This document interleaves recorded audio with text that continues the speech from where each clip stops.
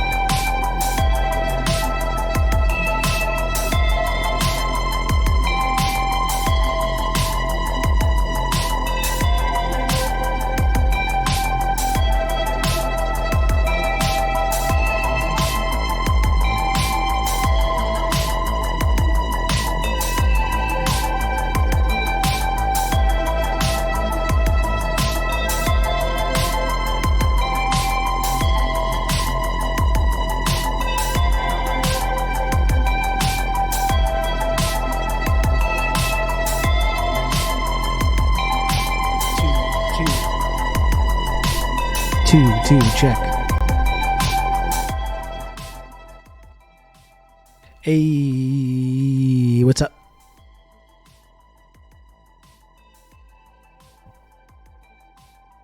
How's it going, gang? Folks, friends, pals. Pretty soon the stream is going to start at midnight. I did actually let people know in the Discord server that I'm late today for a reason, because I had a parent-teacher interview. at 1 o'clock, so I had to postpone the beginning of the stream.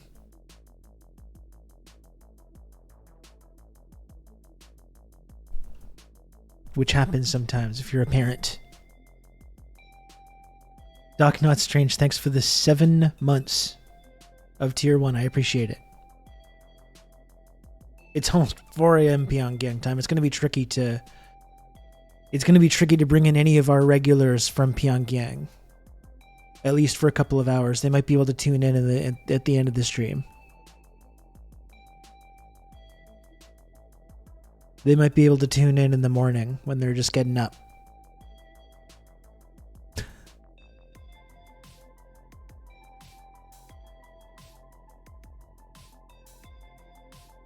Oh boy.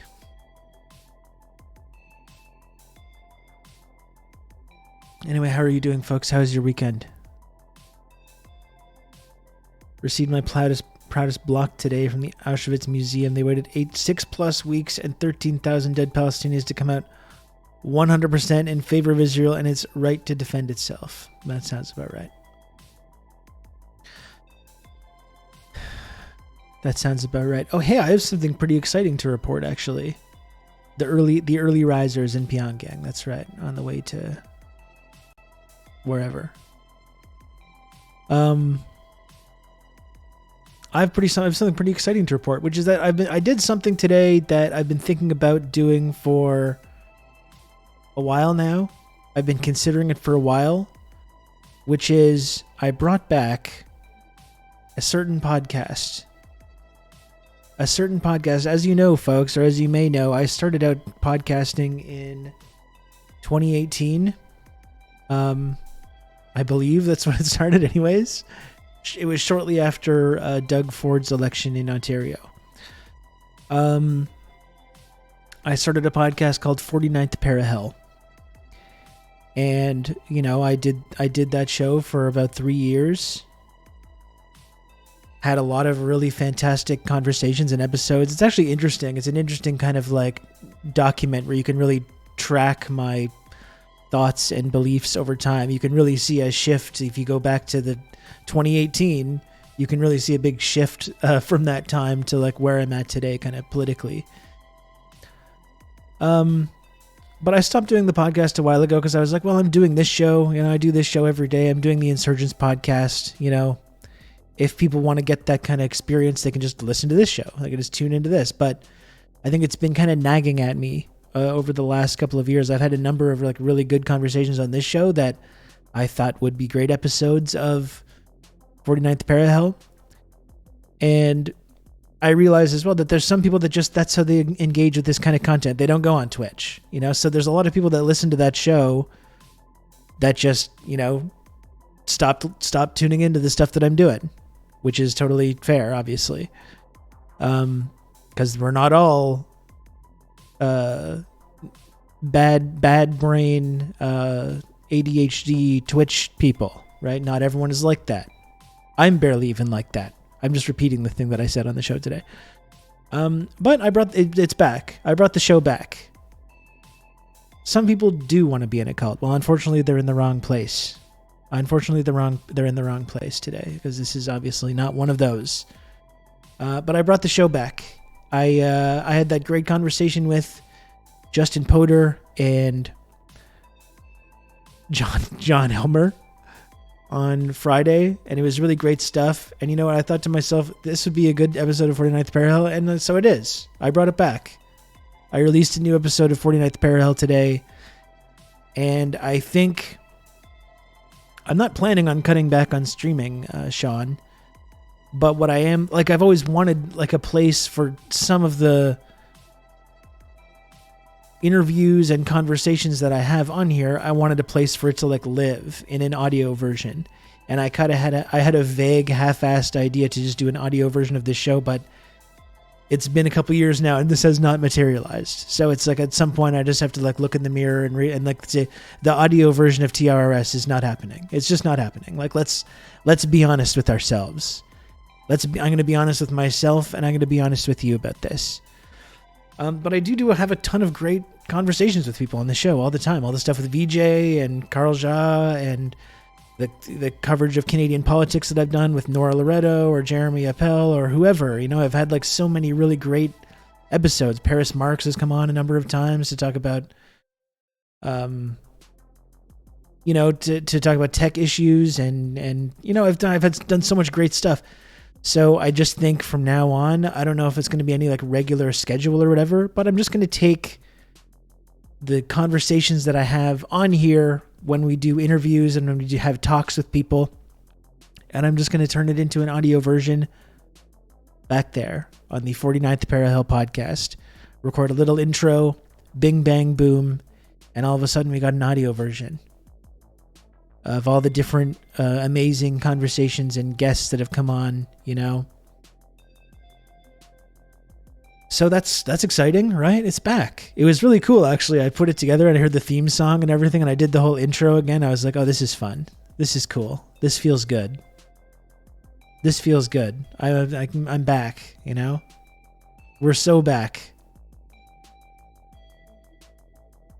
So 49th Parallel is going to be like a greatest hits album. Not really, because I don't think I'm going to like retroactively release any of the stuff that I've done in the last 2 years, but I just think when I do interviews on this show, I'm going to record a little intro and turn those into 49th Parallel episodes. And I know there are plenty of audio-only TRRS users, but there's not a podcast version.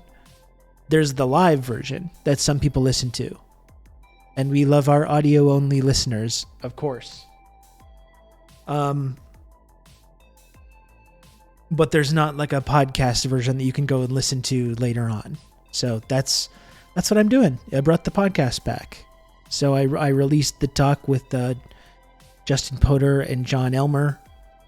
Released that, and I will try to make that a regular thing. Try to do at least one interview on this show per week. What do I do? Fucking 20 hours of content a week? I can do one interview for an hour and turn that into a podcast episode. I regularly catch up on VODs. Does that count? It kind of counts, but some people just don't do that. Some people just don't know what Twitch is, and they don't come here, and they don't know what VODs are, and they don't know what any of it is. So I just thought for those folks, also I can kind of go back to being part of the whole like Canadian progressive podcast kind of community, which is something that I try to like, I don't want to take too much credit for this. It's something that I feel I did in a certain way. I did in my own way kind of help to get off the ground a little bit. Okay. I don't want to take too much credit here. There's a number of people in this kind of community that have done amazing work. I would like to think that I did a little bit to kind of like help sort of build that community up. So it's good to be a part of that again. It's fun. It's fun. But that's it. The podcast's back. Here's the link to the episode.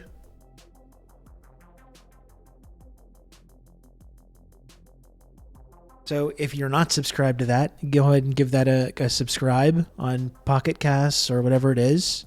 So if you do ever miss interviews or things that I do on here, you get a little audio version of it.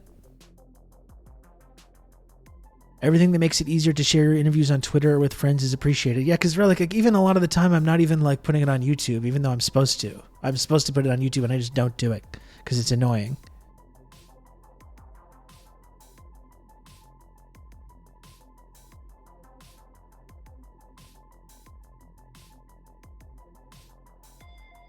Kara 2468. We agree.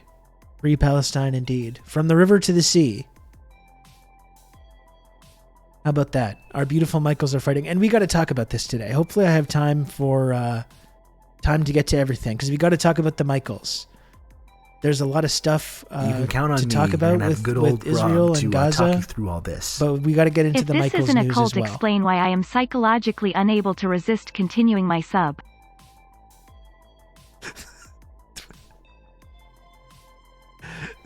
It is Jesse Hawkins Super Bowl. You should see the DMs. I've been DMing with Jesse, and we're both just having a great time. Sir Brain Damage, thanks for the 21 months of tier 1. I appreciate it. If this isn't a cult, explain why I'm psychologically unable to resist continuing my sub. That just means it's a community that you like being part of. It's just a community that you like being part of that you feel psychologically dependent on. That's totally different. Okay?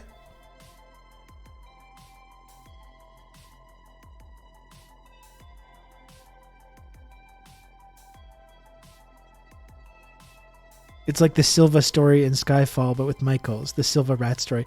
You know, one funny thing about that, Smile and Nod Politely, is that Jordan Peterson, I think, often repeats that story.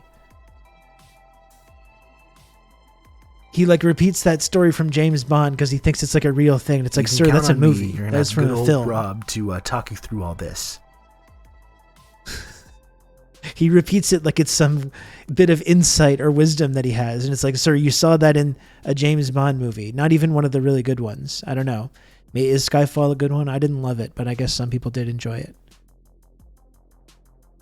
You can count on me. You're going to have good old Rob to talk you through all this. Diego, thank you for the 2 gifted subs. I really appreciate all the support, Diego. Thank you.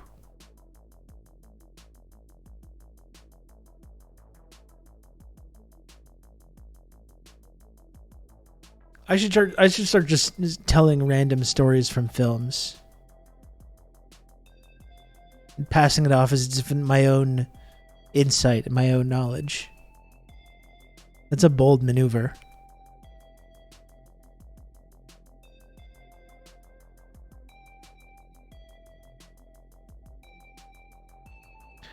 It was shot during a writer's strike. I believe, if Yusuf Stoic, that was Quantum of Solace.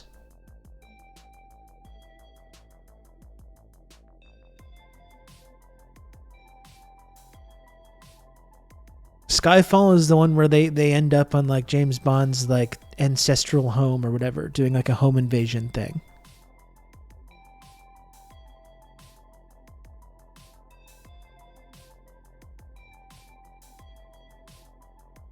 I'm describing every scene in Desperado having happened to him. I fucking love Desperado. That's really one of the best movies. It's so good.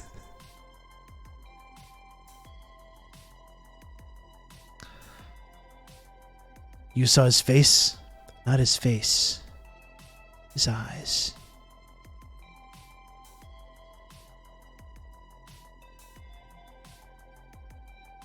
A few months ago, I was watching all 007 movies since the first. I watched around 10. I haven't watched a lot of the older ones. I did watch From Russia with Love the other day, though. I had never seen it. And I enjoyed it.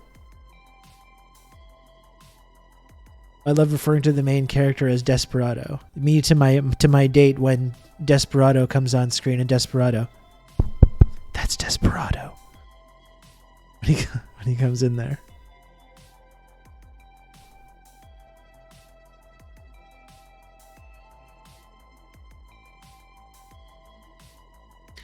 And look at that. Even the 49th Parallel command still works in Nightbot.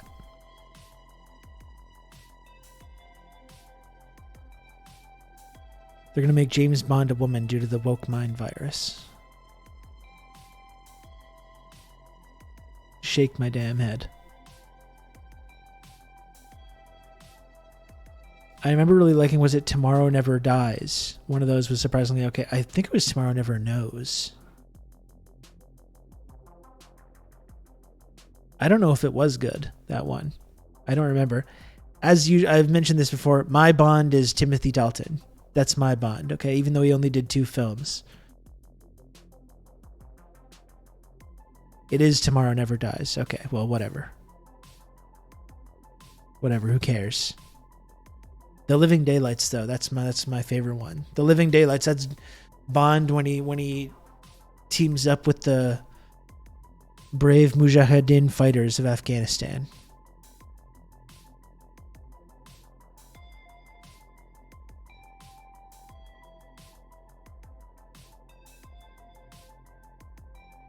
I haven't seen License to Kill in a while, but maybe I can watch that one again soon.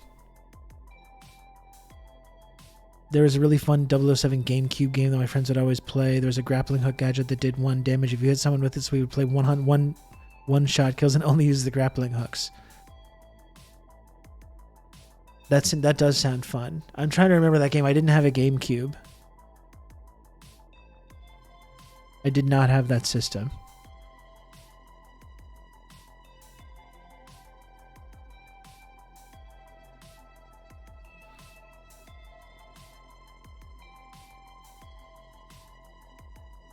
Of course, GoldenEye for N64 is goated, as you say. I think Nightfire is what I was thinking of, PM Trio.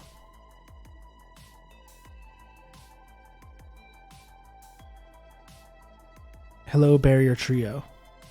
How's it going? Bring it in. Bring it in here.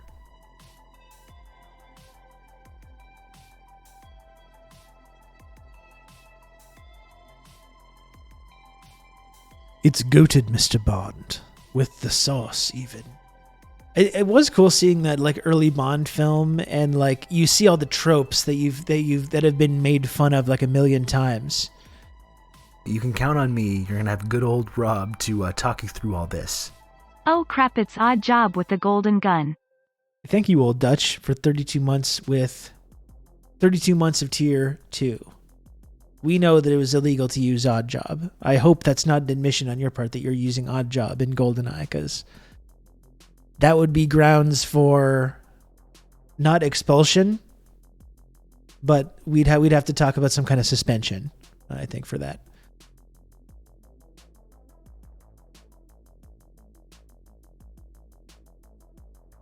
We'd let you off with a warning on this one. I'm going to let you off with a warning, okay? No, but it was really cool seeing those early films, with the tropes that you're so used to seeing, like the seat with the hand and the cat, you know? Like they totally turned that into... Who was the bad guy from Inspector Gadget?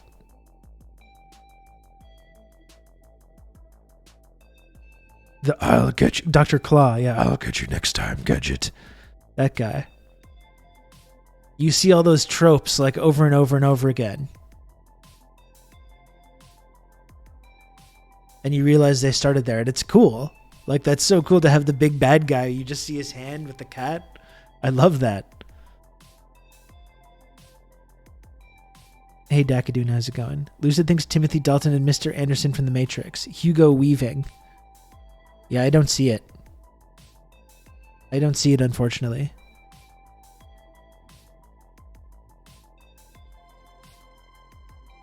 There's a Bond movie that ends with him fucking in space. And it gets broadcast to NASA, and everyone goes, oh my goodness.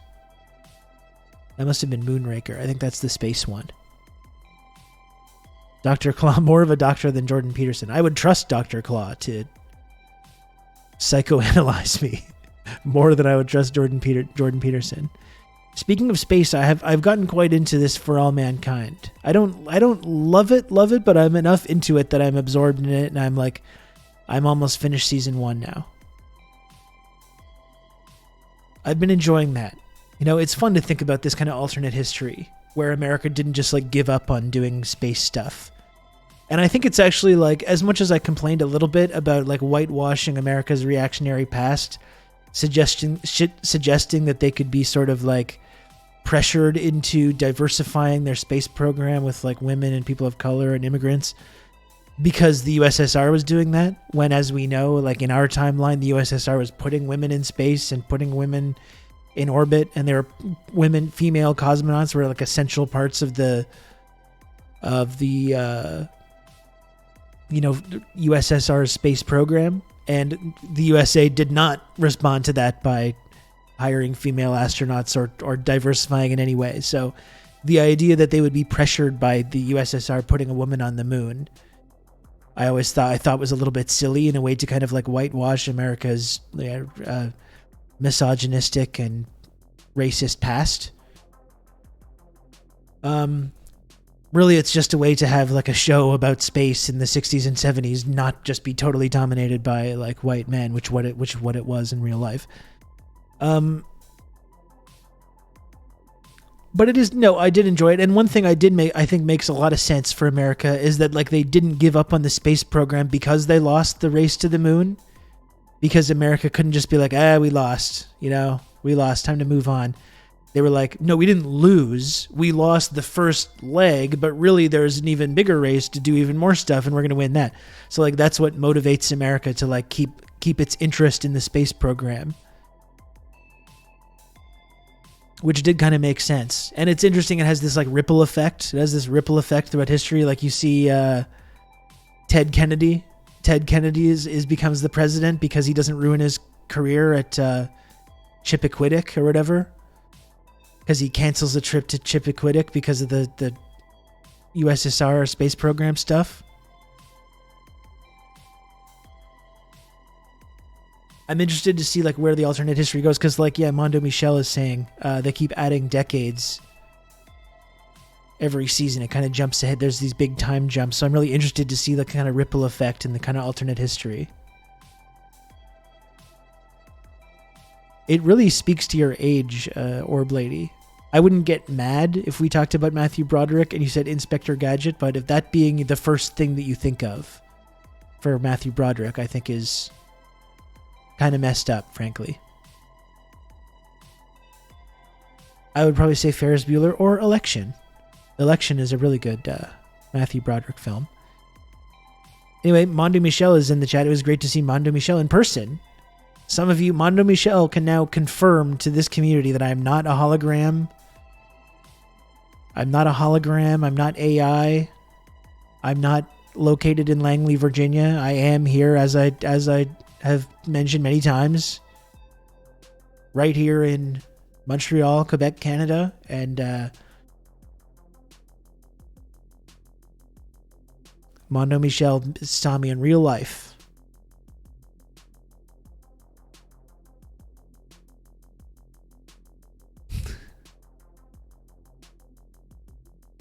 He did keep stepping out. I assume to have a phone call with his handler, though. That is not accurate.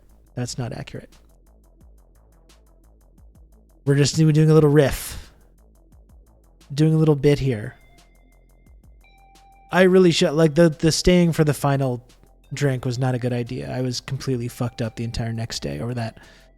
But live and learn, okay? We were launching a website. That's why we had to celebrate.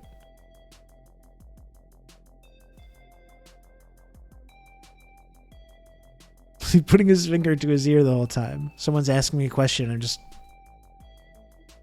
Yes.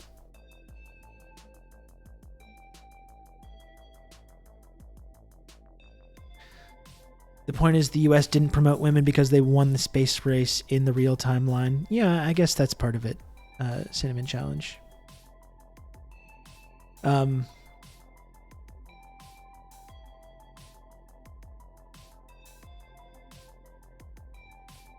They did still continue. They did still continue doing space missions. And I think what was the first female astronaut in like the 80s? Wasn't it Sally Ride? Am I misremembering that?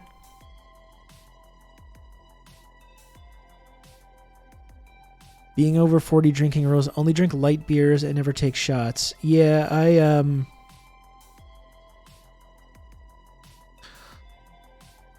I didn't hydrate and I didn't eat. I should know that. I should know to hydrate, right?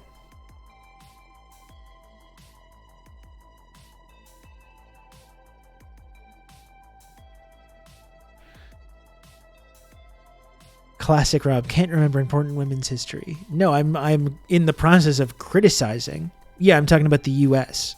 I'm just talking about this. I'm in the process of criticizing NASA's refusal to correctly implement women and racial minorities into its space program until like the 1980s or whenever that was, when the USSR was doing that. They started doing that. That's why I don't really buy that aspect of the story as much, that they're kind of pressured by the USSR to diversify like that. But it's a nitpick. I still really do enjoy the show. I still really do enjoy it. NASA's refusal to actually land on the moon. We're not going down this path. We're not doing this.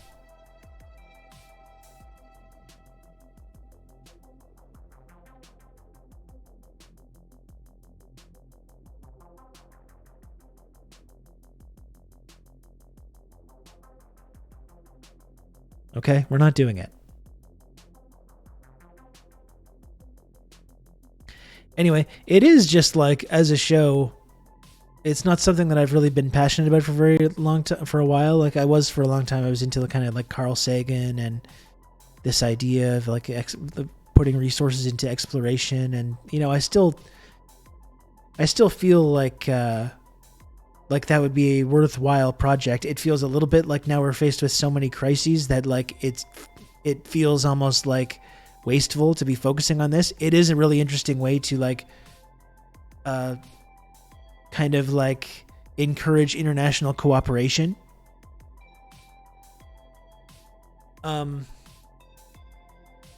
It is an interesting thing to think about though. Like what if they had taken the successes that they experienced, both the USSR and the United States in the 60s, and just kept going. You know, we were on the moon, and now we're doing other stuff. Now we want to go to Mars. We want to do all these different things. We want to go to Titan or Europa or these different moons like around the galaxy, continue exploring the solar system. It's kind of fascinating to think about an alternate timeline where that had been the focus, you know? And that's why that show is kind of cool, because it kind of gets to explore that idea a little bit.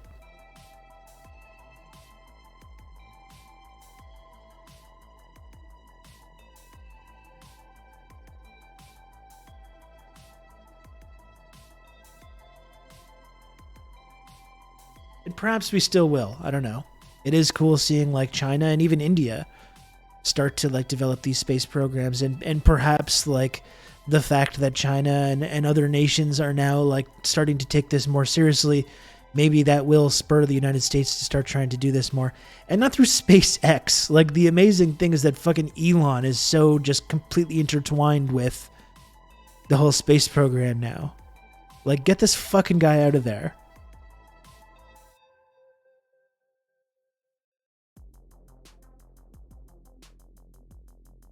I do think we need to be out. I don't think we need to be out there until we figure out how to do agriculture without stripping the soil of all nutrients. Focus on the home world first, dog. Well, that's kind of how I feel now. You know, it's like so much time has gone by, and we've got so many crises, and like the climate crisis and everything that we're faced with, that it does feel kind of wasteful, I think, to devote so much resources to that. Perhaps one day, though.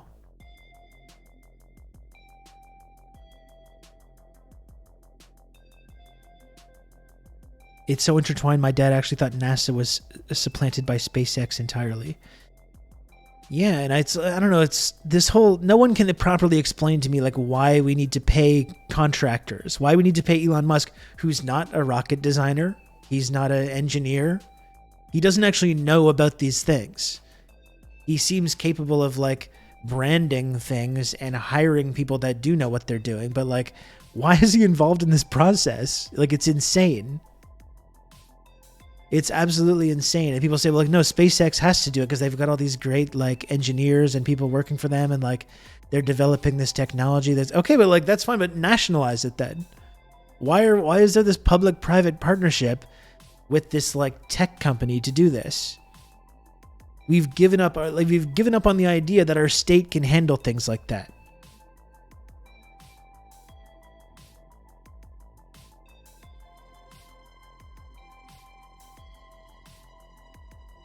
Don't you know he revolutionized space travel by recycling some rocket parts when they don't explode? They did the whole like rocket launch this weekend too. What do you know? It also exploded. Does this man make rockets that don't explode? I'm literally not, you know, the saying goes, you know, I'm no rocket scientist. I'm literally not a rocket scientist. But in my understanding, you want them to not explode. You know? If you want to, as he claims still that he wants to do, like go to Mars and colonize Mars and all this stuff, which is like still really a long shot, but it's not going to work though if the rockets are exploding, you know? Like they're supposed to explode at the bottom part, right? Yeah, they have to explode a little.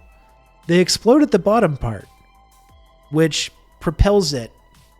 In my layman's understanding, it propels the rocket upwards because of the bottom part explosion. The problem though is with that top part. You don't want that to explode. You want that to remain intact, ideally. I'm pretty sure that's how that's supposed to work.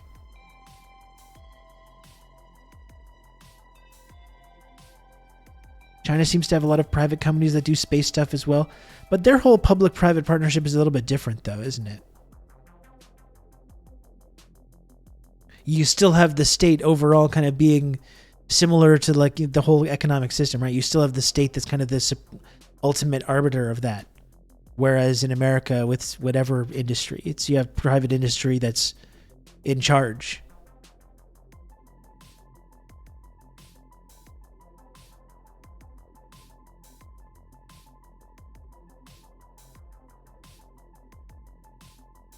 The people part can't explode. You want to try to avoid that.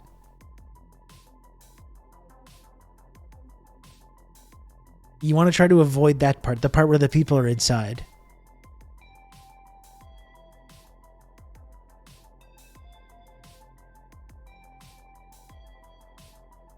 Anyway, I've been enjoying the show. I have been enjoying the show. Look, and I'm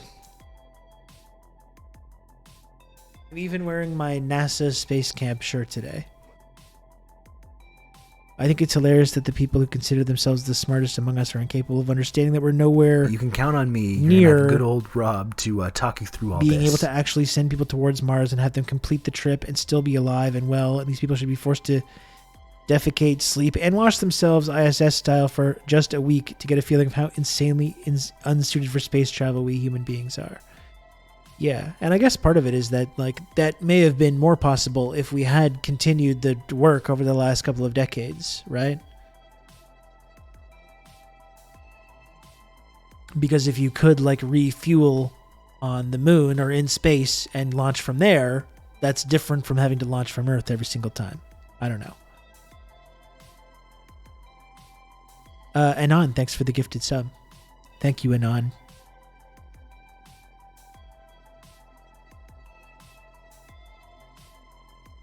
This is why I don't buy the Ferengis ever developed space travel on their own. Well, they probably detected it near Ferengi Prime. They probably detected like an asteroid or something that had really valuable minerals. And that's why they decided to push their space program ahead. They didn't develop space travel on their own. They bought it. Oh, that's interesting. Maybe that's where they found the latinum. That's literal Star Trek lore? Okay.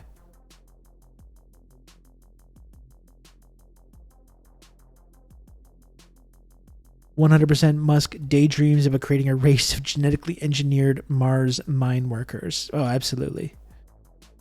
Absolutely.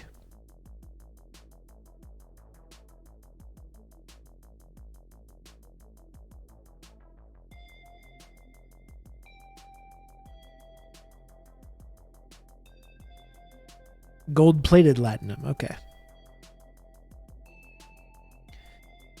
Did he sue Media Matters today? I don't know. I think it's something that we're going to talk about later on the podcast. We'll see. It didn't... Again, as much as I'm not a rocket science expert, I'm not a legal expert either. Didn't seem like he exactly had a slam dunk case with that either.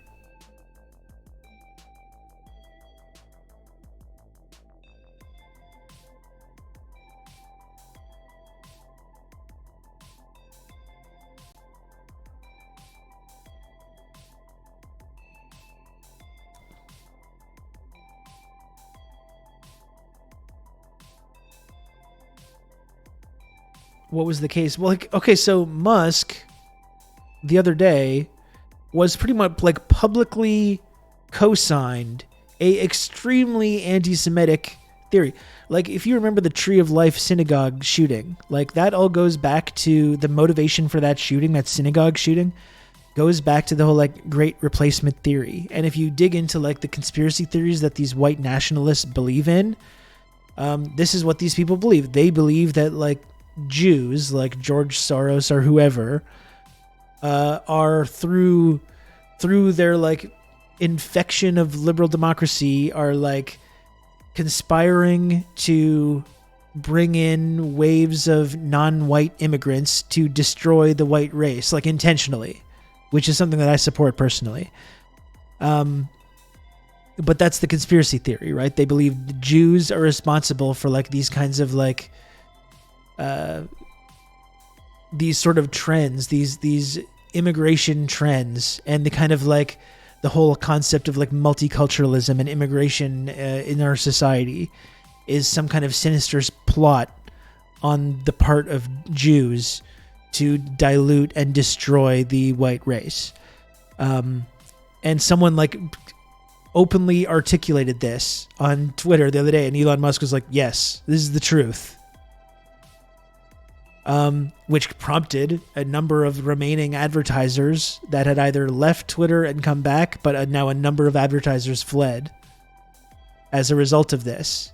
And then, of course, Elon then the next day is like, by the way, I'm banning the phrase "from the river to the sea" or any kind of talk of decolonization because it's advocates for the genocide of Israelis. And then you have organizations like the ADL being like, thank you, Elon. Thank you. Good job. So that's the amazing thing. You can be an actual Nazi. You can be an actual Nazi, but if you're like, I really support Israel, they're like, okay, we don't care. Good. Yeah, now you have like Tim Pool and like the Quartering being like, we will give the richest man in the world money. This is how we save free speech. We must save free speech by giving this extremely rich man money.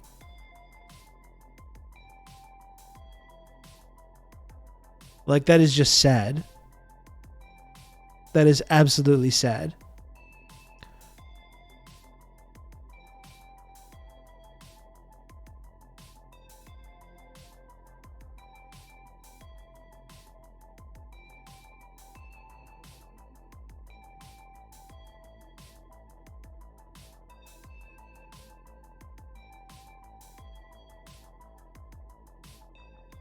And when was this, Diego?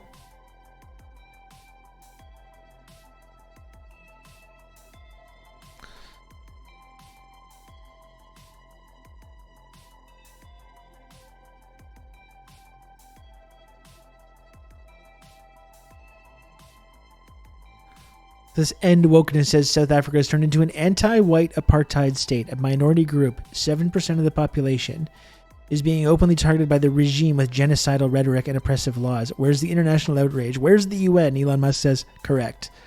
The amazing thing about that as well, though, is that like, despite it's absolutely not an apartheid state, an anti-white apartheid state, because that minority of the population still has the land and the wealth and the money and the power. So it's precisely not that. It's the exact opposite of that. No, this is not what I was referencing, Diego, but this is still, it's an illuminating look at Musk's mentality, his mindset, his Boer mindset, his colonizer apartheid mindset.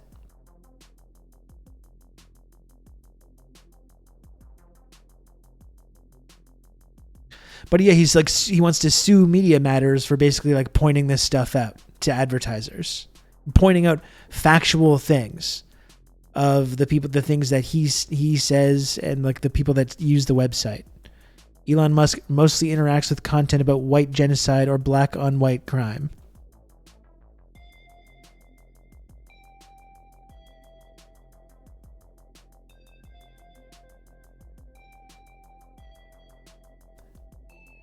He has thoughts on slavery, decolonization, and anti-white racism.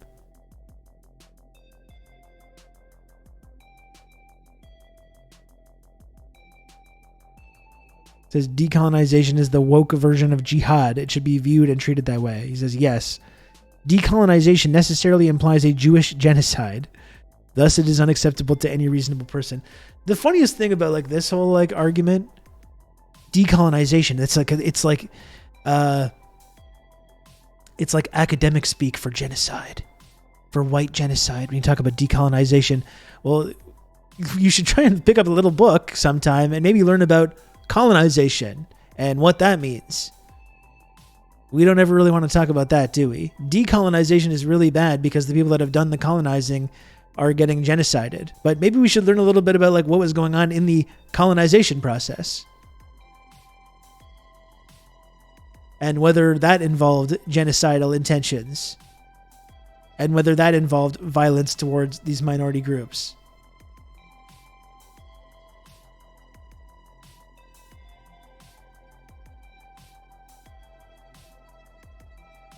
No, this is the one, Diego.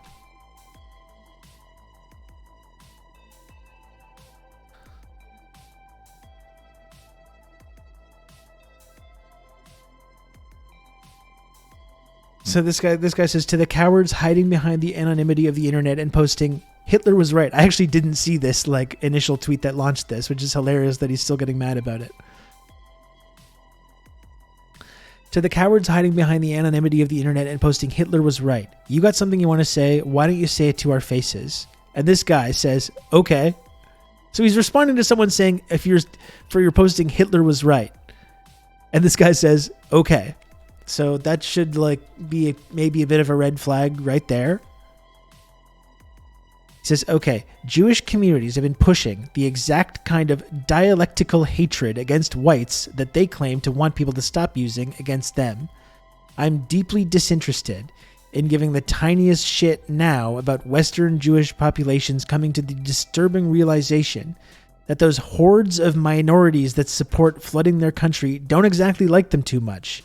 You want the truth said to your face, there it is. That's according to this guy, Breaking Bat. And Elon Musk responds, you have said the actual truth. And so, lo and behold, a number of advertisers on X.com, the Everything app, are like, well, we don't want to be associated with this. And now Elon is responding by suing Media Matters for just like taking the things that he and people like him have said and showing like promoted tweets that have happened under these posts.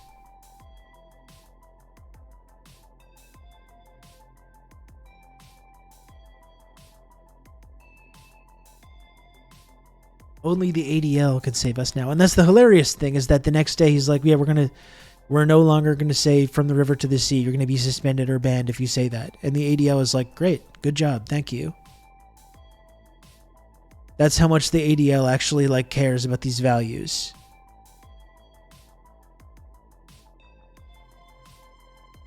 And so Elon Musk is like, we're going to sue Media Matters now. So I think we're going to talk about this more on the podcast tonight, but we'll see how that goes. I'm just going to get my energy drink. Okay, I'm going to get my energy drink and I'll be right back.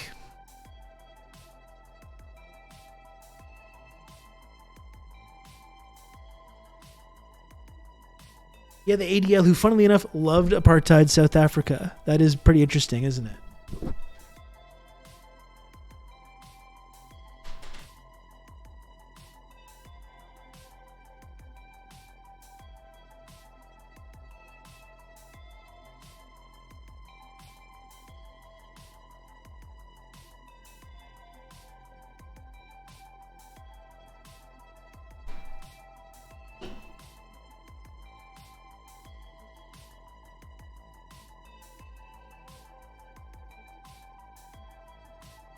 I have a white gummy bear rain today. It's great. I got another one of these bad boys. I haven't been able to find the white gummy bear ones lately.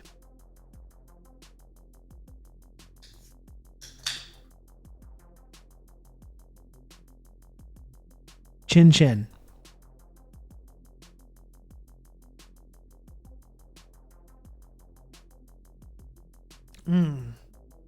Oh. Fantastic.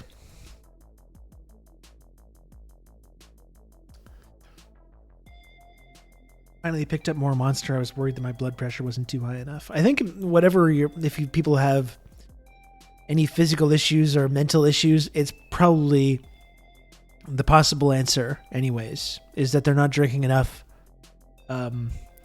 energy beverages. I think most issues that people have, physical or mental, are going to be resolved.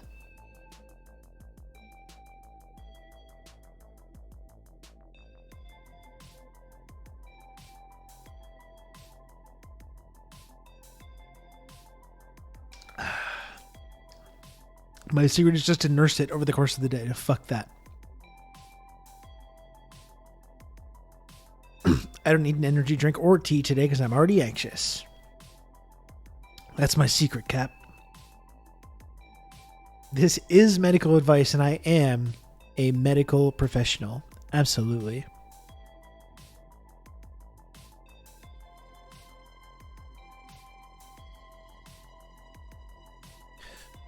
So where to start here?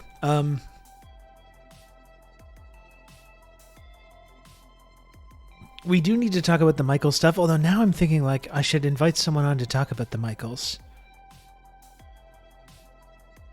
I should invite someone on to talk about the Michaels situation because that would actually be a good episode of 49th Pair of Hell, because now that's back.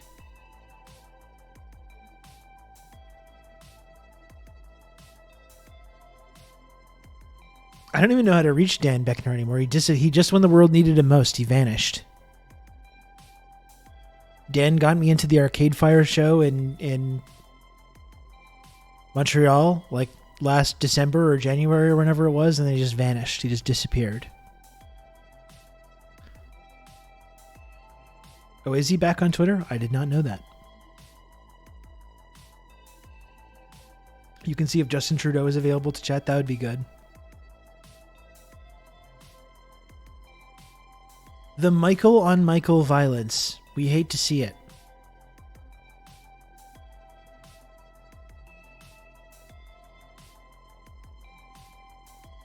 Because of the Michaels, give a big atodaso. I mean, it's just another one of those examples. Like in now a long line of examples that we could point to where dumb, tanky shitheads like me and you, chat, no offense, we're right about this. We're right about this all along.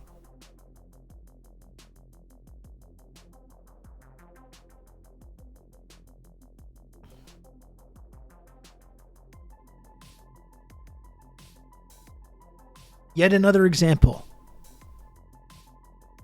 I am a proud dumb shithead. Absolutely. Thank you, Old Dutch.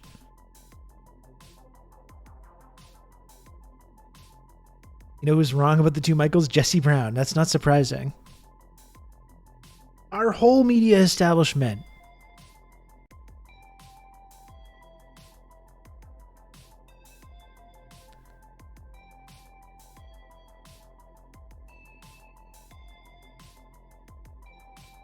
Like that's something we need to talk about. That's something that we need to talk about. The fact that the whole Michaels situation. Let's talk about this.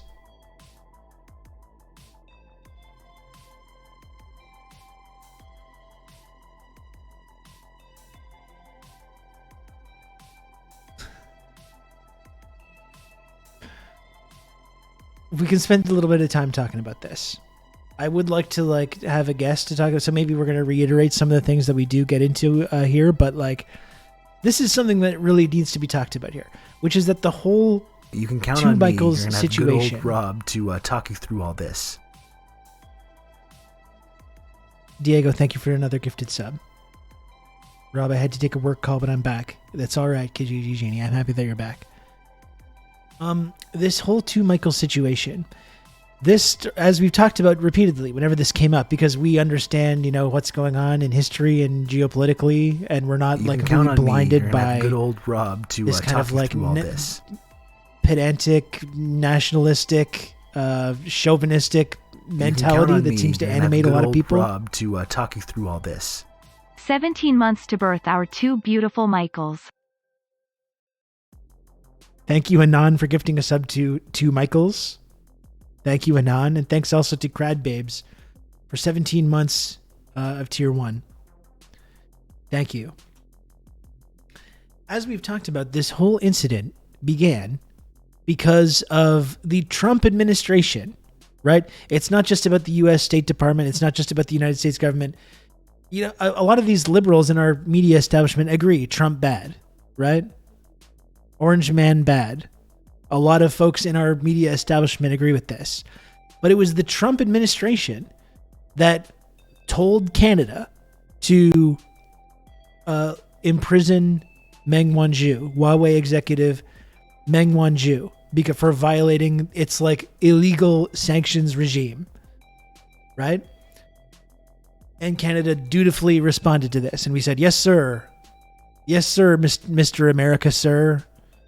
And we did. We locked up Meng Wanzhou, a Chinese national and a powerful executive, because we were directed to by the Trump administration and the United States State Department. And that's when China responded by snatching up two of our guys. And the amazing thing, like, it just shows how completely subservient not only our political classes in this country. You can count on me. You're going to have good old Rob to talk you through all this. Gotta snatch up those Michaels. Thank you, oh sorry, for the 22 months of Prime. Not just our political establishment, but our media establishment as well, right? So the Donald Trump administration, the U.S. State Department, directs us to lock up this Chinese national over Iranian sanctions that were not legal. Iran was in compliance with the deals that they had negotiated with the Iranian government and with the United States government.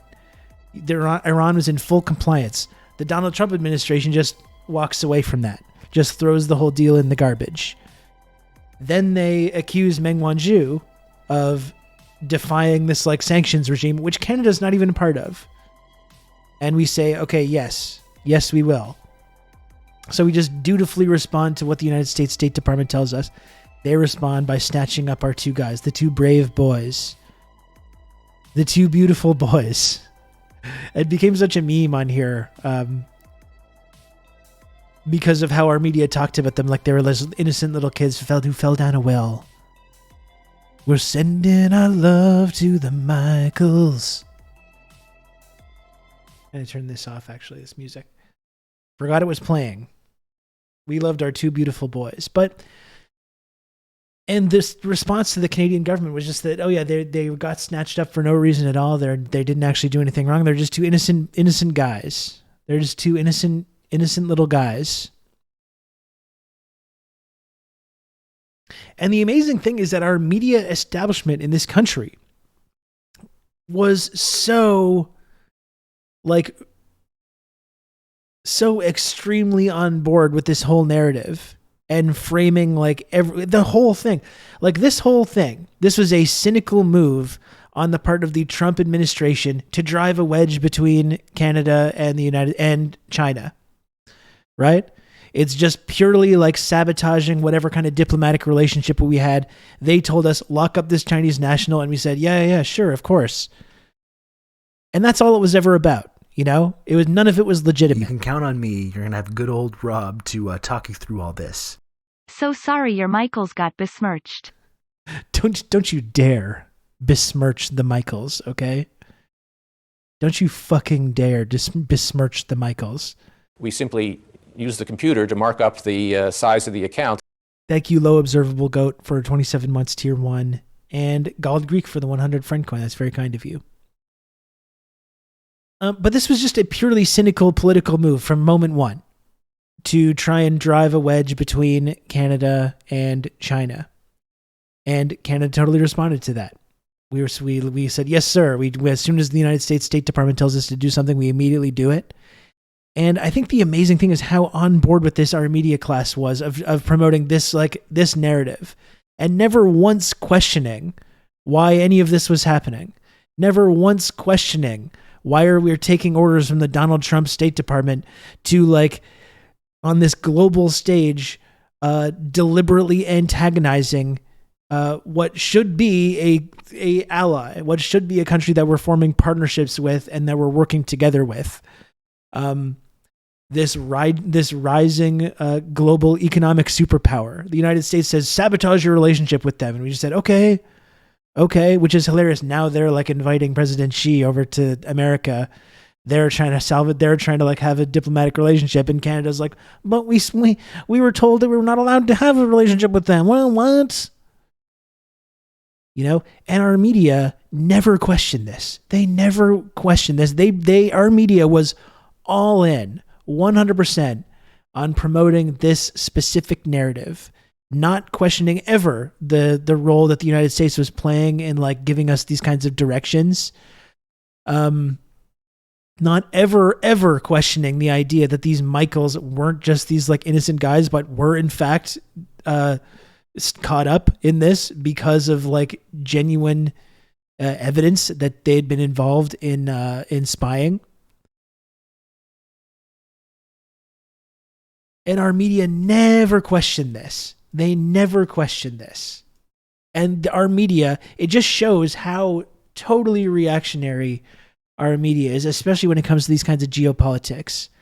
And when our media will absolutely ignore foreign interference when it's so fucking obvious, but then they'll concoct these elaborate tales of foreign interference when it's China, like, or when it comes to like, oh, they're opening up secret police stations.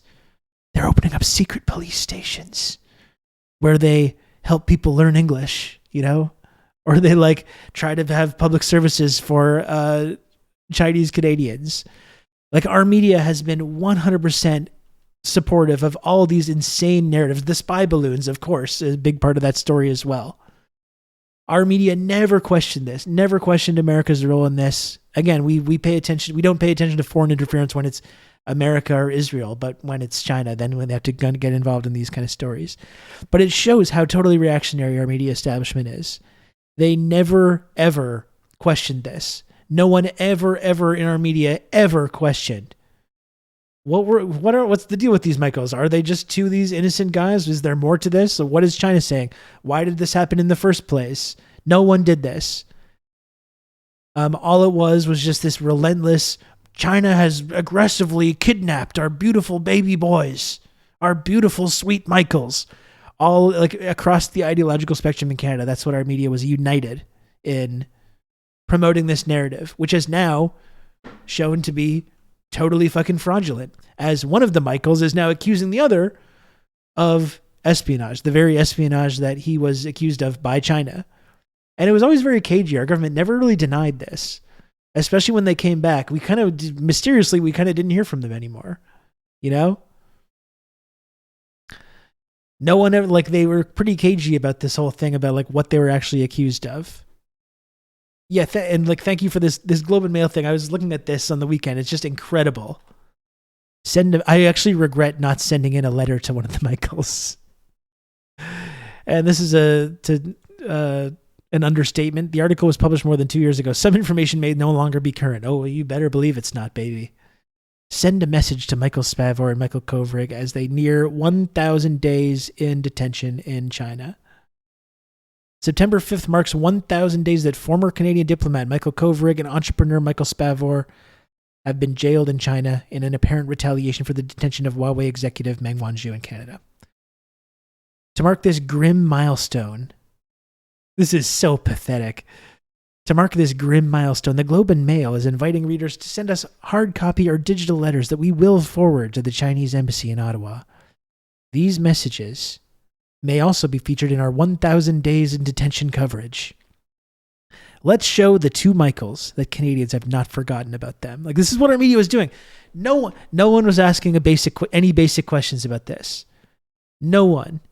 About America's role in causing this whole situation, the Iranian sanctions, Meng Wanzhou, what these Michaels were accused of. No one. It was just purely They're two beautiful boys that got snatched up for no reason because we were getting tough on this this person who had broken the law, you know. Michael Kovrig is on Twitter. He retweets Adrian Zenz. Well, that pretty much says it all. And in fact, I said a lot of things over the course of this, like, oh shit.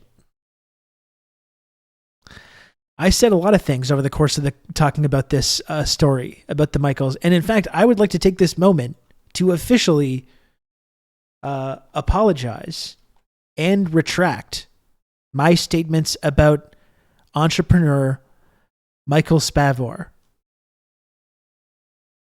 Okay, you want me to be accountable? I'll be accountable. I apologize and I retract my statements of against Michael Spavor, where I suggested that he was involved in spying in DPRK or being part of this kind of like intelligence gathering operation.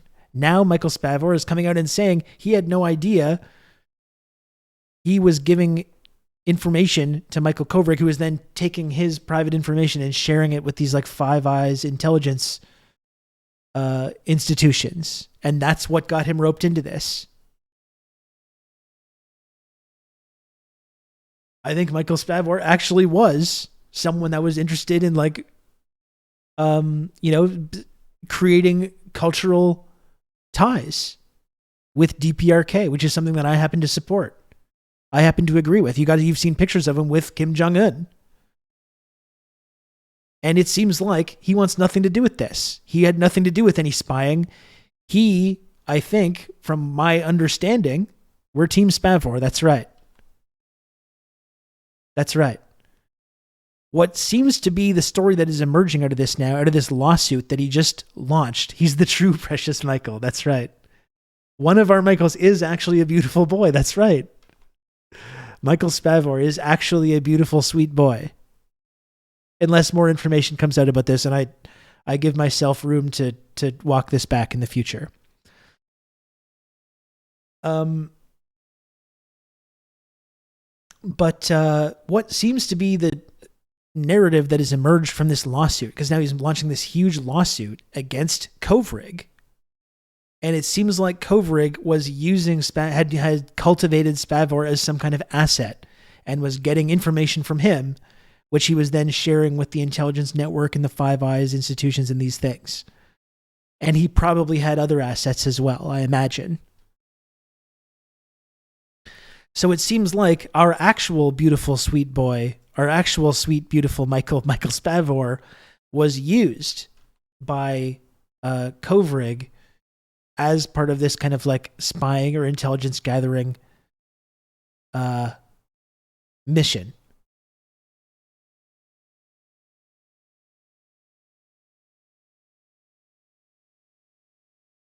His lawyers also never lost a lawsuit against CSIS, the Canadian government, and he's had a few. Yeah, so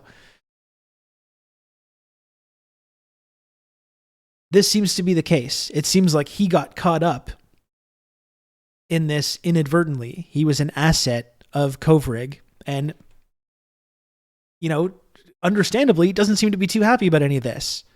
Ended up doing over 1,000 days in detention in China as a result of this fucking guy who took his information that he was giving him and was sharing it with these intelligence agencies.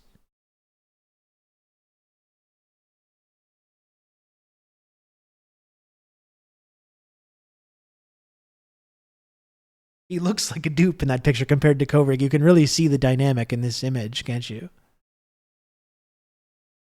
So I do reserve the right to walk this back, but I do apologize. This is an official moment of self-criticism and accountability. I apologize for suggesting that Michael Spavor was a spy. It seems like he was inadvertently an asset of a spy, Kovrig, and now is correctly and justifiably going after Kovrig for getting him caught up in this big fucking international incident.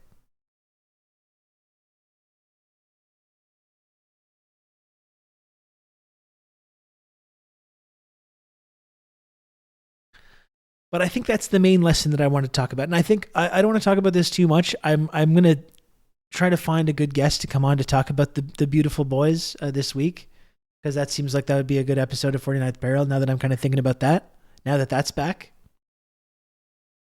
There is tons of room for this story to develop.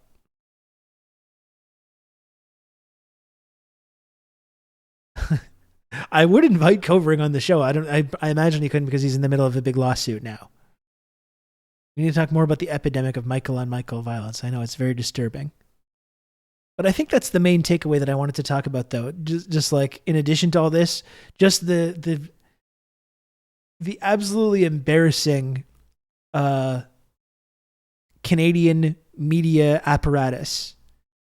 How completely on board with this narrative they were from moment one. Never once asking like journalists, like you're a fucking journalist, ask an actual question about this. Why were these guys getting locked up? Why are we going after Meng Wanzhou because the United States told us to? What about what's going on with the Iran sanctions that we're accusing them of violating? Our media was 100% on board with this narrative. China bad, Michael's good. Never once providing anyone any context about why any of this was happening. Completely getting on board with this absolute like pathetic kind of jingoistic narrative that our beautiful boys are just innocent and they'd been caught up for having done nothing wrong.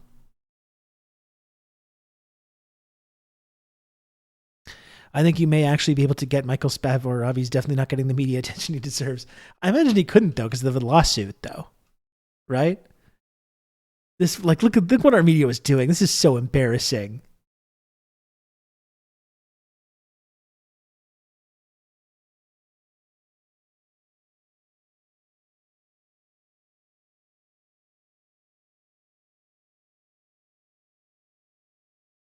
You can't see any of the letters on there. I know on Twitter there was a thread of the letters that people were writing.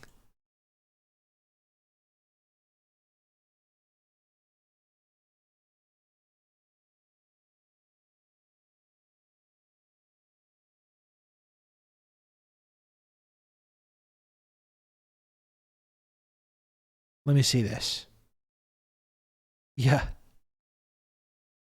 Look at this. Me and friend of the stream, Nick Tasek. This is Rob Rousseau, September 3rd, 2021. Perhaps next time, dear T. Michaels, perhaps next time you should consider not being spies so you don't have to worry about this kind of thing. It turns out the tanky shitheads were right again when our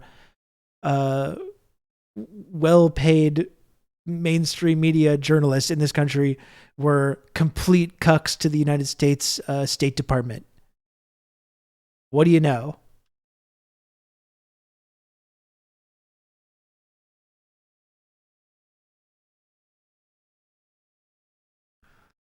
Let's read some of these letters. Dear Michael Spavor and Michael Kovrig, as long as you... Attention, two Michaels. Like, this is so stupid. Oh my God. I would simply visit China or DPRK and not be a spy. That's right. I would simply visit these places and try and like build cultural ties with these places and maybe learn from some of their successes. That's what I would do personally. This is so pathetic. As long as you are in prison, no Canadian can feel free. Your suffering is also our suffering. I fervently hope the politics of justice will finally turn in the direction of humanity and compassion and honor, and that this will soon end in your release for you and for us all. From Dieter Heinrich. I wonder what Dieter Heinrich's grandparents were up to in the post-World War II period. And the prior to that as well. This is just, but again, this is what our media was doing instead of asking basic questions about this. You know what I mean? This is what our media, this is our paper of record. This is our paper of record. This is what they were doing rather than asking basic questions about who these guys were, about the Iran deal, the sanctions, Meng Wanzhou, providing any of that context. This is what our media was doing. It's so pathetic. It is unbelievably pathetic.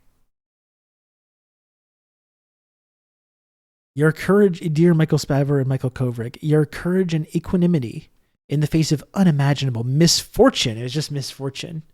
So unfortunate. Shines a light that one day will banish the darkness of totalitarian regimes everywhere. This guy's getting really flowery with this language here. You make all Canadians so very, very proud. Our thoughts are with you.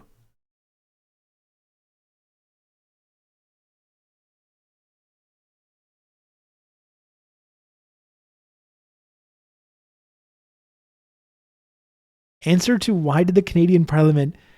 Okay, holy shit.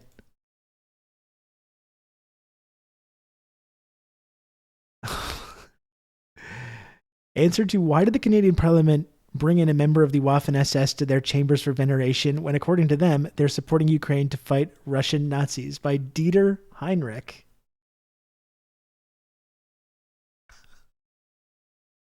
I was just joking about that. No. Because Dieter Heinrich says, because it was a mistake on the part of the speaker who did not properly check the 98-year-old's background before inviting him. Anyone trying to read something more into this, suggesting there's actual Nazi sympathy in Canada or its parliament, is doing propaganda work for Russia.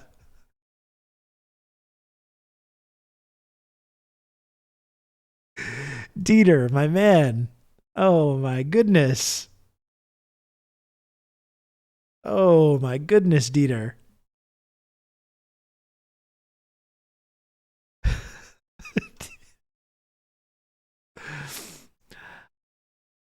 Dear Michael Spavor and Michael Kovrig, I hope you receive many messages from Canadians and can gain some strength from them to carry on. We are doing whatever we can to help end this for you both. You are not forgotten. Dear Michael Spavor and Michael Kovrig, they all have attention, the two Michaels. Imagine writing that down. May you both be freed soon from the great injustices that have befallen you. You're an example and courage to all of us, and what you're going through has not gone unnoticed. May God continue to strengthen and bless you, Michael and Michael, while this is resolved. And notice how, as well, none of the journalists that promoted this, there's been, what do you know? There's been no accountability whatsoever. No Andrew Coyne or any of the massive dipshit journalists in this country that endlessly promoted this, that fearmonger about how terrible and authoritarian China is, that talked about the two Michaels and their unjust imprisonment. None of them had been like, hey, I got this wrong. It turns out we were being lied to about this, and there was a little bit of spying going on. They were doing a little bit of spying. You know? You know, this whole story that I relentlessly promoted, and that anyone that was like not being nice enough to the two Michaels, we accused you of being like authoritarian supporters and dictator lovers and all this stuff, which is true in my case, but not in everyone else's case. Yeah, Coyne, all Coyne says is holy shit, and then that's all. No further analysis necessary from Coyne. No introspection, no self-criticism, no accountability. Why? Why would you have accountability?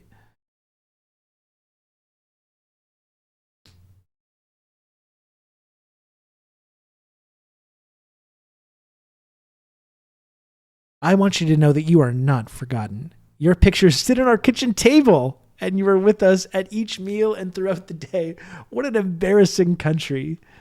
Nancy Dodman. It is easy to say that you're in our thoughts and prayers, but you remain in our hearts. Nancy, why do you have an image of the two Michaels on your dinner table? What is wrong with you, Nancy?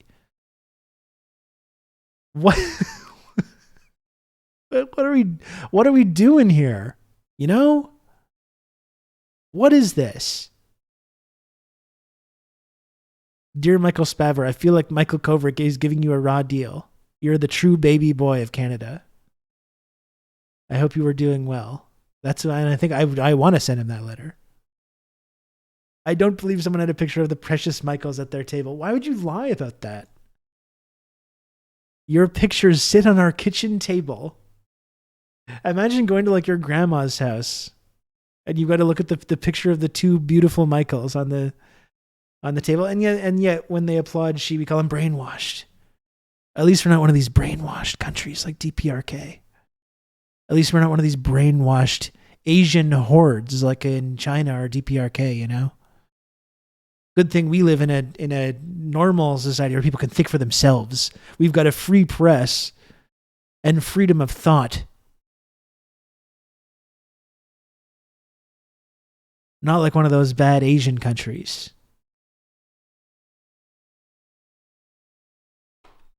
Put a picture of the Michaels at her dinner table. Grow up.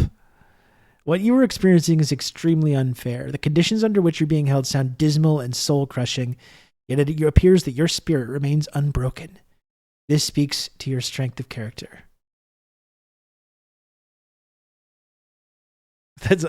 That's all they published. Maybe that's all they received. I a little bit regret not sending one in. Look at the picture of all the letters. The Globe and Mail. Attention, 2 Michaels. It all says attention, the 2 Michaels. It's unbelievably stupid country. Hey guys, just heard about Argentina. He wants to go buy some people, I guess. Well, Argentina, its better days are ahead. The adults are back in the room in Argentina. So, congratulations to all our Argentinian listeners. Prosperity is coming now.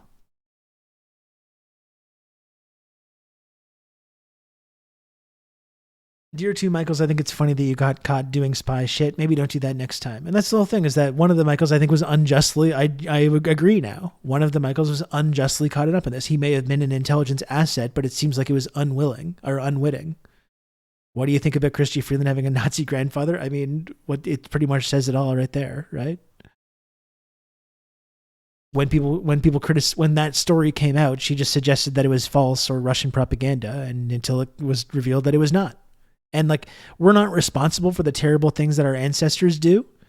You know, we're all, if we're living in Canada, the United States, we're all descended from settlers, and we are settlers currently. And, you know, people that committed genocide, people did all kinds of terrible things. But like, you are responsible though, when you have a Nazi grandfather, in the case of Chrystia Freeland, and you say like, I love my grandfather and think that he was great and he was a big inspiration for me and I agree with the things that he said and did, then you are kind of responsible afterwards. So much Russian propaganda. Putin's too powerful. That's right. He is just the most powerful man in the universe. He just has the ability to snap his fingers and like we all dance at the end of the strings all around the world. There's no election that he can't just immediately influence. Amazing.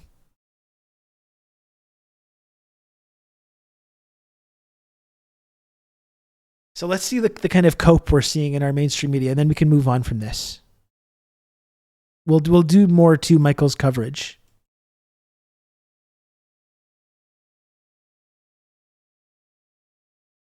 We simply use the computer to mark up the size of the account. In honor of our beautifully rehabilitated and brave Michael, I thought we have a picture of him on the stream. We just have a nonstop picture.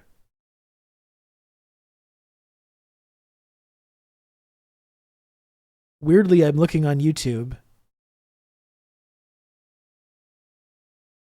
This is actually funny. You can see these back to back, these stories. This is from Global News 2 years ago versus 1 day ago. Same pictures. Canadians urged to write cards to 2 Michaels imprisoned in China. And then a day ago, Canada's Michael Spavor blames fellow prisoner for China arrest.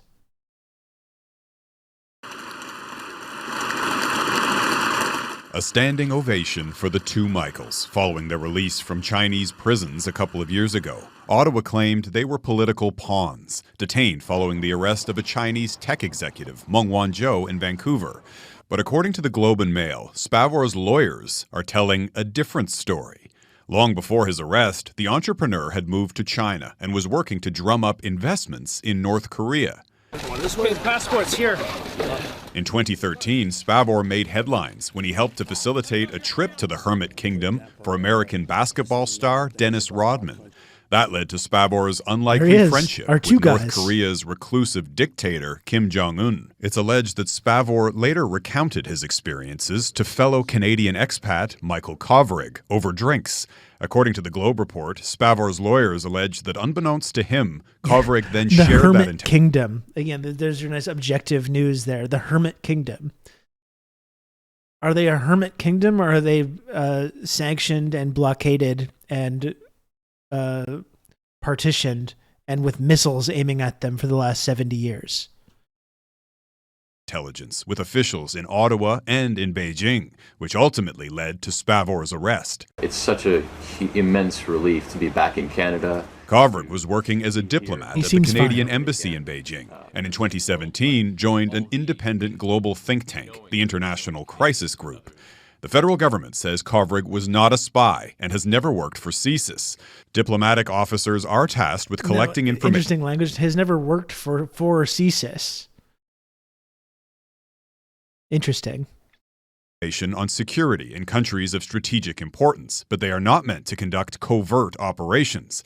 A government spokesperson told Global News perpetuating the notion that either Michael was involved in espionage is only perpetuating a false narrative under which So they one were of the detained Michaels is by China. perpetuating one of these false narratives. That's kind of interesting. They're literally accusing Spavor now of in doing Chinese propaganda against himself.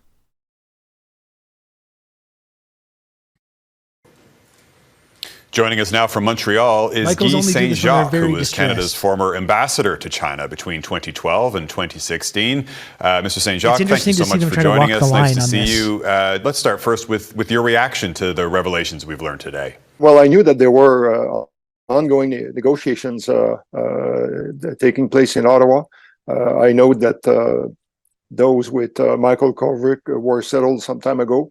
I didn't know exactly where the negotiations were with Mr. Spavor, but of course he is making some serious allegations, and I must say that based on my experience, I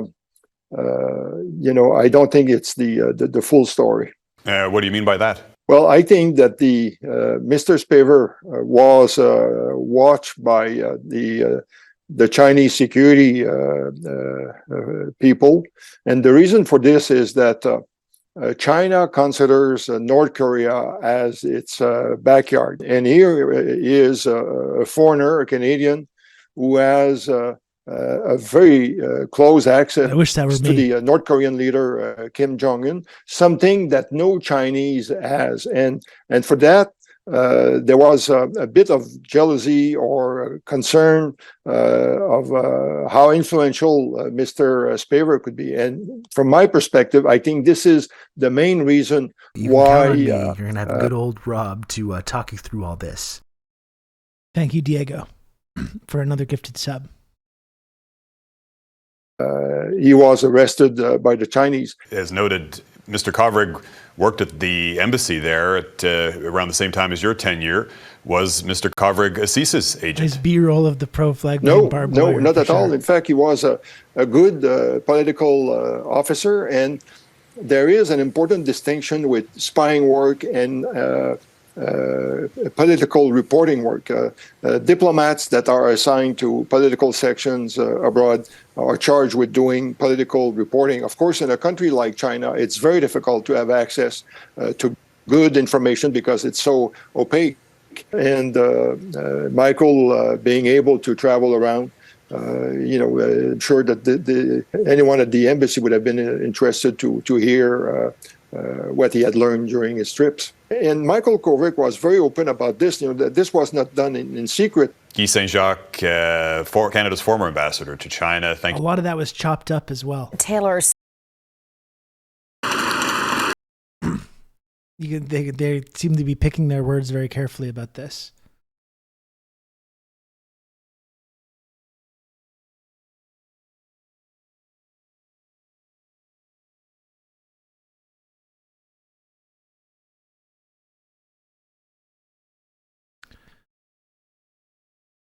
Not a lot of news on this yet. Kind of interesting. You'd think that would be a big story. All I can find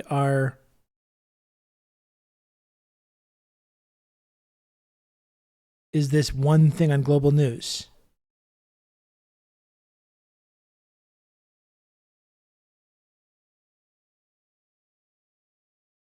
And it's interesting how carefully they were choosing their words on that.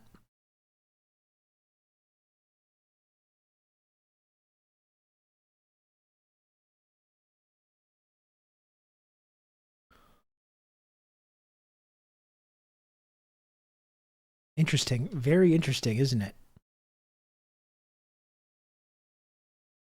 The news leaked on Saturday for a reason. Yeah, for sure.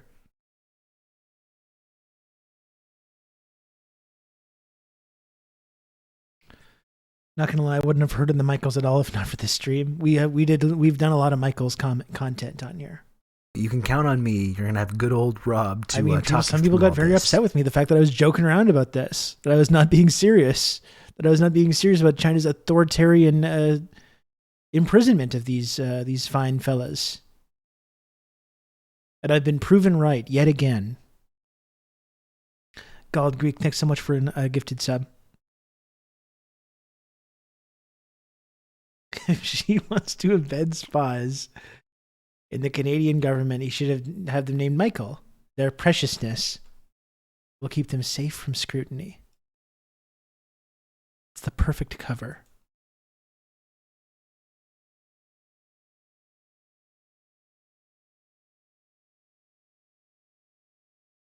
It's the perfect cover. Let me see if I have anything else on this. Then we can move on. I'm gonna do more Michael's coverage later this week. I think I'd like to find a good guest to talk about this, about our beautiful boys. Again, I am pro Spavor, and I'm team Spavor.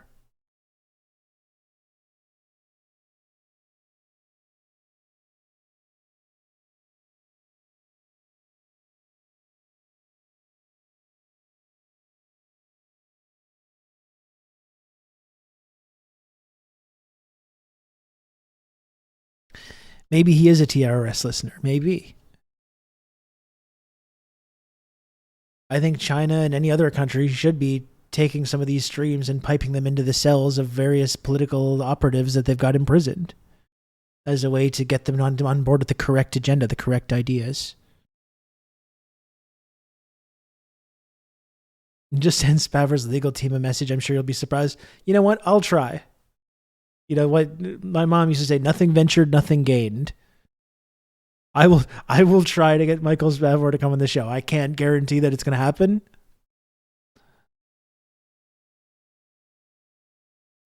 They would certainly be very funny, though. Rob Rousseau clearly hasn't watched Red Corner with Richard Gere and doesn't know how cartoonishly chaotic and cruel the CCP treats imprisoned, democratically minded Westerners who've done nothing wrong. It's true.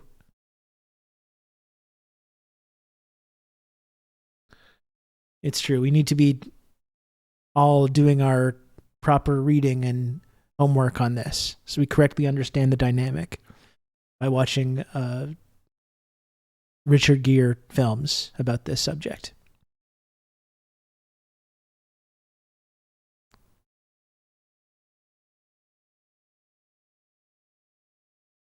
Spavor could be the official travel agent of the TRRS meetup in DPRK.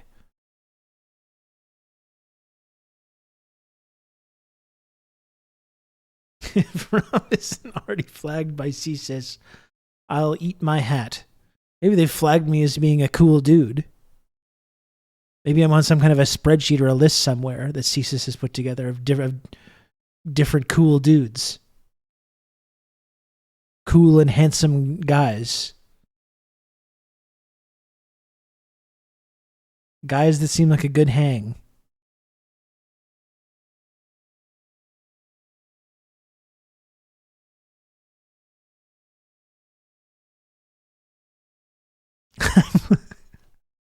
I'm looking just at Twitter search for two Michaels, and it's so many from Jesse Hawken. Jesse Hawken has been absolutely in ecstasy over this.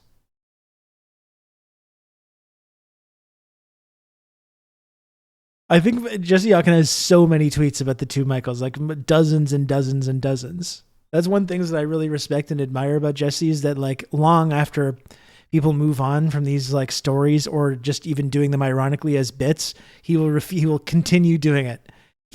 Jesse never, as much as people in our media forgot about the two Michaels, Jesse never forgot. Jesse never forgot about this. Never forgot about our two boys. Long after everyone was ready to move on.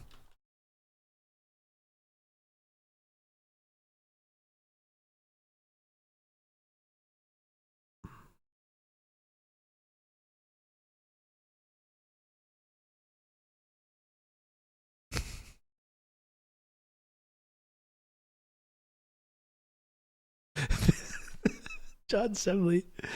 This is the sort of behavior you'd expect from one Michael. But to see two Michaels behaving this way, it's a shock to the system. Oh, man. What an absolutely hilarious and embarrassing ordeal. And this is the thing.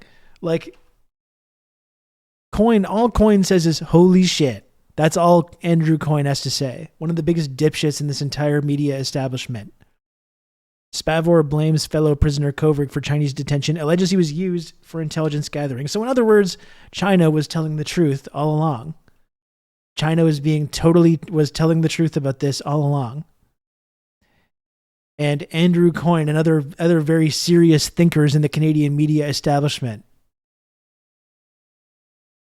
will never admit that. They'll never admit their own culpability of being useful idiots, or basically assets for the United States State Department and the intelligence community. They'll never own up to it. Nor will they ever let any changing narratives affect their China bad analysis, that's all it ever amounts to.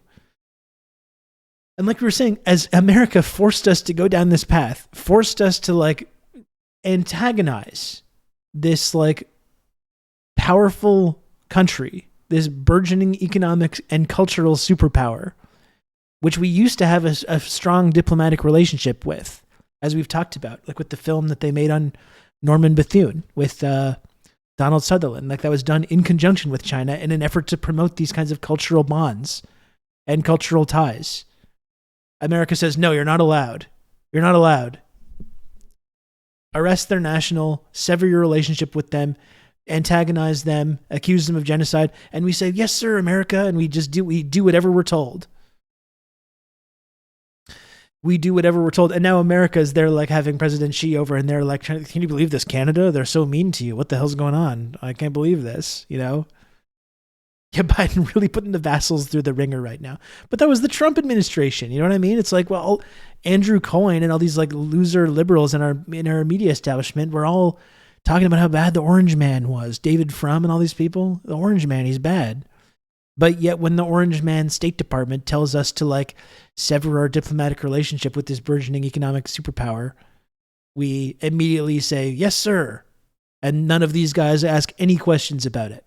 These incurious losers and stenographers for the intelligence community and the security state.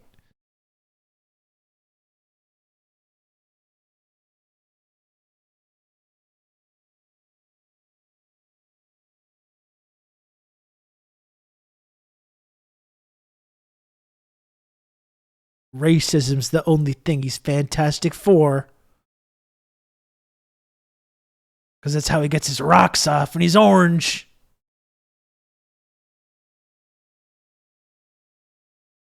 I just made that up just now.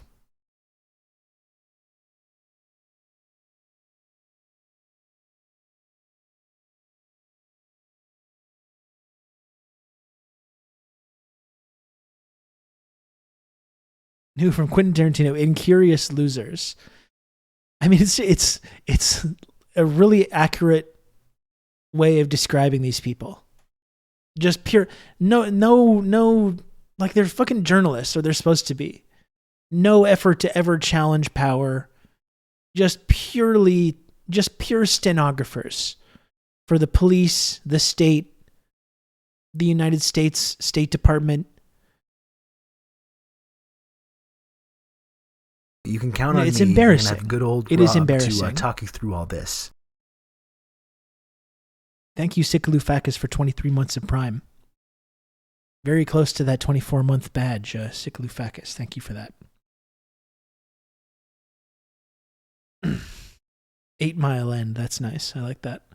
Not even your own state, but other states as well. Well, yeah, you get your marching orders from the big boss. You know? You know, that's what I mean. It's so pathetic. Like this complete inability to ever speak truth to power, which is what your job as a journalist is supposed to be. And they convince themselves that saying China bad is that. And never asking any questions about our diplomatic and economic and security relationship with the United States of America. Or Israel, for that matter. And fucking losers like Andrew Coyne putting the Israeli flag and the Ukrainian flag in their names, in their bios on Twitter, should be all the example that you need of exactly the kind of people that we're dealing with here. Andrew Coyne will talk about political interference. You can look at all Andrew Coyne's hand-wringing tweets about political interference with China's political interference, and the secret police stations, and the spy balloons, and cultivating these backbencher MPs. All kinds of tweets about foreign interference, and then they'll throw the Ukraine flag and the Israeli flag in their names and just not think a second about what the implications of that are. Zero curiosity, zero interest in interrogating the foreign interference that occurs daily with the United States of America and with Israel. It's like, no, I'll just be a complete stenographer for these countries and just do whatever they tell me to do. Absolutely pathetic.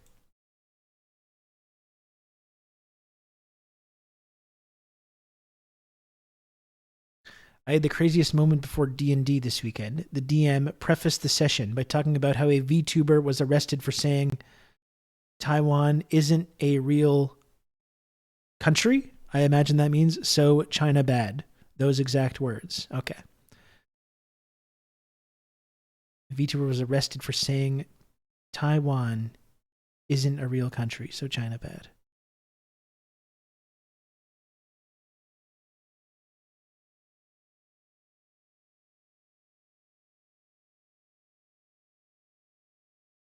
Forgot about the spy balloons that weren't actually spy balloons shot out of the sky by military aircraft. I'll never forget about that. That was one of the most amazing days of coverage on this show. When we looked at because we were laughing at it, right? Oh, it's like, well, we're freaking out about a balloon. Oh, that's funny. And we started looking at the coverage like live on this show, and I just couldn't believe it. I just could not believe it. It was a VTuber who said Taiwan is a country. Okay. Well, I think that person should be arrested. I think it was correct to arrest them.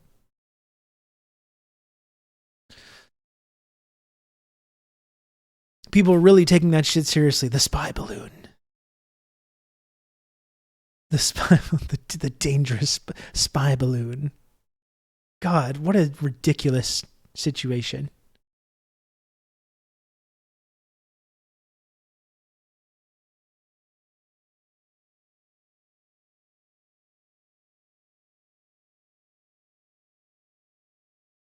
Right over the missile silos. Look, we're showing on a map. Here, and here. That's where all the missile silos that now they know about. It's like maybe they know about it just because of you're pointing it out on this map right now. It's ridiculous. Maybe that's why.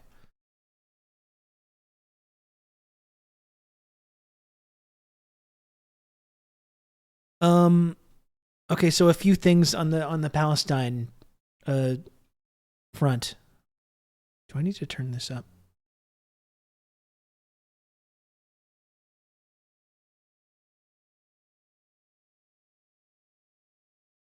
Make myself a little brighter here. I'm going to start getting dark soon.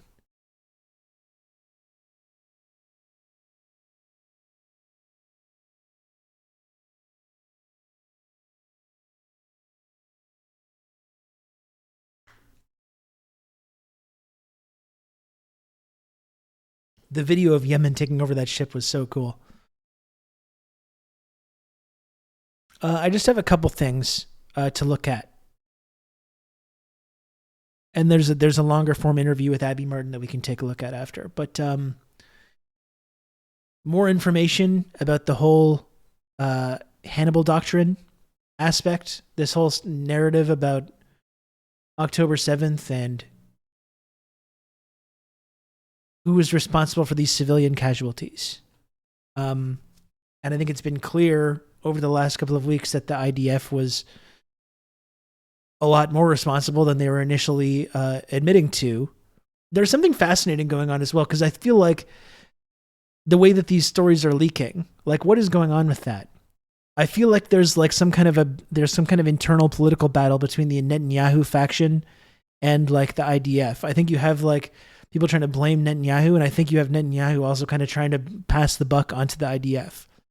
Because the fact that Israeli state media is actually releasing these stories, I think is like absolutely is pretty interesting, you know? But that's the question, you know? I think we've known for a while now that the IDF was responsible for some of these civilian casualties. As I've been saying, I'm interested to know like the exact number. I've never denied that Hamas or whoever else, whatever other faction that's part of the Palestinian resistance, were responsible for civilian casualties on October 7th. I've always been interested to like understand how many of those casualties were IDF positions and IDF checkpoints. Versus like indiscriminate random attacks against civilians, which is what it was promoted as right out of the gate. So I'm interested in knowing more about like what the actual numbers are. But again, we got more information coming out about this. This is in the Cradle. Speaking with Haaretz, Israeli reserve pilot Colonel Nof Erez describes Israeli army's response to October 7th as mass Hannibal. And this is Israeli media. This is not some like Hamas thing. If anyone ever watches this, Rob's disseminating this anti-Israel Hamas propaganda. This is Israelis in Israeli media talking about this. People that are part of the army or the response in Israeli official state media, or the people that were at this rave or at this kibbutz talking to Israeli state media. This is not a Hamas thing. This is information that's coming up from a variety now of different sources, both in the army and people that were just there on that day.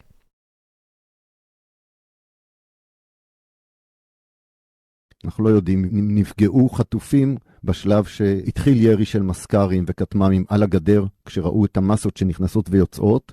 נוהל חניבל אבל זה בכוונה, זאת אומרת, אם הופעל אז הוא הופעל בכוונה, אם נפגעו חטופים במקרה זה משהו אחר. נוהל חניבל כנראה הופעל באיזשהו שלב. Hannibal directive was probably deployed. Because once you detect a hostage situation, this is Hannibal. כי ברגע שהבינו שיש חטיפה, אז הם מיד אומרים, חבר'ה, זה חניבל. אבל בחניבל שאנחנו התאמנו עליו כל ה-20 שנה האחרונות, זה רכב שיודעים מאיזה נקודה בגדר הוא נכנס, מאיזה רכב, באיזה צד הוא נוסע, ואולי אפילו על איזה ציר הוא נע. פה זה היה חניבל המוני. זה היה... What we saw here was a mass Hannibal. There were many openings in the fence, thousands of people in many different vehicles, both with hostages and without hostages. המון פתחים בגדר, ואלפי אנשים, על כל סוגי כלי הרכב למיניהם, שהיו גם עם חטופים וגם בלי. זה היה משימה בלתי אפשרית לזהות ולעשות מה שעשו. It was an impossible mission to identify. And to do what the pilots did. ולעשות מה שעשו. אני יודע שמי שהיה לו חימוש ביד, כתמ"מים I know that whoever had the weapon systems available, both drones and gunship pilots, did whatever they could without the coordination with ground forces because these weren't around. המסקרים עשו את כל מה שהם יכלו, בלי שליטה, בלי תאום. So, really interesting, the more and more information that comes out about this. And the way the narrative that was promoted on October 7th has been proven to be at very generously, grossly exaggerated, and a massive distortion of the actual truth, right? Not to let everybody off the hook or suggest that the IDF is 100% responsible for every civilian death. That's not something I happen to believe. But clearly, from the information that's been released since that time, it's a lot more complicated than this narrative that was promoted about indiscriminate violence on the part of Hamas against civilians. And that's the whole 1,200 casualties or the whole 1,400 casualties. And yeah, that's the Hannibal Doctrine. Milton Kitano is part of like IDF training, which they've been cagey about talking about. But the Hannibal Doctrine,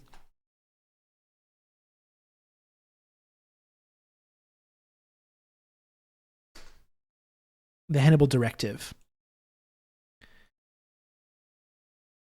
a controversial procedure used by Israeli defense forces to prevent the capture of Israeli soldiers by enemy forces.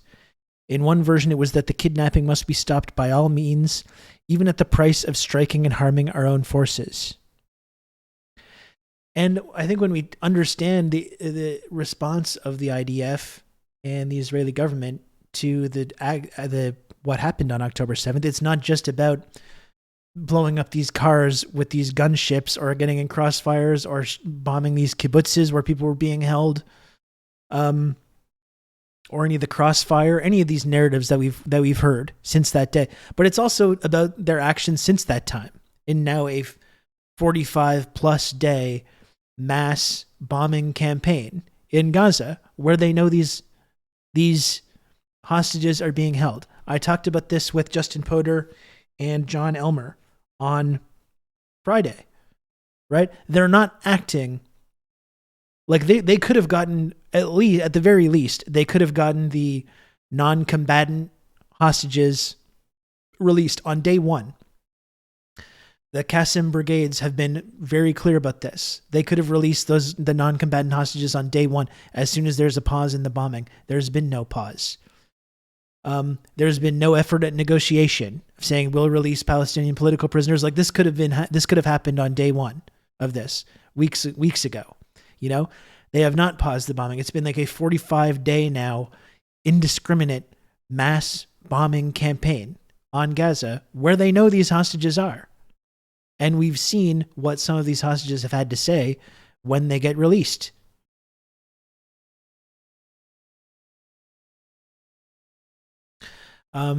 Which has been a huge propaganda debacle for Israel.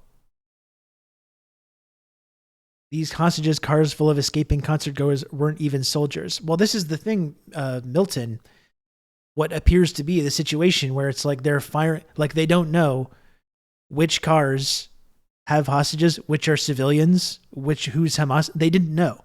They had no clue, but it seems like from the reporting that we've seen that the pilots of these gunships and tanks were just firing on whoever, not knowing who was in what car or what was going on. And that's what I mean. It's not just about the Hannibal Directive on that day, bombing kibbutzes and blowing up people at this concert. But it's also bombing Gaza for the last 45 days and making no effort to release any hostage. And in fact, bombing all these places, bombing the exact place where they know they're being held.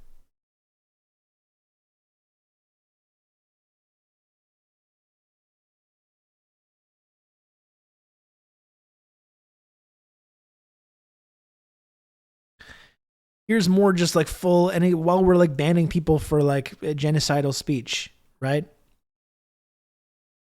And what do we say? Like, Hamas doesn't care. They don't care about civilians. They don't care about anybody.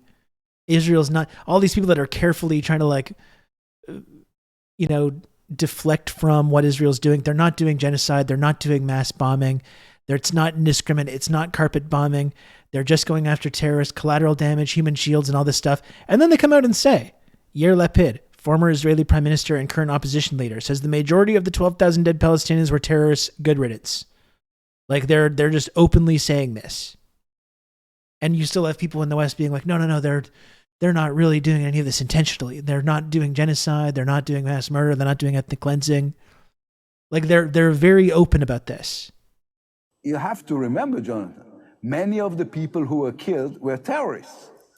The majority of people who were killed were Hamas terrorists. People are saying this number, 12,000 people were killed. Yes, the Hamas is an army of 40,000 people, and many of them were killed, and good riddance. And again, there are civilians who are hurt, and this is what happens when you have a very dense populated area that is, you're engaged in a war in a very dense populated area. The best example I can think of is the fighting in Moscow. You have to.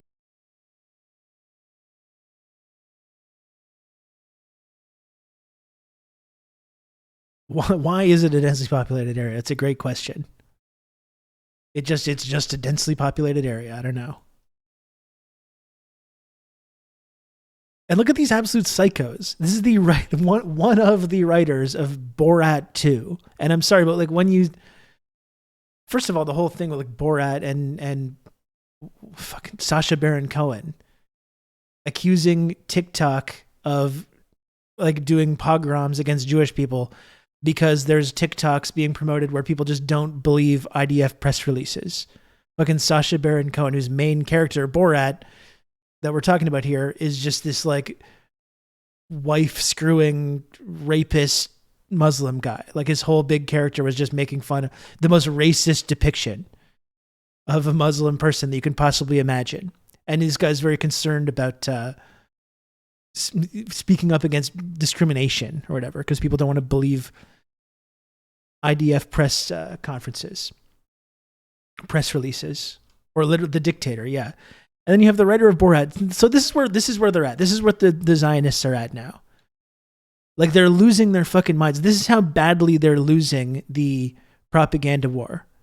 They're all in on it. The BBC, Channel 4, Sky, the UN, the Red Cross, they're all in on it. The doctors and nurses at Al-Shifa, they all know. Hamas is in them, and they're all in with Hamas. Everything you've ever been told about the Israeli-Palestine from these people is a lie. This is how these people are not doing well. This is how badly they're getting their fucking asses kicked in this information war. When you've lost the writer of Borat 2. Hey, just a quick one. I've seen some of the footage now released by Israel of terrorists taking hostages into the Al-Shifa hospital in Gaza. Okay, dragging in shot, wounded hostages into Gaza. And we've also now seen the footage of these huge, vast, complex tunnels that have been dug over years under the hospitals. In Gaza. Now, first things first, there is no way on earth, no fucking way on earth that any of these international aid organisations in Gaza did not know about this hospital being used as a terror base. So, but this is like where we're at, though. The UN, the Red Cross, Doctors Without Borders, hospitals. They're all Hamas. They all support Hamas, and they're all deserving what they get. I mean, Israel's just bombing. They're killing everybody. They're killing journalists. They're killing UN workers. They're killing Doctors Without Borders people. And now it's all just justified. They're all Hamas. They all support Hamas. The fucking BBC and Sky News are Hamas. People have completely lost it. This is what I mean. This is how completely they're losing the information war. For years, it's utterly impossible. It's impossible, okay? They're all on the payroll. They're infiltrated by Hamas, okay? These organisations like UNRWA and the Red Cross, they're fucking Hamas. They know they're fake-ass bullshit scum who are part of this terrorist infrastructure. Now let's get on to the fucking despicable, hateful British news organisations and the way they've been reporting on this conflict. Okay, the BBC, Sky, I can't take anyone seriously Channel that sounds 4. like this. Just admit that you're a bunch of posh, middle-class fucking pricks, okay? You are middle-class pricks with an Orientalist fetish. You think it's so fucking glamorous and exotic and wonderful when Muslims kill Jews, okay? You have a fetish. You have a fetish for jihadist terrorists. You glamorize them. It's perverted. It's bigoted, okay? Throughout this war, you have taken at face value every single thing that Hamas have said, like wide-eyed choir boys. You've just accepted what they said and regurgitated it. You're just regurgitating like what Israel says, number one. What's this guy's name again? It's Lee Kern. This is the angriest video I've ever made. and I'm legitimately angry.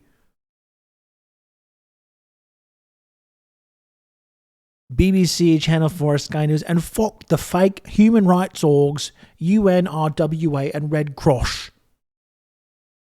You've been exposed as activists and collaborators with Islamic terrorists. And yeah, let's not talk about any of the context of like the last 80 years of occupation and land theft and non-stop bombing campaigns and keeping people in a prison camp, a 2 million person concentration camp. Let's not talk about any of that, right? And why people might want to join extremist organizations like Hamas. Oscar-nominated screenwriter for Borat 2. God damn. This is how bad the fucking info war is going for Israel, though, and for the Zionist regime. You've got the writer of Borat 2 fucking losing his mind and accusing the UN and the Red Cross of being Hamas. Imagine driving an Uber and this is just going on in the back seat.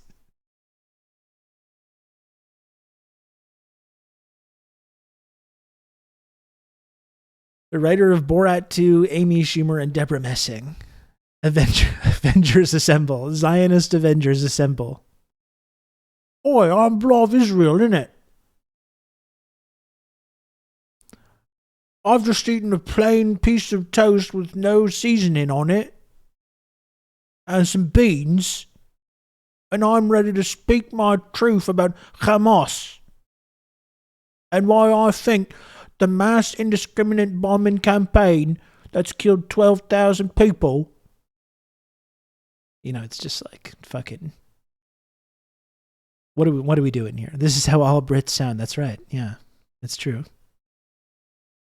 My wife, Israel. That's right. Pac-Man, this is good. Hamas is making me so cross that I can't even finish my toast sandwich.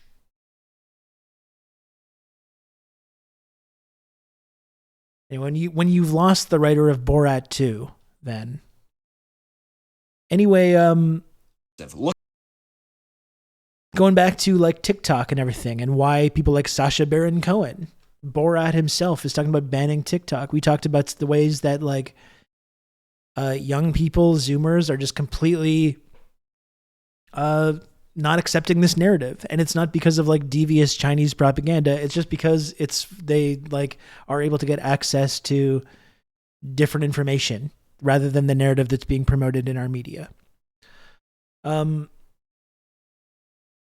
TikTok, I think, even said that in response to some of these accusations. They're just saying like we're not doing any kind of weird stuff with the algorithm to promote this. Young people just support Palestine. Like that's it. That's all it is. But yeah, so you've got the writer of Borat 2 going on a fucking unhinged rant about why the UN is Hamas in an Uber. And then like, this is what's the other side. Now again, you can judge for yourself which is more compelling. Okay, propaganda is expensive. Look at South Africa for a second. The government during apartheid was spending an average of $100 million a year on a worldwide propaganda campaign to convince the world that what they were doing was... the Red Cross is Hamas bombed the hospitals. Like no one likes that. Lo and behold, no one is convinced by that. I did try to see, I saw that up there as when he tried to go off on Boots Riley for his critique of Gadot's propaganda movie by touting his Oscar nom credentials, and he got absolutely annihilated. What an embarrassment. Was not a human rights violation and not oppression. And when we look at Israel... I don't know, Lenin's Lament, Barry, this does seem to be like somebody making fun of the American flag in the background there before we start canceling this guy on this one. Spent $7 million on YouTube ads alone to convince people to support their oppression of the Palestinian people since October 7th. We have AIPAC, the Zionist lobby to the US government, spending tens of millions of dollars giving to politicians to convince them of their Zionist ideas. And then we have Israel in 2018 putting together a $37 million budget on propaganda videos. I'll say it again, propaganda is expensive. A part of the reason apartheid ended was because it became too expensive to maintain. It was costing them too much money. It wasn't worth it anymore. And the same must happen to Israel. Israel can't sway us as easily with the propaganda videos. So every time you see a video spreading the truth about Palestine, and you like it or comment or favorite it or post it or share it, you are costing Israel more money.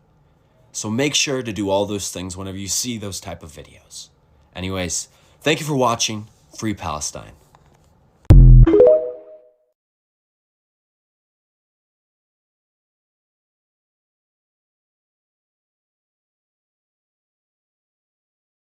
You know, that's what TikTok is saying too. It's like, we're not doing anything. There's no nefarious plot by China to make Zoomers not want to kill kids. They're coming to these positions of their own will and volition, and they're making content about that because they support Palestine. That's it.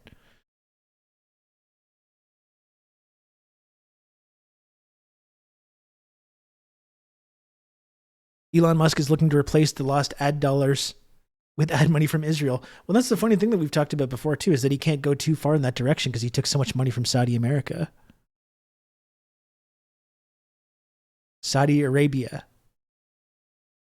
He took too much money from Saudi Arabia. Saudi America, that's a Freudian slip, if ever there was one. Which I did intentionally, actually, to highlight the diplomatic and strategic partnership between these two nations. And I'm glad that you picked up on that intentional thing that I just said. So,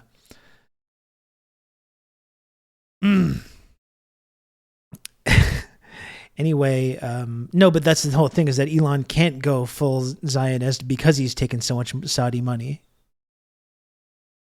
Teaching geopolitics through flubs, exactly.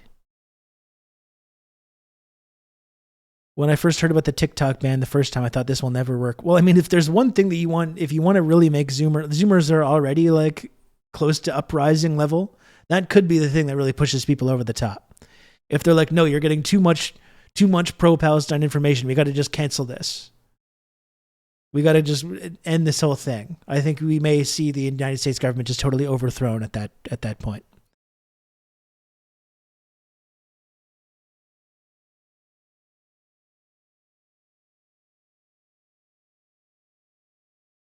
Here's someone on British media trying to say true facts, which I guess is also frowned upon.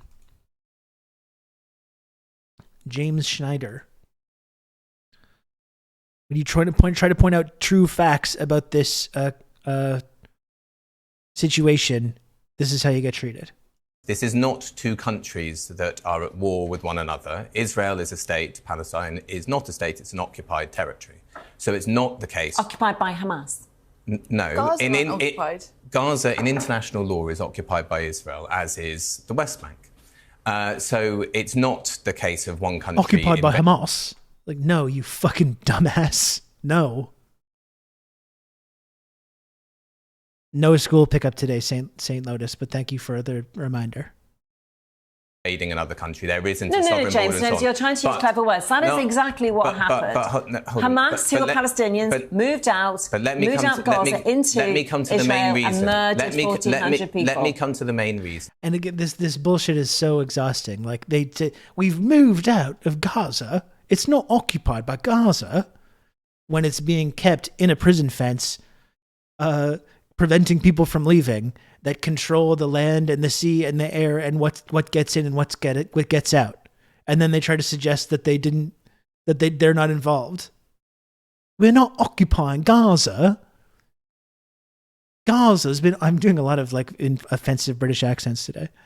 Gaza's occupied by Hamas. And he's literally just patiently trying to explain the situation and using basic facts about what has been going on. Why the majority of people in Britain, in the US and around the world support a ceasefire. Because they can see that however horrific the events of the 7th of October may have been, the response to them is not to obliterate Gaza. It's not to bomb hospitals. It's not to kill children. That not only is an unjust and disproportionate response, but it also doesn't lead to any long-term peace. It doesn't give long-term security to the citizens of Israel either. Because do you think that... But it defends Israel. They're taking out Hamas. No, they are not targeting civilians. They are targeting Hamas. Well, if they're taking out Hamas to protect and defend Israeli citizens. If they're targeting Hamas, they're doing a remarkable job of killing children and really... It's appalling. James, I share that. I share that anguish. It is appalling. So how does she say, like, that's doublethink right there? Yeah, it's so they're targeting Hamas. They're not targeting civilians, but it's so appalling that they're killing so many children. How do you hold these two thoughts in your mind at the same time? I share that. You clearly do not. 11,000 or so. It's awful, but you know, over 11,000 people are the consequence of war. But they are the casualties of war. Sick. Right. And so what we're saying, and what most people in this country are saying, and therefore some MPs are saying, is to call for not war, but for peace. A ceasefire, and then the beginning of some kind of process. But a ceasefire Hamas would not acknowledge or recognise a ceasefire. Well, firstly, you don't know that, because Hamas has also offered short-term ceasefires in exchange for some hostages, and you have to start from somewhere. But also, what could Israel other way to defend its citizens rather than... There was a ceasefire before October 7th, which Israel obviously never abided by. He's talking in such a slow tone, like you have to talk to children. Yeah, like it's talking to a 6-year-old, for sure.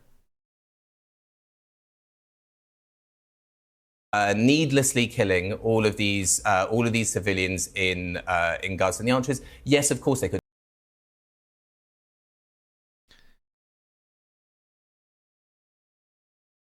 Yes, Shireen Abu Akleh was murdered during that ceasefire. That ceasefire was when she was intentionally shot in the head by an Israeli sniper. And again, so just ask yourself, like, which is more compelling, right? This is why young people are becoming pro-Palestine and are pointing this out. It's not because of the TikTok algorithm. It's because this is what Israel and their supporters are out there saying. We hold the WHO complicit with Hamas's human shield strategy and any loss of life from its gross negligence. The WHO is Hamas, the Red Cross, more like the Red Kramas, the UN, all these institutions. It's all Hamas. Like, that's what they're saying. No, and people are surprised that young people especially are completely rejecting this. We welcome the World Health Organization finally agreeing to facilitate an evacuation from the Shifa hospital 37 days after Israel started urging an evacuation of northern Gaza, where Hamas has embedded itself under civilian infrastructure. It is tragic and outrageous that the World Health Organization resisted Israel's calls for an evacuation before the start of the ground operation and is now calling on Israel to facilitate that evacuation under fire in an active war zone. We hold it complicit with Hamas's human shield strategy. We hold it complicit with any loss of life from its gross negligence. And we know that despite completing a risk assessment about the Shifa hospital, that assessment still covers up for Hamas's abuse of the hospital, still says nothing about the hostages. And the World Health Organization... They're still so fucking proud of themselves for conquering this hospital. ...is yet to condemn, astonishingly, Hamas's illegal exploitation of hospitals as human shields, jeopardizing their protected status.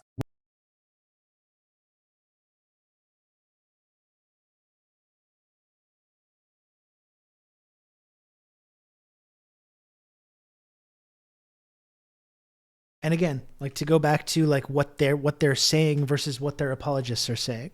No, they're not doing genocide. They're doing targeted strikes. They're trying to avoid civilian casualties. They're doing this. They're doing that. The most moral army. Here you have Major General Giora Eiland, former head of the Israeli National Security Council, writes that Israel should encourage, not shy away from, the spread of epidemics and humanitarian disasters among the 2.3 million Palestinians in occupied Gaza to reach victory faster. I don't want to read this whole thing. It's super disturbing. Let's not be intimidated by the world. The debate over Israel's compliance with international demands to allow entry of fuel into Gaza reflects a fundamental conflict between Israel and the U.S. regarding the correct narrative.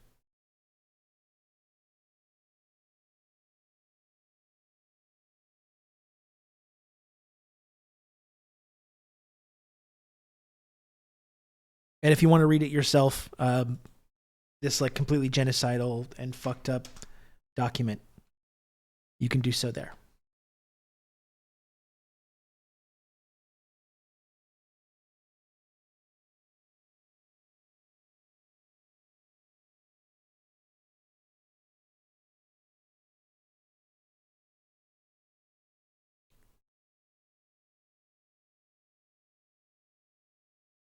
Here we got John Mearsheimer.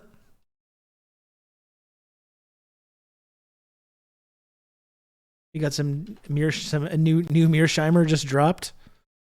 Asked if he believes Hamas are pure, evil, irrational spawns from hell, whose attack on October 7th was motivated by anti-Semitism. Let's hear what John has to say. When you have a disaster, and what happened on October 7th is a disaster, one of the first things that happens is that people begin to ask the question, how did this happen? Right? What's the root cause of this problem? This is a disaster. We have to understand what caused it so that we can work to make sure it doesn't happen again. So we can work to shut it down and then make sure it doesn't happen again. Mm-hmm. But once you start talking about the root causes, right, you end up talking about how Israel was created, right? And that means telling a story that is not pretty about how the Zionists conquered Palestine. And number two, it means talking about the occupation, right? It's not like Hamas attacked on October 7th because there were just a bunch of anti-Semites who hated Jews and wanted to kill Jews. This is not, Nazi Germany, right? This is directly related to the occupation and to what was going on inside of Gaza. And it's not in Israel's interest or the lobby's interest to have an open discourse about what the Israelis have been doing to the Palestinians since, I would say, roughly 1903, when the second Aliyah came to Israel, or came to what was then Palestine, right? We want to talk about that. And we don't want to talk about, from the lobby's point of view, the influence that the lobby has, right? It's better from the lobby's point of view if most Americans think that American support of Israel is just done for all the right moral and strategic reasons, not because of the lobby. And when John Mearsheimer and Steve Walt come along and say, you have to understand that this special relationship is due in large part to the lobby's influence, that is not an argument that people in the lobby want to hear. People in the lobby understand that if you have an open discourse, Israel will end up looking very bad, right? You don't want to talk about the occupation. You don't want to talk about how Israel was created, right?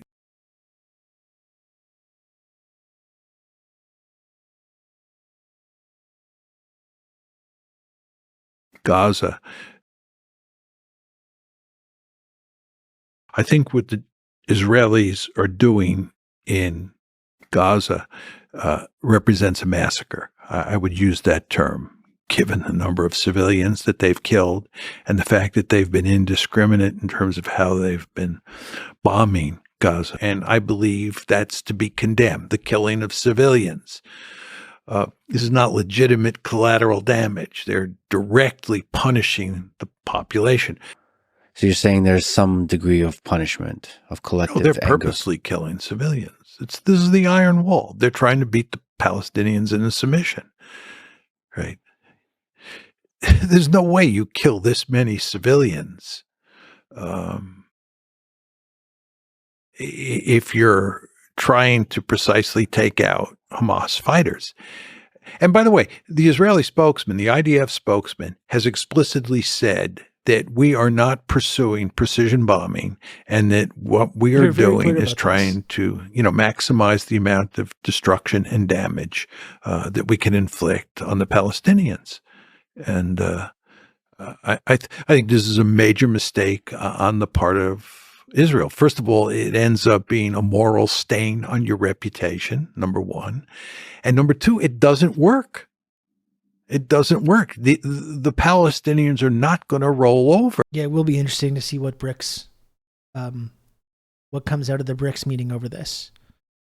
I'm really interested to see where that goes. Not just BRICS, but China specifically. who seem to want to take a role in finding an actual solution to this, rather than just like America is doing, just pumping arms and weapons into the situation, what America always does in either Ukraine or Palestine or Syria or Libya. It's going to be interesting to see if China's able to like promote a genuine solution that actually has real possibility for being successful. And submit to Israeli domination of their life. So, the whole concept of the Iron Wall, Jabotinsky's term. Oh man, PM Trio, this seems so bad, this clip. Oh my God, we might have to look at it. But it seems really bad. I'm mad already just looking at the image that you just sent me. Was misguided. And by the way, if you look at what the Israelis are doing, they're trying to do two things. One is the Iron Wall, and that's where you punish the civilian population in Gaza and get them to submit. The other thing that they're trying to do is get Hamas. They want to destroy Hamas. And the belief there is that if they destroy Hamas, they've solved the problem. But as many Israelis know, including people on the hard right, even if you destroy Hamas, they are going to be replaced by another You're group, the occupier. There's another always going to be resistance people group. resisting. Always. Of the book where we think the chapter or the section of the book where we talk about this charge of anti-Semitism is called The Great Silencer. That's what we call the charge of anti-Semitism, the Great Silencer. Who wants to be called an anti-Semite, especially in the wake of the Holocaust? Do I want to be called an anti-Semite? Oh my God, no. So it's very effective. But, it is important to talk about these issues, in my humble opinion. They wanted to silence us. And this is not good, right? It's not good for Israel. It's not good for the United States. And I would argue in the end, if anything, it's going to foster anti-Semitism. I think you don't want to run around telling people that they can't talk about Israel without being called an anti-Semite. It's just not healthy. But I have a rather narrow definition of what a genocide is, and I don't think there are many cases that qualify as a genocide. The Holocaust certainly does, okay? Now, what Hamas did doesn't even come close to what happened to European Jewry between, let's say, 1939 and 1945, although I date the start of the Holocaust to 1941, if we were, looking at it closely. But let's just say 1939 when they invade Poland. From 1939 to 1945, what Hamas did pales in comparison. It's hard to believe anybody would make that argument, right? Yes, a lot of Jews died, but hardly any compared to the number that died. It was a mass, at the hands of the Germans. I mean, it mass murder campaign. No parallel at all. Facilitated by powerful interests.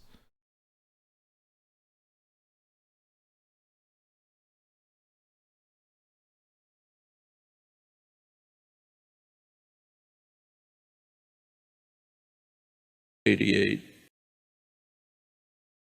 But now let's look at the Hamas Charter. The Hamas Charter was written by maybe half a dozen people in 1988 at a moment of an extreme Israeli attack on Gaza. It has no status. They've repeated over and over again that it doesn't apply anymore. And if you're interested in charters, why keep to that? Take the governing party in Israel, Likud. It grew out of Cherut. That's its ideological center, Begin's Cherut, Netanyahu's Cherut.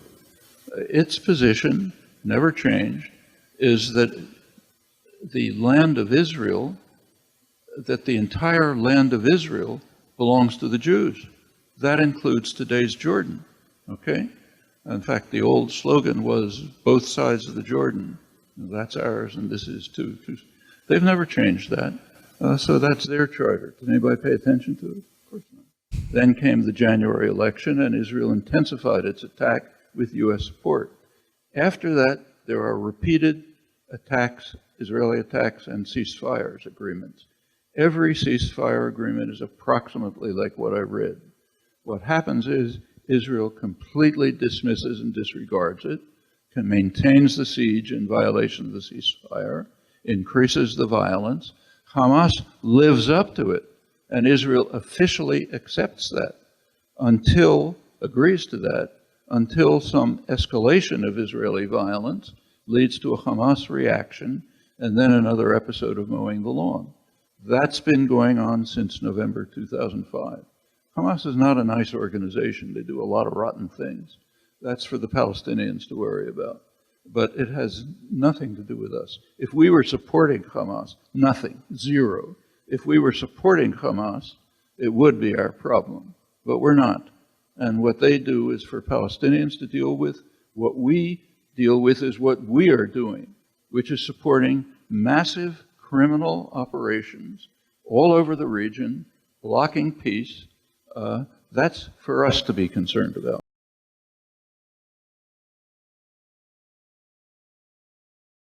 Barfcast says, creating Israel so shortly after the end of World War II with the anti-Semite accusation built into any response to resistance against it is so utterly cynical and heinous that no one but the U.S. could have done it. I mean, it really is in retrospect. It's like we care about and support Jewish people so much that we're going to create this state on land where people are currently living, land that's very important to people from a number of different cultures and religions. We're going to create this state where we can send Jews that live in our countries to act as a proxy army to enforce our like colonialist regime and act as a foothold in the Middle East. And this is all being done in the name of like protecting and defending like Jewish people. Like it's so unbelievably cynical, like especially in retrospect.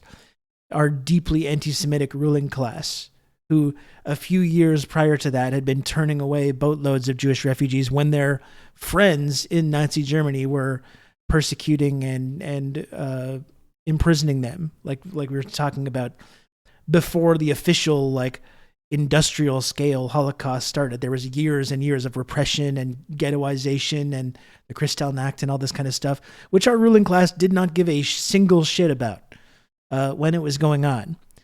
But then, after the war, then it's like, oh, we care so much about Jewish people that we're creating this state that we want all our Jewish people to go to act as like a proxy army for us. You're welcome.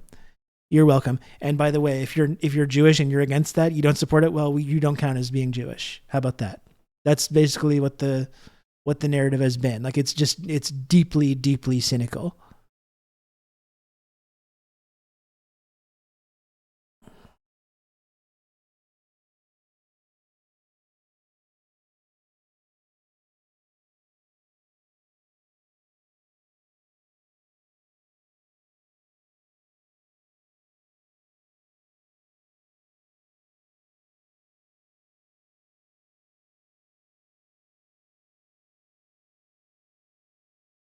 They sure acted surprised when they suddenly found those camps they were complicit in supplying for years prior. Yeah, well, what? We can't believe this. And again, all of this is in the devil's chessboard.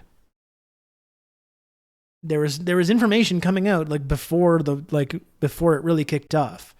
There was information about the Holocaust that people were like going to great personal risk to smuggle out of Germany, and it was being like systematically ignored and buried by the like pro-Nazi faction of the United States intelligence community, the Dulles wing, the Dulles faction. I didn't see the Israeli Children's Choir, no.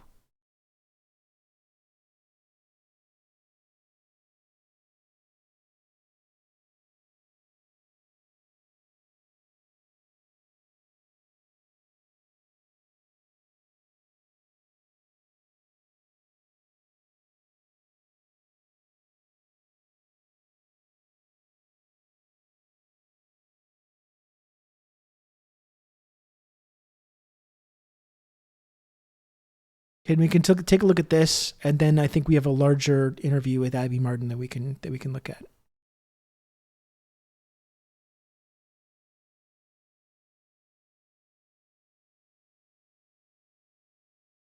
This is from a UN address on the 17th Chair, given that a number of states have spoken about Palestine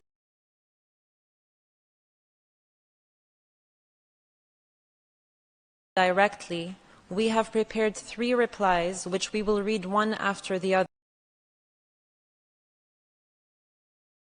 Love these pauses. Love these. This is my favorite part of watching any kind of media, really. And we kindly ask for your indulgence in that regard. We will first respond to Israel's statement. Mr. Chair, at the outset, let us remind Israel that our name is not the Palestinian Authority, but the State of Palestine. Sure, your finance minister said at an event in Paris earlier this year, there is no such thing as a Palestinian people.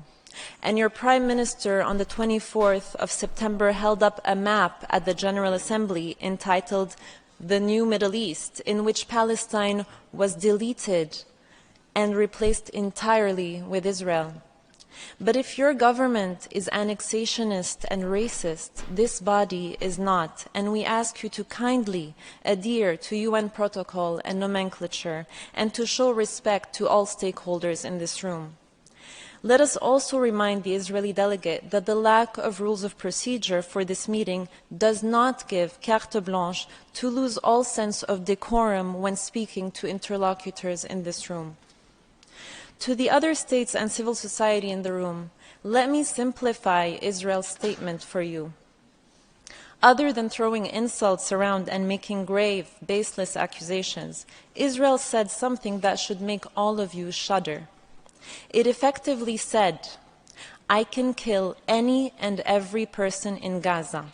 The 2.3 million people in Gaza are either terrorists or terrorist sympathizers or human shields, and are therefore legitimate targets. Every person, according to Israel, falls into one of these 3 categories: a child, a journalist, a doctor, a UN staff, a newborn baby in an incubator. And so, according to Israel, it can kill them and then have the audacity to come to this room and tell the world with a straight face, we are acting in accordance with international law. The death of each of the over 11,350 people killed over the past month, be it children, journalists, UN staff, the sick, the elderly, according to Israel, was justified. And according to the writer of Borat too, for a as moment, well. And let it give you pause. Anyone espousing this warped logic has no shred of humanity, no sense of morality, and no knowledge of legality. But guess what? Your carpet explanation for carpet bombing will not fly. People are not fools. The people in this room are seasoned diplomats who are well-read, have a knowledge of history, and many of whom have seen your government make the same arguments during your 6 previous military aggressions on Gaza in the past 15 years. They have seen you resort to collective punishment, targeting of Palestinian children, journalists, medical staff, aid workers before. They have seen you forcibly transfer our communities, colonize our lands, demolish our homes, and evict families from their own properties since the 7th of October and for the 75 years that preceded it. They have seen your state-sponsored disinformation campaign before. Again, not fools, don't insult our intelligence. By saying that it is acting in accordance with international law, Israel is effectively saying the UN Secretary General, the UN High Commissioner for Human Rights, the WHO, UNICEF, OCHA, UN Special Rapporteurs, the UN Independent Commission of Inquiry on the Situation, human rights organizations worldwide, disarmament NGOs worldwide, humanitarian NGOs worldwide, countless legal experts are all wrong. Everyone is lying about Israel violating international law, and we are asked instead to believe Israel, the state that is actually doing the indiscriminate killing.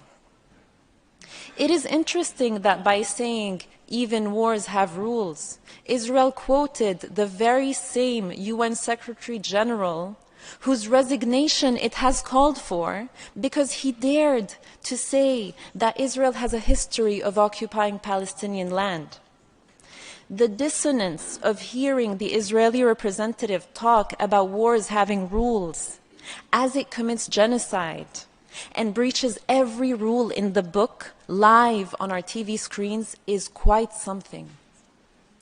To Israel we say, we see through your PR and disinformation. The whole world sees through your PR and disinformation. That's why they want to The cancel millions TikTok. of people filling the streets in every major capital of the world, calling you out for genocide, sees through your PR and disinformation. Perhaps you think that with your incendiary rhetoric, we will all forget the incitement, the declarations and acts of Israeli officials, the people you represent, to wipe out Gaza, to drop a nuclear bomb on the Palestinian people, to destroy the human animals and children of darkness. Perhaps you think that your constant intimidation and threatening language will make everyone overlook the fact that Israel is, as we speak, killing babies, youth, women, men, elderly, no one too small or too old or too sick to be spared its wrath. Perhaps you think that by cutting off telecommunications and imposing yet another blackout on Gaza, you can continue to commit genocide while avoiding the annoyance of people being able to use their phones and computers to report on it. Perhaps you think that as your trigger-happy soldiers continue to kill journalists, 41 so far, the highest number of journalists killed over a 4-week period than in any conflict in the last 3 decades, you think that no one will be left to expose your crimes. Targeting their families Perhaps as well. you think that by trying enough. to silence anyone who tries to speak about your crimes, the international law violations of a state, by calling them either anti-Semites or terror supporters, people will be silent. And your intimidation campaign knows no bounds. They attack Palestinians, Jews, Israelis, UN officials, politicians, parliamentarians, university professors, and anyone worldwide who calls you out for your violations of international law. But guess what? Your intimidation and silencing will not work. We, along with all peace-loving nations and along with all people of conscience around the world, will not be silent. We will continue to call you out on your crimes, to call for accountability for your violations, for sanctions as your government continues to reject calls for a ceasefire, to massacre our people, and to entrench your colonial occupation and apartheid regime. Something your country should have learned over the past 75 years is that the Palestinian people are a people who refuse to disappear. And your nuclear threats and your bombs and your tanks and your bulldozers will never break the Palestinian people's will to be free and to live in the dignity and peace to which all people are entitled. Unlike you, we have consistently stood in this forum calling for respect for international law, I also hear for the song when ethical she says principles it. Yeah. to guide state behavior, for peace over war, for humanity over national interests, for disarmament over destruction. Once again, we stand in this forum to call on all states to respect and ensure respect for international law. Let the law be the measure by which all are judged, not propaganda and hateful, biased spin steeped in racism. And to Israel's absurd assertion that Palestinians have a problem with people of Jewish faith, and give the impression that this is a religious conflict, let us say it loud and clear, this is not and has never been about religion. Had the occupiers of our land or the violators of our rights been Muslim,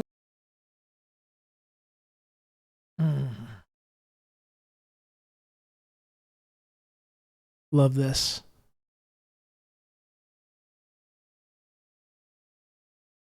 I hope it goes on for longer, actually. I know it's a natural pause it, but I'm trying to let this play out because I think it's important to hear this speech in full.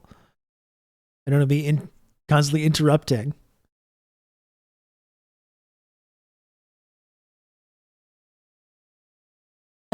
Christian, Buddhist, Hindu, I'll post a link in just a atheist, sec. or of any other conviction, we would have called them out all the same. Palestine has always been multiracial, multi-ethnic, and multi-religious. People of Jewish faith have lived in historic Palestine as Palestinians for centuries. We consider them to be our brothers and sisters. And since the memory of the Holocaust has been invoked, let us also say loud and clear, we have the greatest of solidarity with both the victims and survivors of the Holocaust. It was not Palestinians that committed that horrific genocide, but the fascist forces that spawned from Europe.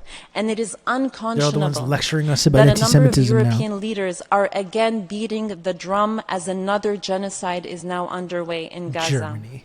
We are united with those hundreds of thousands of Jews around the world, including from organizations like Jewish Voice for Peace, If Not Now, Na'amod UK, who are calling out this genocide and chanting in the streets of New York, London, Paris, Berlin, Sydney, Toronto, and all major Western cities so that their governments can hear. Not in our name, end the genocide in Gaza. With them, we stand together to end this pain and suffering. Together, we will not allow this to happen. Never again is now.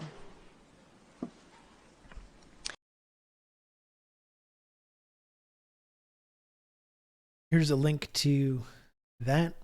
And now I think there's a whole Abby Martin interview. We got a whole Abby Martin interview to look at here. I'm going to be going a little bit later today because I started later. So I'm going to try and make it through this now.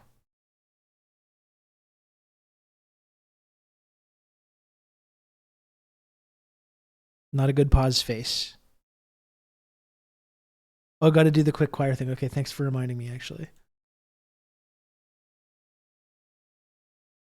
This already seems so fucking disturbing. Oh, there's this CBC video too. I think we have to do that also. God.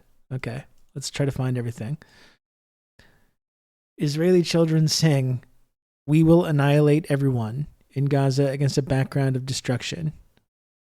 Disturbing video is posted then deleted by Israeli national broadcaster Kan News. This must be a record in official tweets coming from official security actors or states that have been deleted. It's got to be an all-time record. So many tweets have been deleted that are part of this propaganda campaign. No, I wanted. It's no apology necessary, Old Dutch. I wanted to watch this. Yeah, I mean, it seems like parody, but as Intifada is pointing out, it was posted and deleted by Israeli national broadcaster.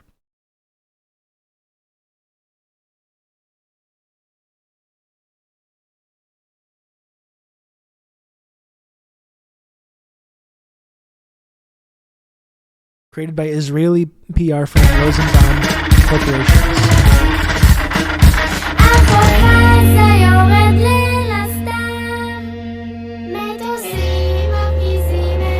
It's weird. It's like a children's choir thing, but it's got kind of like a little nu metal kind of backbeat to it. That's kind of weird.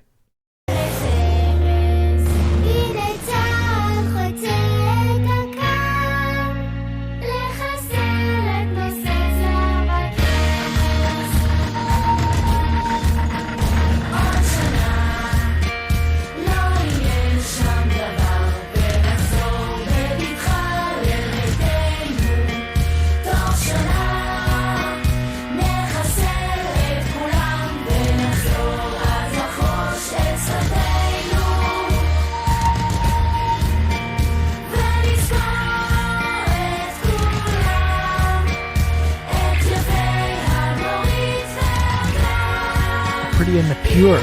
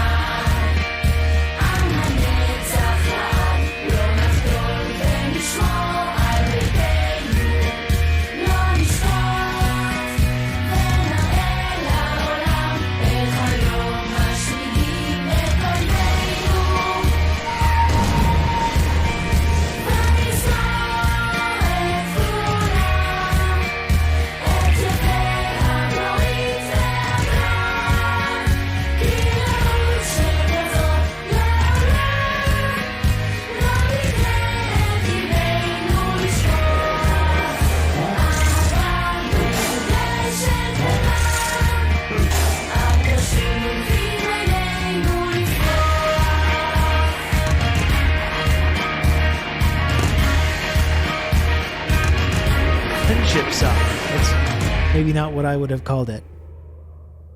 Produced by Rosenbaum Communication. God damn. All their war footage is bombing buildings or raiding empty homes. Yeah. That's all there seems to be capable of doing. The Friendship Song. That is definitely, I think they could have workshopped that title a little bit. You know? That's not what I would have called it.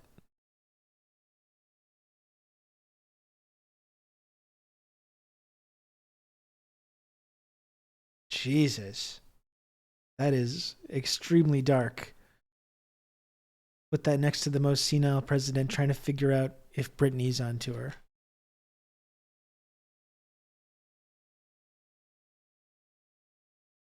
Getting a ticket to the Renaissance tour or harder than getting a ticket to the Renaissance tour or Britney's tour. She's down in, it's kind of warm in Brazil right now.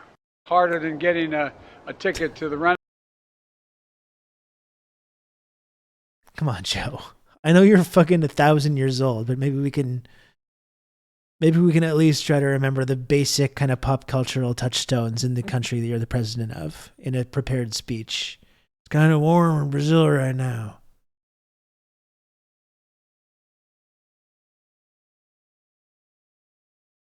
Jesus Christ. I think we have to watch this too for the Canadian angle. I think we have to watch it. Hopefully I'll have time for everything. I should. There is a whole spectrum. Look at. There is a whole. Stop playing. There is a. Oh my God. There is a whole. Oh my God. Excuse me. Can Israel defeat Hamas with fewer civilian casualties? From CBC News. Let's just look at the opening image that we got here.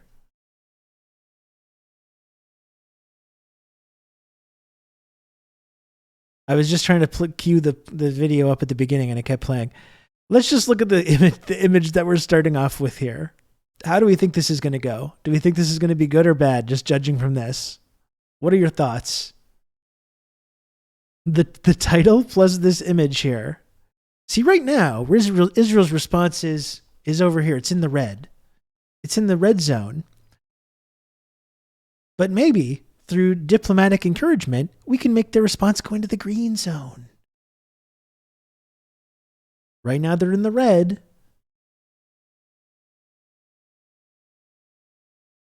You know, like...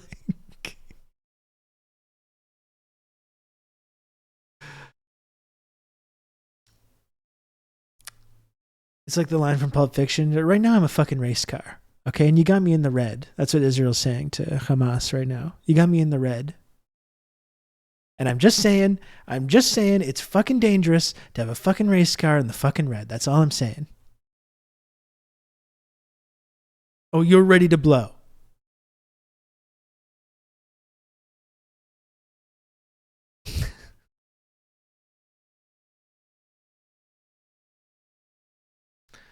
I'm a mushroom cloud laying motherfucker. Okay, let's see how this goes. There is a whole spectrum of possible ways Israel could have responded to the deadly October 7th Hamas attacks, which killed some 1,200 Israeli citizens and captured hundreds. The biggest attack on Jews since the Holocaust. The attack on Jews. It has done. We keep doing this. The biggest attack on Jews since the Holocaust. You're right there reinforcing the propaganda that this is some religious conflict where Hamas is an evil organization that just hates Jewish people and that's why they do the things they do. Just in that, instantly promoting that exact Zionist version of events, our narrative.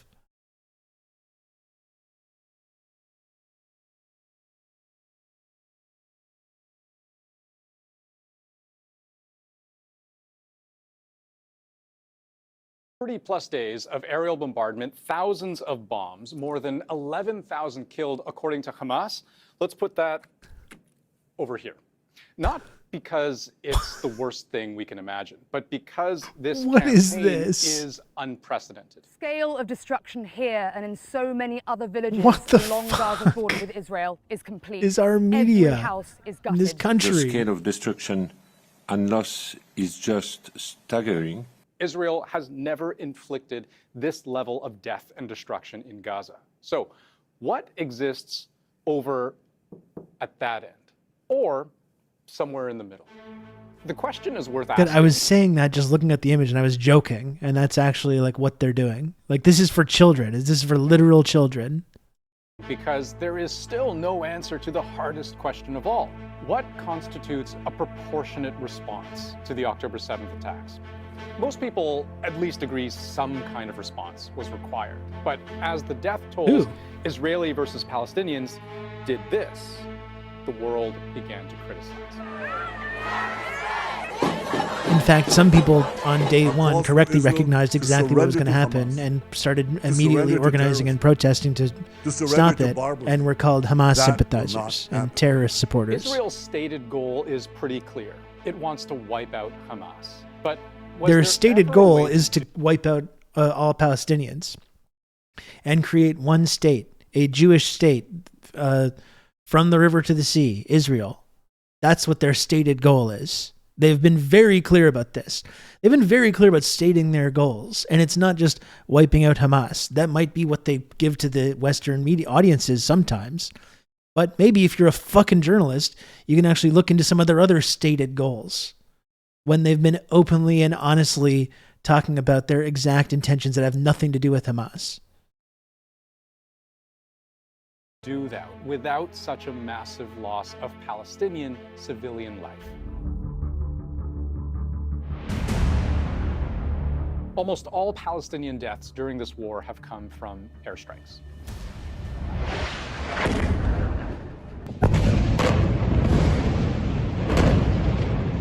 In the first week alone, the Israel Defense Forces, the IDF, said it dropped at least 6,000 explosives, each one, it says, against a specific Hamas target. A building, a bunker, a house, a hospital, a market, a mosque. Sometimes even specific people.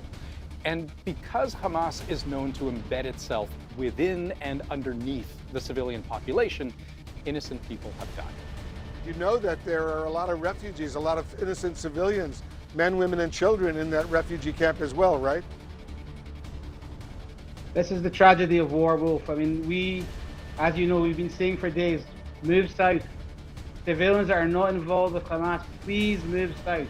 The airstrikes have Our been media is anything just but so gradual. unbelievably they've been pathetic. devastating, relentless, and of course civilians have paid a huge toll for this. Israel has claimed to do its best to separate civilians from combatants by dropping thousands of leaflets over northern Gaza, ordering Palestinians to flee south.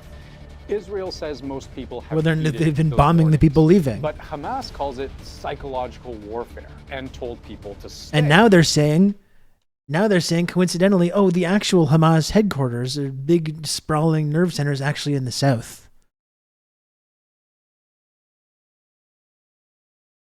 Yeah, they can't order this. And people know when they leave that they're not ever going to be able to go back to their homes. Like, that's the Nakba, right? They're trying to drop leaflets so they flee south. This is just so pathetic. It's so infantilizing.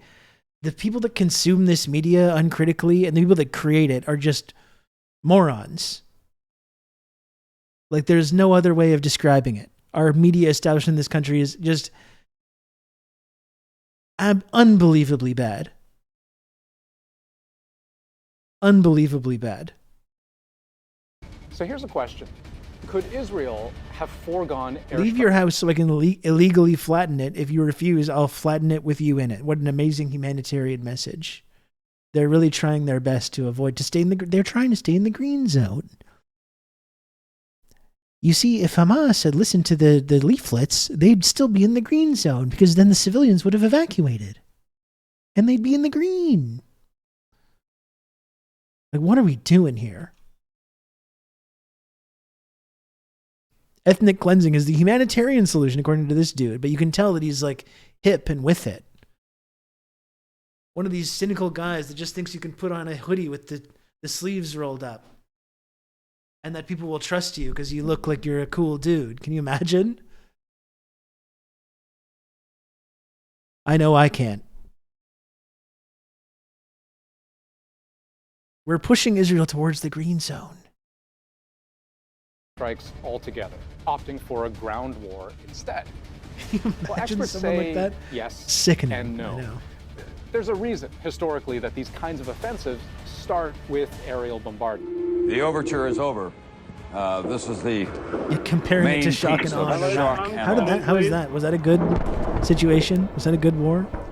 This is on a completely different scale from everything else that has gone before.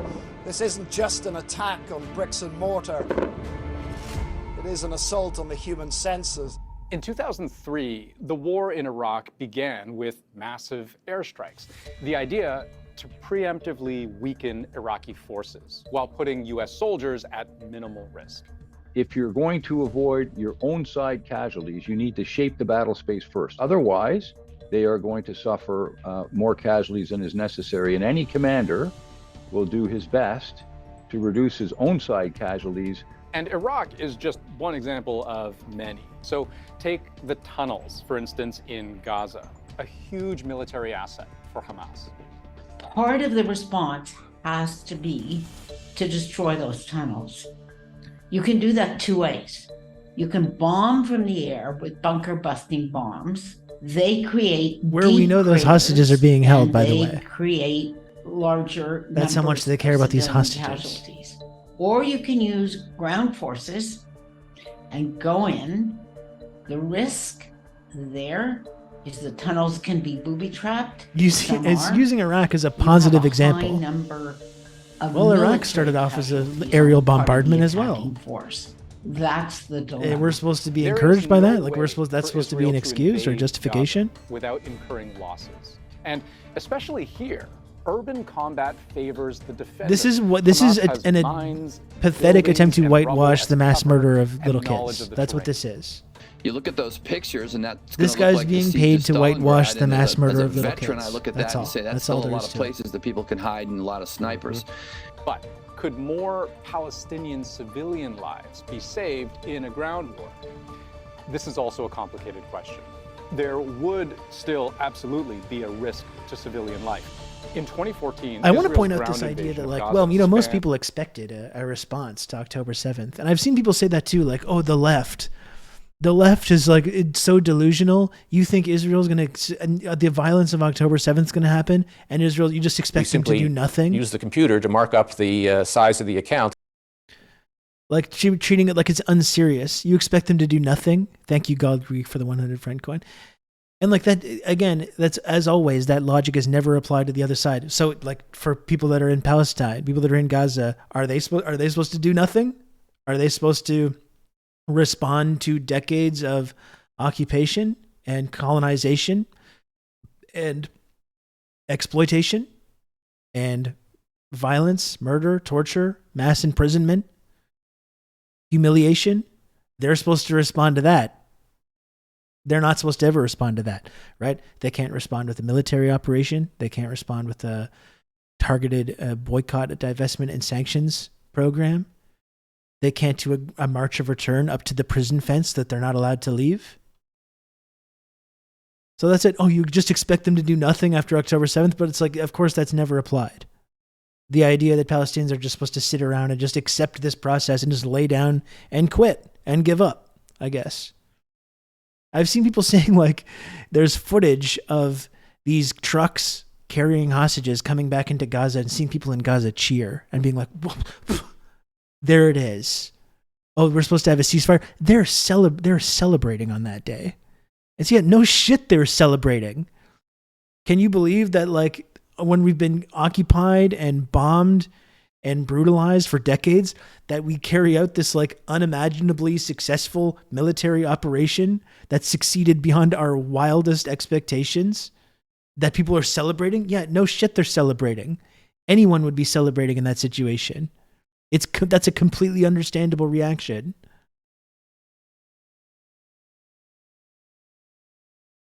Anyway, let's go back to this video. Another 10 minutes of this video. It's absolutely melting my brain to watch this. And 50 days, leaving 72 Israelis and 2,251 Palestinians dead, most believed to be civilians. About 550 children, according to the UN. But perhaps soldiers on the ground might be able to better discriminate between targets. There will still be fighting, but you can make an effort to restrict the focus of that fighting to a targeted area. You can see the civilians and do your best to avoid collateral damage in the firefight that occurs. Whereas, well, this is what I mean, Perilous. You say, well, technically they had IDF help in that celebration, Rob. They were confirmed that helicopters killed concert goers. Yeah, concert goers, people in these kibbutzes. A lot of the civilians on that day were, it's come out, it's clear now, the IDF is responsible for at least some of them, and the actual percentage we don't know. But I mean an operation that targeted IDF checkpoints, you know? There were these checkpoints that were targets of this operation that were deliberately overrun. By the way, that was another thing that came out that Israeli security state has admitted to at this point, which is that they did not know about this like concert or this rave or whatever prior to escaping.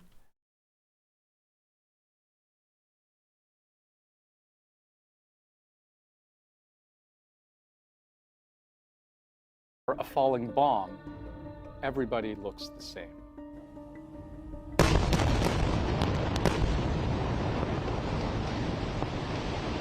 But bringing down entire high-rises, right?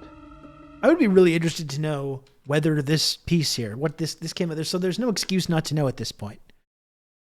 3 days ago, I wonder if there's going to be any information whatsoever in this that talks about these like helicopter attacks or these stories about the IDF bombing kibbutzes, which have come out in Israel media like over the last couple of weeks. There's no way that the producers of this segment don't have access to that information. I'll be very interested to know whether that's actually mentioned at all. Meanwhile, the soldiers on the ground are literally flying around with sniper quadcopter drones, randomly shooting people with white flags and nurses in hospitals. Like, it's so sadistic and depraved.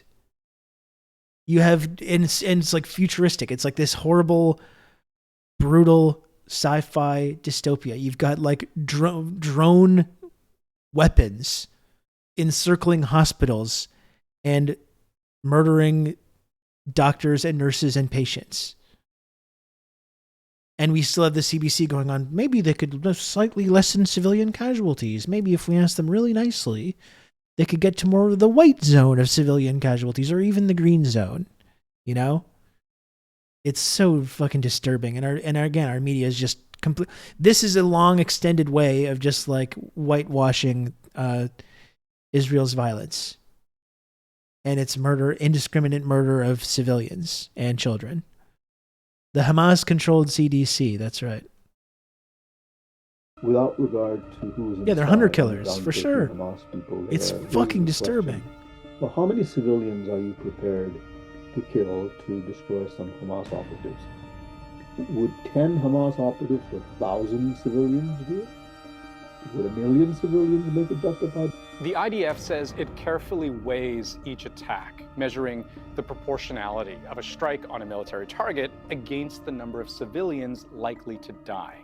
In that refugee camp the other day, like the video where even Wolf Blitzer was trying to give the guy an out, they said, the IDF says they carefully weigh these things. They killed in that situation hundreds of people, dropping this massive bomb on a refugee camp to get one Hamas guy, which they didn't even mention or whether they had actually been successful in that.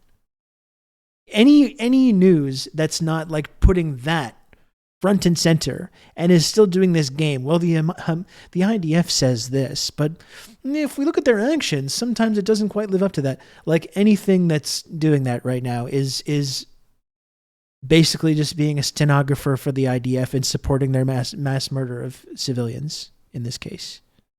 In the US, which has been giving guidance to Israel throughout the war, they've historically used what's called an NCV, a non-combatant casualty cutoff value, basically a number to determine whether a certain loss of civilian life was defensible. So during Barack Obama's years in office, just as an example, military commanders would consider urban density, the value of a target and surrounding structures, such as residences, government buildings, apartments, mosques, and bridges. And if a strike was likely to kill more persons than specified under the NCV, the strike commander would have to appeal to higher authority. Now, the Pentagon has since reportedly stopped using this exact method. But in Israel's case, the principle would be the same. Weigh the probable loss of civilian life against the value of the target. Does a strike against an underground tunnel that likely hold command level Hamas fighters, but that strike will cause 200 casualties? Are those commanders likely in the future to cause more than 200 casualties? That's how military lawyers calculate proportionality. And it's hard to imagine why Israel would forgo that military advantage, especially in a post-October 7th world where the Israeli government's #1 priority is to eradicate Hamas. Again, just taking them at their word. That's their #1 priority. No mention about... This chart is insane. And yeah, no mention of the violence of October 7th and how Israel is implicated in at least some of that violence against civilians, which he's repeatedly referring to justify what they're doing. Precision bombing that critics say indiscriminately kills civilians represents the extreme end of what history has seen in Gaza. What's at the other end? Well, ending the occupation. It's not quite pacifism, right? I haven't heard anyone suggest that Israel ought not to have responded at all to what I'm happened suggesting on October that. 7th. But Yeah, of course you're not listening. You're not hearing anyone saying that. Many people are saying that, dude. Aren't you a fucking journalist? Do you know how many people are saying that? Many, many people are saying that and have been saying that since October 7th. I don't think anyone's really saying that they should do nothing. So many people are saying that, dude. So many people are saying exactly that. Like, it's journalistic malpractice. Like, this is the whole, like, J-school journalistic objectivity, what it's supposed to be. You say what the IDF's saying. You would think they could just say, some people do think that Israel shouldn't respond, and blah, blah, blah. That would be actual, like, even I think that would be rotten and reactionary journalism. That would, at least you could make a case that that's actual journalism, though. If you're saying, here's what the IDF's doing, here's the extreme version of what they're doing right now, here's like what actual peace activists are saying. You could even do Israeli peace activists if that's what you really wanted to, like, show how serious you are about this. But he's just saying, no one's really saying that, like, no one is really saying that they should have done nothing. Like, that's just factually not true. That's not doing journalism. No, you're not even doing the bare minimum of both sides.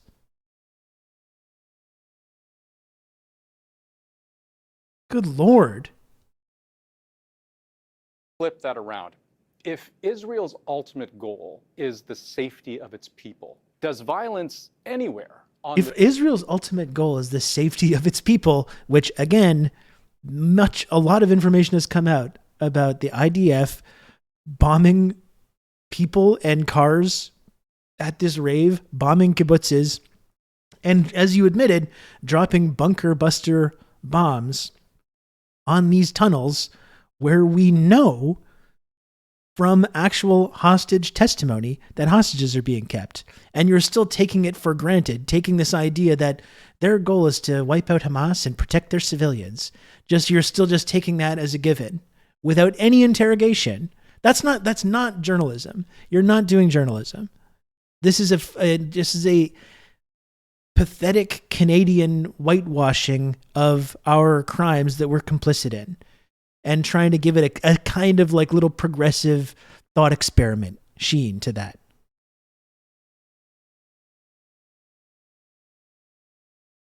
Yeah, Israel's stated goal, like I've been saying, is to kill or remove every Palestinian and take the land. Official Officials have said this. It's in Likud founding charter.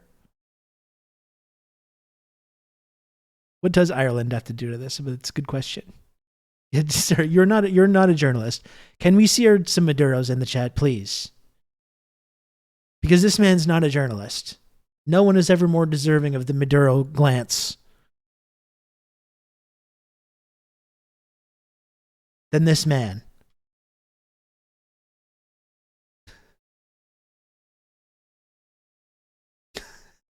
This man is not a journalist. What's his name? Andrew. How do you do the command in the chat? There's a way to do the command, the journalist thing.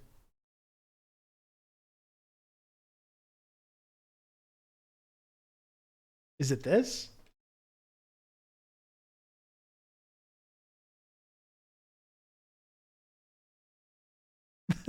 There we go.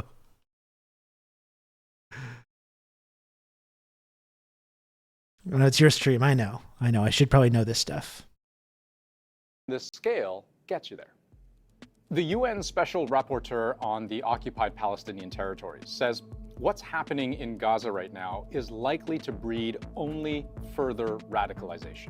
Now it has reached a dangerous point of no return, where the chances of I think it's possible that when you murder hundreds or actually thousands of people's family members, I think that might contribute to some kind of radicalization. Oh! What a crazy idea. Off a cliff. In fact, we are staring into an abyss. You can kill Hamas, but you can't kill the idea. You know, you may take care of the terrorist today, but you're also creating a terrorist of tomorrow. What do they mean by that? Creating the terrorist of tomorrow. What do we mean? Gaza I don't know. Is let's figure it out. Half the it's population a real mystery. For most of them, the only reality they've ever known is living under an Israeli blockade. Food, medical supplies, fuel, even freedom of movement are all tightly controlled. This is generational. It's not just one event. And that's the biggest thing that's going to be a challenge for Israel and actually the region as a whole. Add to that the staggering number of Palestinians killed in conflicts over the years. It's hard to overstate how lopsided the casualties are. There's no water for us to drink, no water for us to wash ourselves with so that we can pray, Mariam says. They've bombed our It's not schools. made for elementary Many school people have been students. It's made for the people that killed. have It's brains not fair of, for children like and the us. curiosity Why is level this of happening elementary to school us? students, or I less. think Israel could have done much, much, much better in explaining right from the beginning that they were at war with Hamas, not with the Palestinian people. Because they don't believe that. That's why they're not saying that. They couldn't. They haven't done a good job of explaining that. Oh, I wish they'd just done a better job of explaining that they're not actually at war with Palestinians. Only if you listen to what these Israeli officials are saying, they're being very open and honest about the fact that they are indeed at war with Palestinian civilians. We've looked at people today saying this.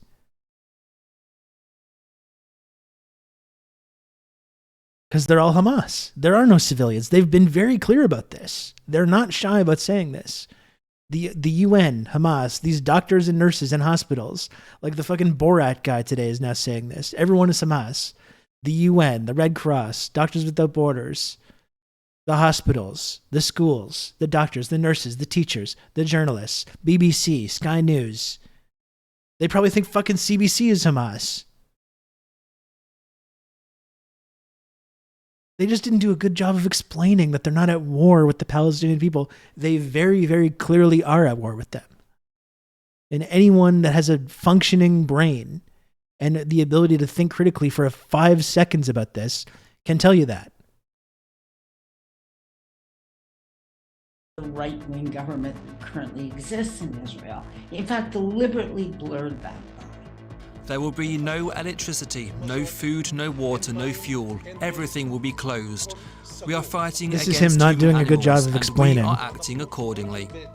I think that is a strategic mistake, which happened right from the beginning.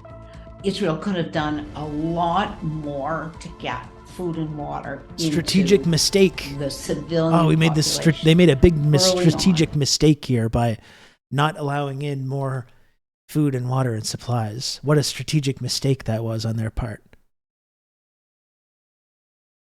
And consider the flip side of the Palestinian point of view, that Palestinian support for Hamas is not a simple binary, yes, they're good, no, they're bad. Hamas was elected in 2007, but there have been no elections since. And consider this, just 2 months before the October 7th attacks, a poll from the Washington Institute, that's an American think tank that does annual polling in the Middle East, they asked Gazans if Hamas should stop calling for Israel's destruction, embracing instead a two-state solution. Nearly half of Palestinians said yes. Now, it's just one survey, hardly conclusive, but it underlines. Now let's look at what Israelis have been saying single about that. Palestinian perspective on the war or its players. There's no question there is a big gap between the civilian population in Gaza, which is trapped in this awful war between Israel and Hamas. Now, I haven't heard anyone who has any expertise in the region say that Israel could have done anything to sweep away the bitterness that comes with decades of occupation. And Israel's government did demand nothing short of a massive military response in the wake of October 7th. But here's the question. Is there some kind of compromise in approach available to Israel, a third path between unprecedented military action and inaction? And yeah, that's the tricky thing, right? Those are the two options. Military action or inaction. Whereas like not occupying Palestinians and not having an apartheid state anymore, obviously that's not part of that equation. A third way. What if we could just be like a little violent? Have we thought about that? Have we tried that? What if we could only do some mass murder? Just a smaller amount of mass murder. Like right now, if we're at 5,000 children killed in this conflict, maybe it could be in the like 1,000 range, you know? The middle. That's the perfect way to get into this segment. From very nearly the start of this war, there have been international calls for a ceasefire. To ease epic suffering, make the delivery of aid easier and safer, and facilitate the release of hostages, I reiterate my appeal for an immediate humanitarian ceasefire. In the immediate future, we have to work on civilian protection. For that, we need a very quick humanitarian pause or break, and we have to work towards a ceasefire. Is that their whole middle position? The humanitarian pauses that we've built this whole segment around? We have some humanitarian pauses, and it allows this ethnic cleansing process to continue, right? Allows humanitarian aid to get in. You can give time for people in the north of Gaza who have been demanded to evacuate. They can leave their homes to never be able to come back. People can leave Gaza in general through these crossings and live in a refugee camp for the rest of their lives. And then Israel can go back to the bombing campaign. That's the middle position that we're staking out here. And on the spectrum of possible responses, that may be Orb Lady, I started later, so I'm going a little bit later today. Kind of middle ground. Hamas carried out a devastating attack. Israel retaliated on an enormous scale. What if everything just stopped? The most likely way to get a ceasefire is through a large release of hostages, which will provide between 3 and 5 days of ceasefire. As we talked about this on the show last week that was released today as an episode of 49th Parallel. Returning. There could have been, like, they have offered, repeatedly an exchange of hostages. Like, that's what this whole operation was about getting the tens of thousands of innocent people, innocent Palestinians in prison in Israel right now to be released. They said from day one, we can have an exchange right now. We can release the non-combatants. Like, they've offered this many times. It's never been followed through on. The bombing has never stopped. And again, bombing these tunnels where they're keeping the hostages, which, in my view, conflicts with this whole narrative that they're trying to protect their citizens. I think when you drop bombs on your citizens that you claim to care about, that kind of like goes against that a little bit. Now, I'll admit, when Janice said that, my first thought was, that's a really specific number, 3 to 5 days of ceasefire. But she elaborated. Once a ceasefire is in place, it would provide time for the diplomats to see if they can deepen that ceasefire, arrange for the release of the remaining hostages, and if that were possible, it might be possible to extend the ceasefire. And this is, broadly, how Israel and Hamas have dealt with each other in the past. You know, there's a euphemism in Israel where they refer to mowing the grass. Hamas builds strength and attacks, so Israel bombs them until such point that Hamas gains enough strength to attack again. And you repeat this over and over and over. But let's be clear. What happened on October 7th, that changed everything. Just as Hamas wishes to wipe Israel from the map, Israel now wants to do the same with Hamas. And in the government's view, you don't get there. So no mention whatsoever of the IDF's role in civilian casualties on October 7th. Death and destruction, there's no end game. You know, what happens after the war? Is Israel going to occupy this place indefinitely? Are there going to be peacekeepers who are brought in? If so, who will want to take on this job? At this point, it is not clear exactly how long or in what way Israeli forces would stay in Gaza. But the broad intent of both sides is very clear. And for as long as the conflict continues, there will invariably be civilians in the way. There you go. I mean, this whole episode today, we talked about what a perfect representation of this whole thing. I mean, talking about the Michaels and talking about this is just the ways that Canadian media it's just uniquely pathetic and bad in kind of promoting these narratives, whether they're narratives coming from the U.S. State Department or coming from Israel and the IDF, and doing so in this way that kind of makes them seem like they're engaging in some kind of like genuine journalistic exercise.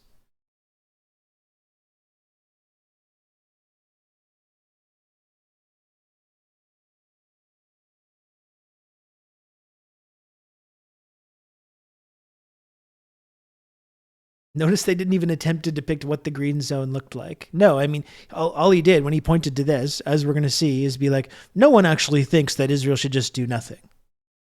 And then, so let's get to the white area. That was the amount of time that he spent talking about that. Like maybe, again, if you're doing some kind of journalistic thought experiment, you could maybe speculate a little bit about what that might look like. Maybe you can talk about some peace activists that want to see an end to the occupation, you know? Of which there's no shortage of people, and in like brilliant people, authors, academics, political figures. There's no shortage of people that could come on, just give a quick 30-second soundbite on like what that looks like. You know, they literally just pointed to that part of the graph and said like, no one actually thinks that they could do nothing. So let's just move on. Let's move on to the middle part where we can talk about humanitarian pauses and compromise. That's our media. And while still you simultaneously acknowledge the violence and depravity and brutality of the IDF, while also still just co-signing the idea that they're trying to avoid civilian casualties, that they're trying to protect their citizens, that they're doing this, they're doing that.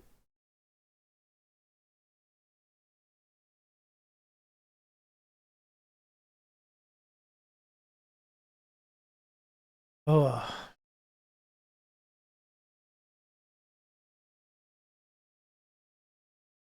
I'm wondering if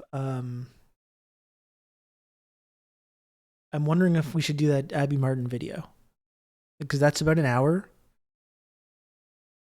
I don't have I can stay for a bit longer, but I do have the Insurgents podcast that I have to do at 7. So, and I have to probably eat as well. So I should probably stop at about 6.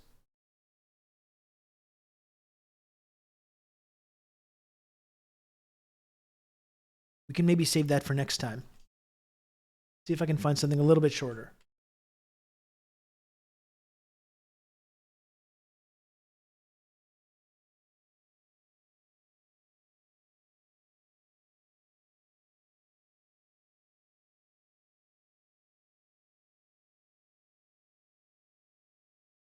Let's see here.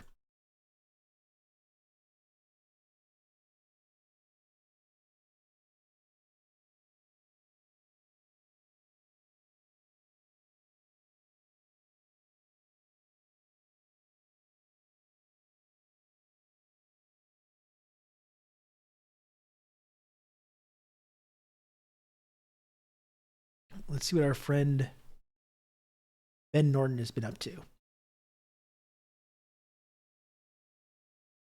Let's look at this. Okay, I'll get through this before the end of the day. And we can watch that Abby Martin video. Israel's war on... Is that really loud? Gaza has, more than any other issue, exposed the deep hypocrisy of the United States when Washington lectures other countries about human rights in the so-called rules-based international order. This October and November, there have been a series of votes in the United Nations General Assembly, and the United States has consistently voted against the entire world, showing a complete disregard for international law and shielding Israel, vetoing resolutions in the UN Security Council, and preventing any consequences over the war crimes and crimes against humanity committed by Israel against the Palestinian population. We saw the latest example of this on the 9th of November, in which 145 countries at the UN General Assembly voted for a resolution that condemns Israel's illegal settlements in the occupied Palestinian territories, including East Jerusalem, and Israel's illegal occupation of Syria's territory, the Golan Heights.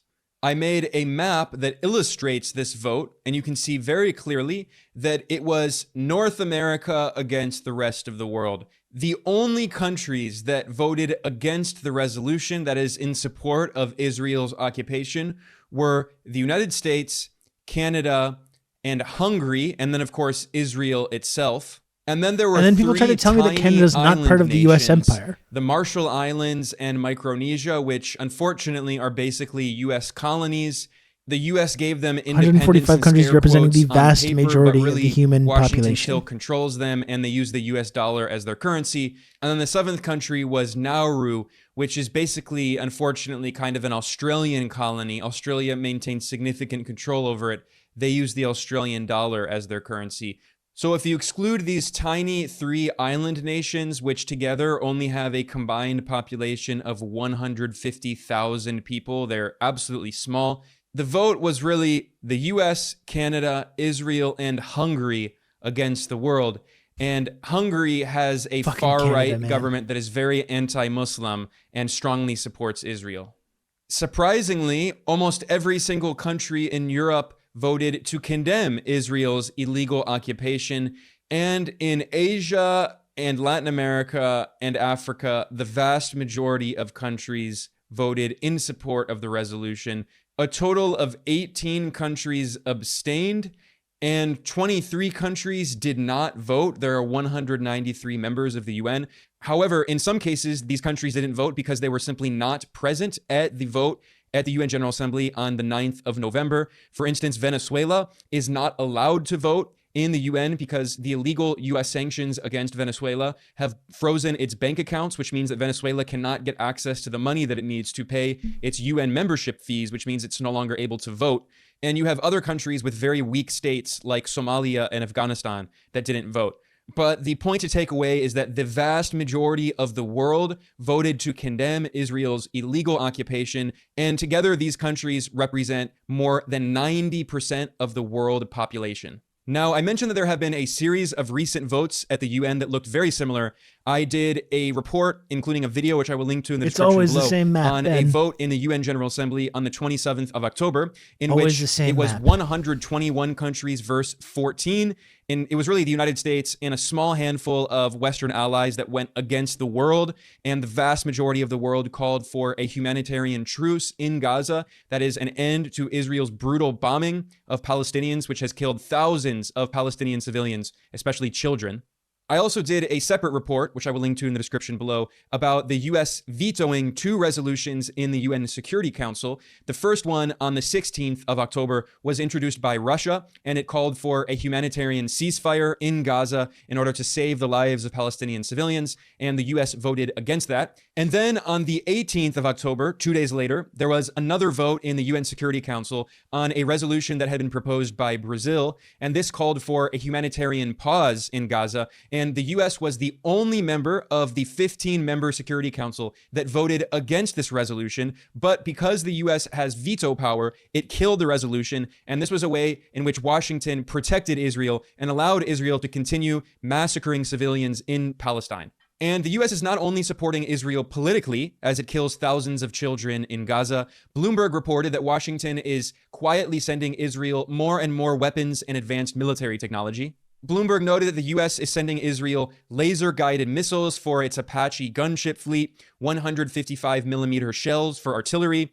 night vision devices, bunker buster munitions, which are huge bombs that will penetrate deep into the ground, and also new army vehicles. And Bloomberg wrote, the weapons pipeline to Israel is extending beyond the well-publicized provision of Iron Dome interceptors, that's the anti-missile system, and Boeing smart bombs. So the U.S. is sending more and more weapons to Israel, which makes it directly complicit in the war crimes and crimes against humanity that Israel is carrying out. They're really trying to obfuscate that as much as possible as well. Attacking and taking over hospitals, like the largest, most important hospital in Gaza, a Shifa hospital. The U.S. is directly complicit in these crimes. And I should mention that this military assistance is in addition to the $3.8 billion in military assistance that is unconditional that the United States gives to Israel every single year without exception.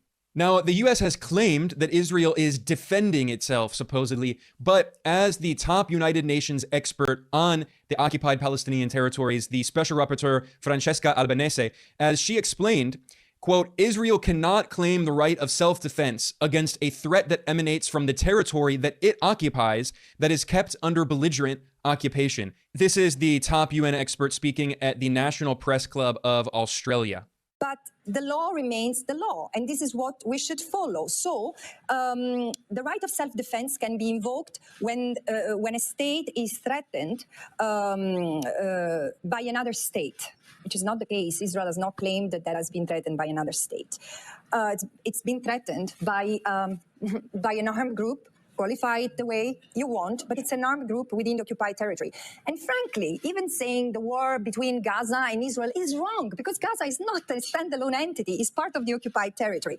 But so, in particular, Israel cannot claim the right of self-defense against a threat that emanates from the territory it occupies. You can't say that. From a territory that is kept under belligerent occupation. And this exists in the jurisprudence of the ICJ in general. It's also been said in the case of the occupied Palestinian territory.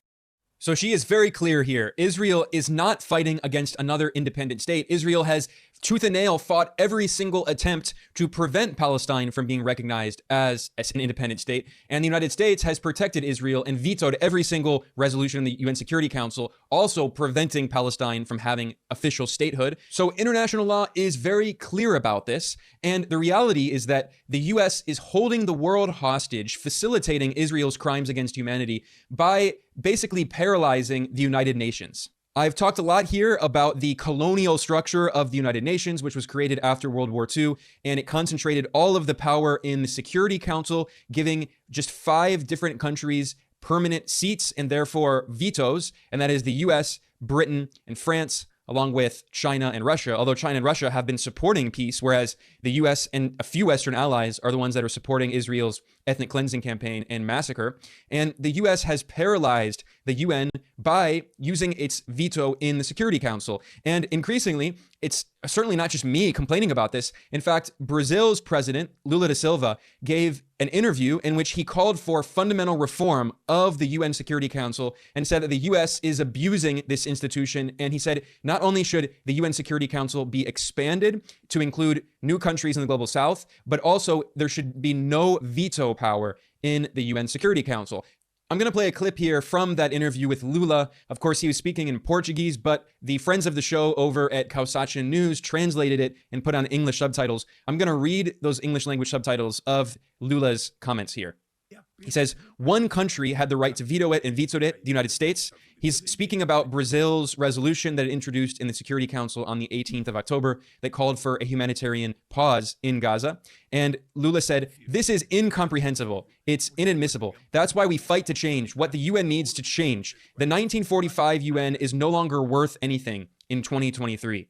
This is powerful. He says the UN is no longer worth anything. An arm of U.S. And that's because imperialism, the U.S. essentially. has destroyed it, is holding it hostage, and is therefore holding the world hostage. Lula continues saying, he says, that's why we want to change the number of people and how it works. And the right to veto. And then he also condemns Israel's war crimes in Gaza. He says the behavior of Israel doing what it's doing with children, with hospitals. Lula says, he continues, with women and children, more than 5,000 children have already died. There are another 1,250 missing children who are under the rubble in Gaza. Apart from the number of women, the number of pregnant women that I saw yesterday who are expecting a child, and because they are afraid of dying, doctors are performing cesarean sections to see if birth is possible while the women are still in good health. And yes, it sounds like a horror story, but there have been reports in mainstream media outlets that women in Gaza who are pregnant are being forced to do C-sections, as the Telegraph in the UK reported, with lights from torches because they have no electricity, because Israel has imposed a full-on blockade on Gaza, preventing electricity, preventing food and water from going in. This is a medieval-style siege. And according to these reports, doctors are performing C-sections on women, pregnant women, with no anesthesia, no pain medicine. That's I mean, this is like a horror one of the most horrible it's things I've ever heard. unimaginable. And yet, that's one of the most depraved things you can possibly imagine. And there's been reports of like these premature babies in these incubators that have died. And I think that's really the whole specific thing about incubators and babies. I think that's really, as horrendous as that is, it's fascinating in that was the Naria testimony, right? That justified the whole invasion of Iraq in the first place. All those years ago was based on this fraudulent testimony from someone that was like, they took the babies out of the incubators. That was the big propaganda meme, the big human rights atrocity thing that was used to justify the bombardment of Iraq and used to justify the sanctions that killed Iraqi children. Every accusation is a confession. Like, it's not just it's not just like a phrase. It's not just a meme. It's really true. Babies being taken out of incubators. That was the human rights justification for the bombardment of Iraq and the sanctions regime against Iraq. And now our own pre-internet, and now our own greatest ally, the only democracy in the Middle East, literally doing exactly that, and we're helping them do it. We're helping them do it, and our progressive journalists on the CBC are saying, like, they're in the red zone of civilian deaths now, but since obviously they're not going to be in the green zone, maybe they can have some kind of different compromise where they're killing less people. Like, that's what our media is doing now. You know, it's embarrassing and pathetic. There are no consequences whatsoever for Israel as it commits blatant war crimes, precisely because of the colonial structure of these international Iraq thing was institutions, a lie, which are and now it's completely actually happening for dominated, real, and it's our oppressed allies that by are doing the it. United States. So you have United Nations experts who are warning publicly that the Palestinian people are at risk of genocide by Israel, and nothing is being done because the U.S. holds the UN hostage. And I began this report today looking at the vote in the UN General Assembly on the 9th of November, in which 145 countries, representing more than 90% of the world population, voted to condemn Israel's illegal settlements in occupied Palestinian territory and occupied Syrian territory. That was the vote in which the US and Canada and the far-right regime in Hungary voted against the rest of the world.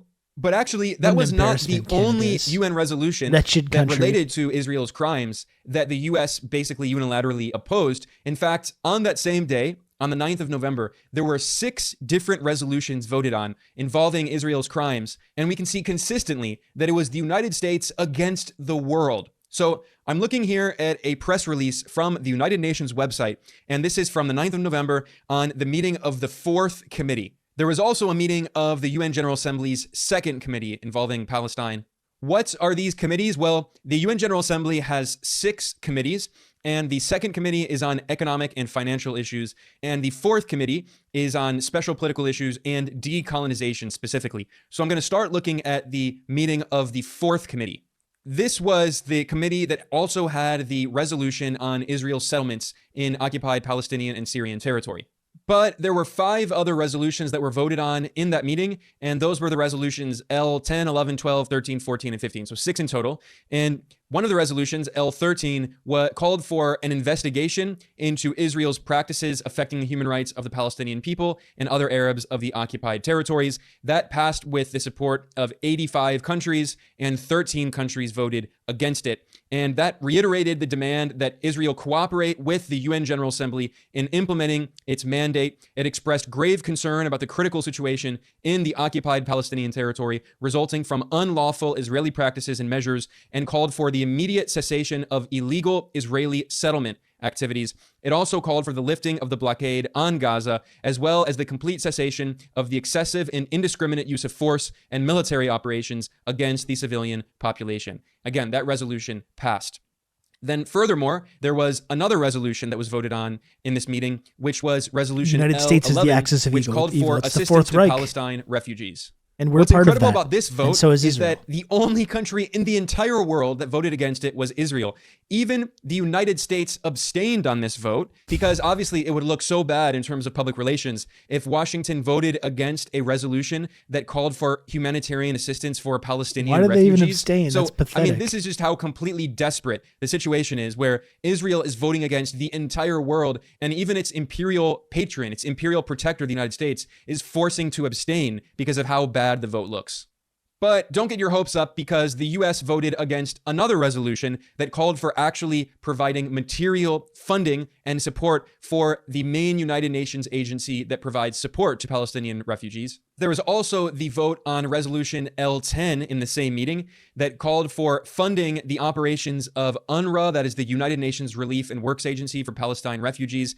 And in that case, it was 160 countries that voted in favor, and just 4 countries that voted against, which once again was the US, Canada, Israel, and Micronesia, which is basically, unfortunately, a US colony. So the US and Canada, once again, voting against the entire world. And in this case, the resolution that they voted against expressed deep concern about the extremely critical financial situation of UNRWA and the attempts to discredit the UN Palestine Refugee Agency, good old despite Rob its to talk you through all this. Thanks, Inhan, for gifting a sub to a new user that I'm still not totally sure is on the level or not. We're going to have to see. But thank you, Inhan.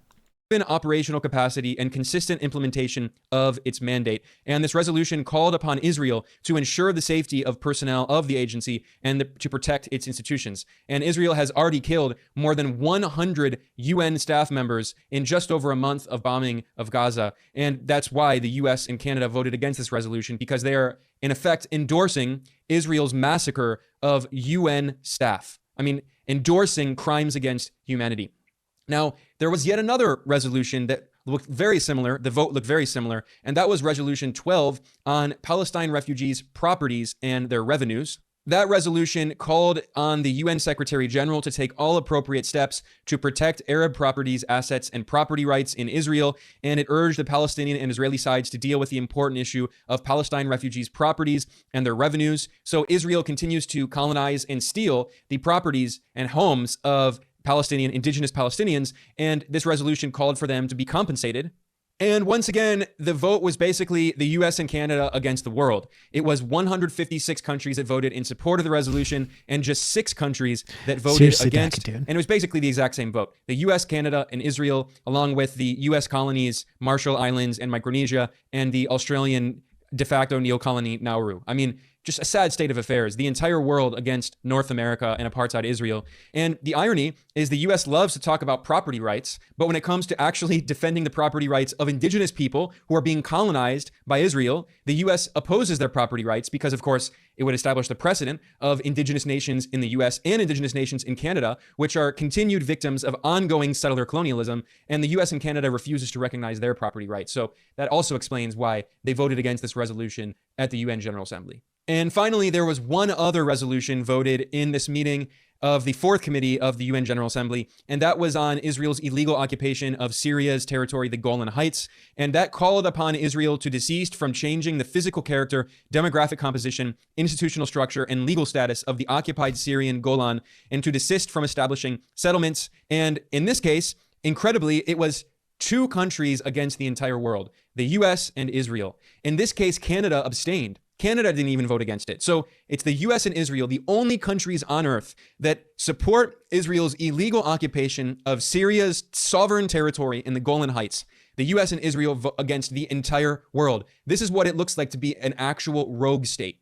Now, those were the 6 resolutions that were voted on the 9th of November in the Fourth Committee of the UN General Assembly, which involves political issues and decolonization. I mean, it's so worth pointing out, though, that when we talk about like the whole world stands with X, you know, we're so isolated. Like Canada and the US, we're literally like these extremist rogue states, going against the wishes of the vast majority of the world's population as expressed in these votes. And we still have the kind of audacity to proclaim that we're some kind of like the arbiters of like morality. We're the leaders of the free world. We're so like isolated. We're so completely like going against any kind of democratic legitimacy whatsoever.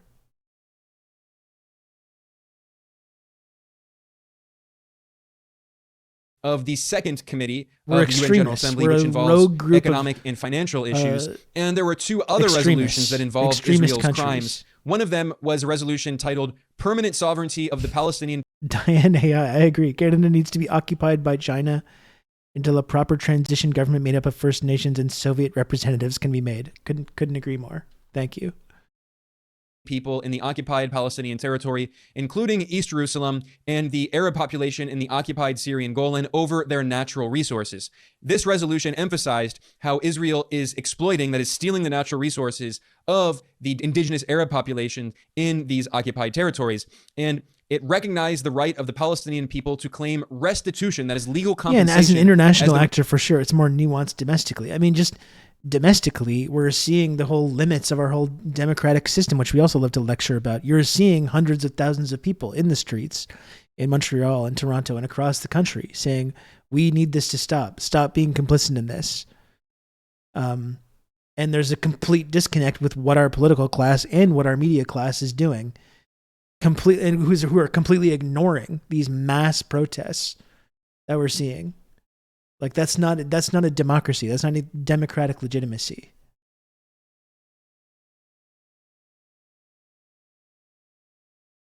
If we're honest, Canada's in a Trump landslide situation also at this point. I'd welcome a Chinese regime change. It's better than us governing ourselves, clearly. Absolutely. I 100% unironically agree with that. Yeah, we're heading towards a conservative landslide in the next Canadian election. So yeah, I would absolutely recommend that somebody fucking step in, and clearly we don't have any like actual democratic representation in either of the major parties. So we certainly can't build any infrastructure, do anything to actually help anyone in this country that aren't, if you don't own grocery chains or mining companies. So yeah, please, President Xi. Our nation yearns for freedom.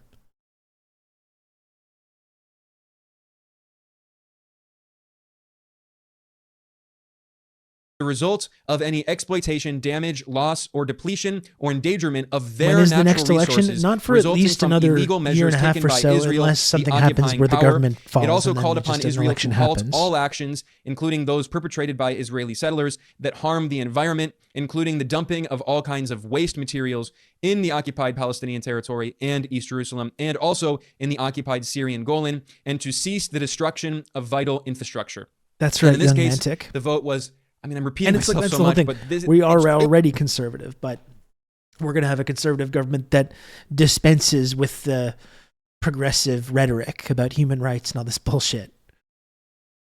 It's more of a mask-off conservatism. It was, again, the US and Canada against the entire world. It was 6 countries that voted against the resolution. Canada, Israel, the US colonies, Micronesia, and Always Nauru, Canada. and the Australian client state, Palau, And people, of course the criticize US. me And it was for suggesting that Canada is part of the United States empire. Look at every single one of these votes. Every single one. And people still want to say, like, you're not part of an empire. Like, insanity. 151 countries that voted in support of the resolution, calling for legal restitution for Palestinians and Syrians because of Israel's theft. It's theft of their natural resources. Now, finally, another resolution that was voted on in this meeting of the UN Second Committee was a resolution titled Oil Slick on Lebanese Shores. And this was a resolution that was introduced for 18 years in a row, and yet Israel refuses to comply with the resolution. Every single year for 18 years, the UN General Assembly has passed this resolution, which expressed its deep concern about the adverse implications of the destruction by the Israeli Air Force of the oil storage tanks in the direct vicinity of the Lebanese Jia electric power plant for the achievement of sustainable development in Lebanon. The resolution also acknowledged that as of 2014, this Israeli attack on important Lebanese infrastructure caused $856 million of damage. Today, adjusted for inflation, that would be well over $1 billion. And Lebanon is a country whose GDP is only around $23 billion. So this is very significant damage for Lebanon. And in this case, the resolution was basically the same, except there was one other country, Australia, that voted against the resolution. So it was the US, Australia, and Canada, and the tiny island nations that are basically colonies. And in that case, it was 158 countries that voted in support of this resolution, calling for Israel to compensate Lebanon for this crime against the Lebanese people. And then there were 158 countries, the vast majority of the world, that supported this resolution, condemning Israel for destroying Lebanese infrastructure, and there have been no consequences after 18 years. So, I mean, I could keep going on, but the point is that those resolutions that I just looked at, those were resolutions from one single day in the United Nations General Assembly on the 9th of November. And we can see consistently in vote after vote after vote, it was the United States and often Canada against the entire world, trying to protect apartheid Israel and prevent. I mean, Neuro Riot, I mean, this is exactly what we've been talking about, considering how most people in Europe, with the exception of perhaps areas in, for example, say Germany, are very against Israel's horrendous violence, and for a ceasefire, how little that's reflected in the elected officials' democracy in the so-called developed Western world is clearly, glaringly lacking. I don't think it's lacking. I think it's non-existent. This is kind of the whole argument. I'm trying to stop Ben on a decent face. Okay, there we go.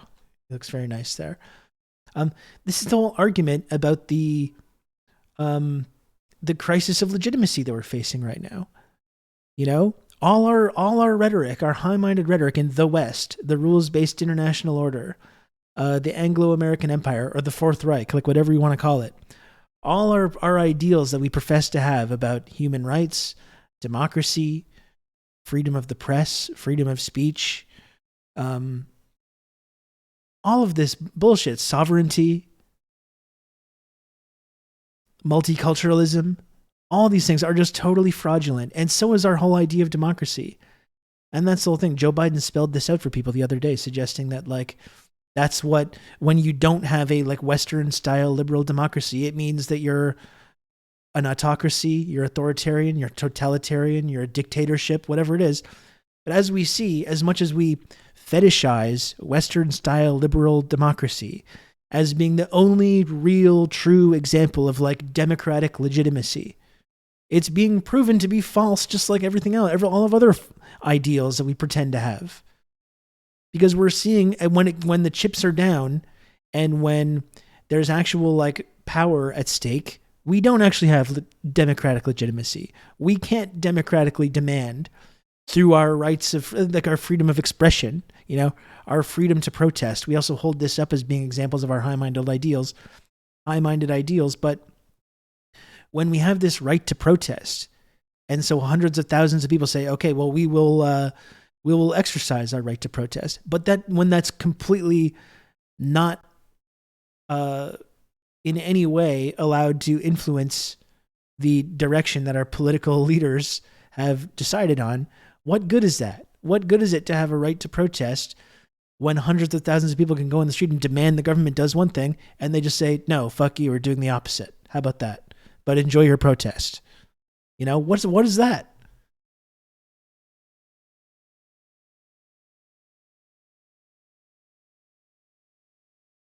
So this is it. You know, it's not even that democracy is flawed. And I'm not disagreeing with what you're saying at all. Like, you're saying that it's lacking. I mean, it's like, it's illegitimate. Western liberal style democracy. It's not actually a democracy.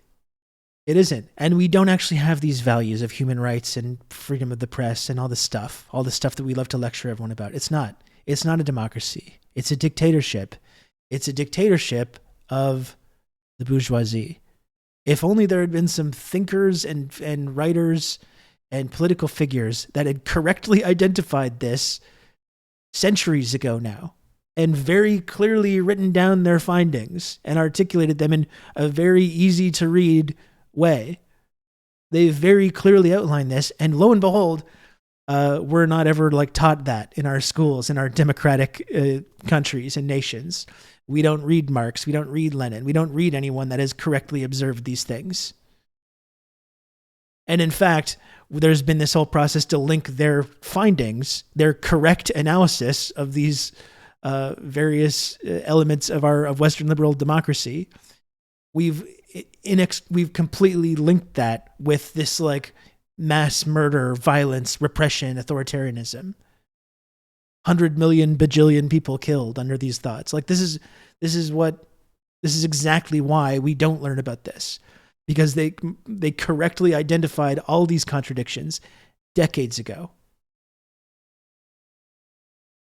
And if we actually read those writers and thinkers, we would understand this. But that's exactly why we've made it not illegal, but we've made it as difficult as possible for anyone to actually have access to these concepts and ideas and information. This is why so many leaders around the world, especially in the global south, are calling for fundamental transformation of the UN, like Brazil's president, Lula da Silva, who says the UN is pointless. It is worthless if we cannot actually accomplish anything because one country consistently stands in the way and defies the entire world and allows genocide and ethnic cleansing and war crimes and crimes against humanity. And well, you say PM Trio never read the manifesto once. It's really not required to figure it out. And yeah, I think it's valuable to read, but that's exactly why Marxism is a science, right? It's not, people try to frame it as some it's some European white guy thing. It's not, that's why it's a science, because he's just observing something. He's observing our economic system and our culture and just writing down the findings, which anyone can do. But we associated with Marx because he was so successful at communicating that to people. Colonial occupation to continue for decades on end. I'm talking about the United States, which is the worst rogue state on earth, according to any definition of the term, which violates international law on a daily basis, on an hourly basis. And yet politicians in Washington have the temerity to accuse other countries of violating human rights and violating the so-called rules in their beloved rules-based international order, in which the United States makes the rules and orders everyone around. And according to Washington's rules, the US and its allies can violate the rules whenever they want. They can commit genocide and ethnic cleansing. They can kill thousands of children with no consequences. And then when there are votes in actual legal bodies like the United Nations, according to the rules-based international order, the US can hold those institutions hostage, destroy the UN, destroy any attempt at having an actual implementation of international law. That's what the rules-based international order actually means. It means there is no international law. It means there is a global dictatorship controlled by the United States. That's the reality. And that's why constantly I do these reports here, and they can be very stressful, obviously, because we just see the same pattern again and again and again and again over many decades. But this is the reality of the world we live in. I'm not going to sugarcoat what's actually happening. This is the reality of imperialism. This is what imperialism looks like. And it's why so many countries are just yelling at the top of their lungs, saying that we desperately need an alternative. And of course, I report here at Geopolitical Economy Report on the attempts to create alternatives, which are happening, and they're happening faster than you might think. So if you like this kind of reporting that we do here, please. And yeah, please do support Ben's work. He's a friend of the stream. He's been on the stream before, and really he should come back. There's the link to the video. Please make sure you're subscribing and supporting Ben's content, because it's really, really valuable. I do got to get going soon, folks. It's coming close to 6 p.m. I got to eat and get ready for this podcast that I'm doing later.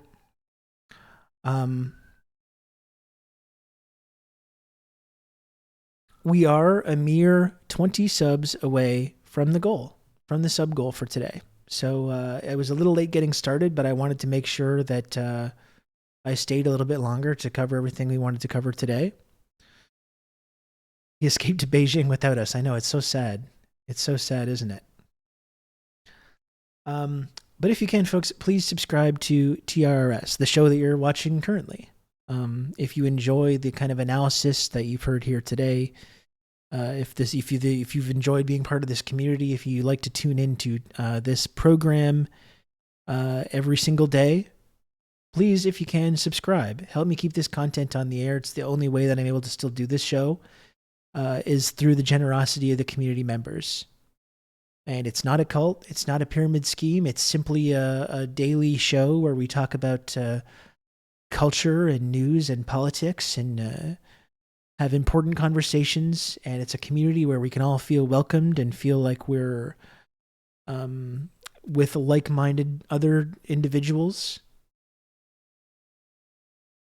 And where we can kind of escape from this like relentless propaganda onslaught that we are constantly inundated with here in the West, in the Empire. So if you can, please subscribe, folks. It's $5 a month. It's totally free if you have an Amazon Prime account, which you can convert to a Twitch Prime sub. You can support this show. You can support this community. You can get access to all the wonderful, tiny little images. Some of the wonderful, tiny little images.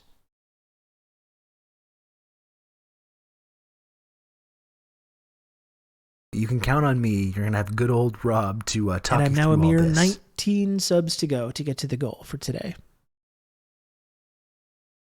And thank you, Top Scruffy, for that. Thank you for the gifted sub, Top Scruffy.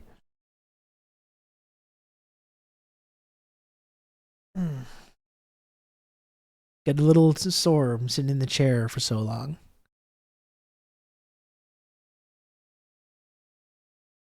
You can count on me. You're going to have good old Rob to talk you through all this.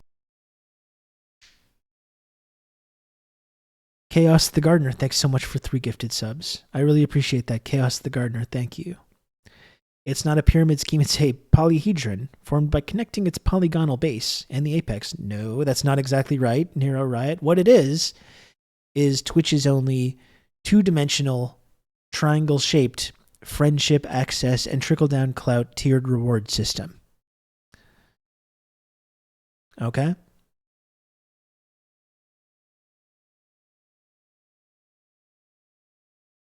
I did my usual sub and it didn't pop up, so that's kind of 2 subs. Twitch's fuck up was your gain. You can count on me. You're going to have good old Rob to talk you through all this. Well, I appreciate it. Top Scruffy.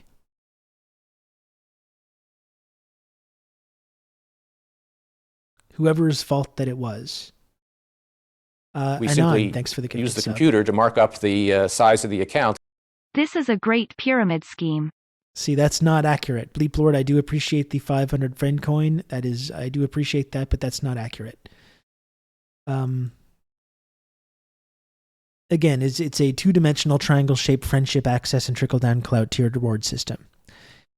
And there's different levels to the 2-dimensional triangle-shaped system, and it's easy, very easy actually, to rise up right to the elite tier of the friendship triangle system through a mere 5 gifted subs. A mere 5 gifted subs will put you right up into the elite tier. We simply use the computer to mark up the size of the account. Ancient Egyptians hate this one simple trick. Thank you, Perilous 3D for the 500 friend coin, and thank you as well to Bleep Lord for the friend coin. You've just become an elite member of the Friendship Triangle. Look, there it is right there, see? There it is right there. Comrade Bushy is always coming through to help me out. And I really appreciate all the support from our friend Comrade Bushy, a truly elite member of the Friendship Triangle community. Thank you, Comrade Bushy, for the 5 gifted subs. That's very kind of you.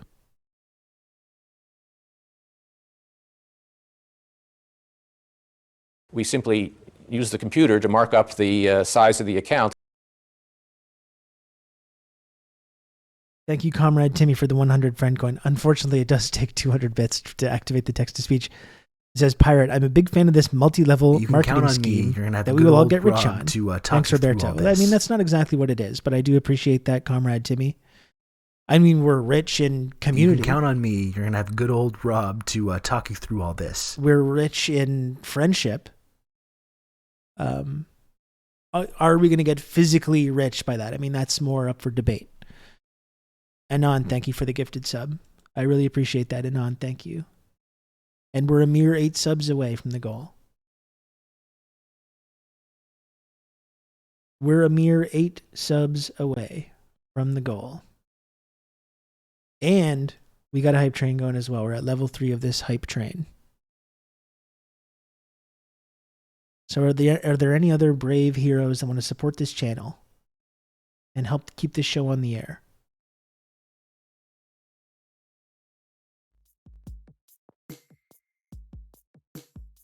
A mere measly 8 subs away from the goal. And I'm seeing a number of unsubbed chatters as well. Which is fine, obviously. If you are unsubbed, totally welcome all the lurkers and the unsubbed chatters. Unfortunately, you are on the outside looking in of that Friendship Triangle system. And there's not a lot I can do about that. If you're not really getting the true benefits of being part of the community.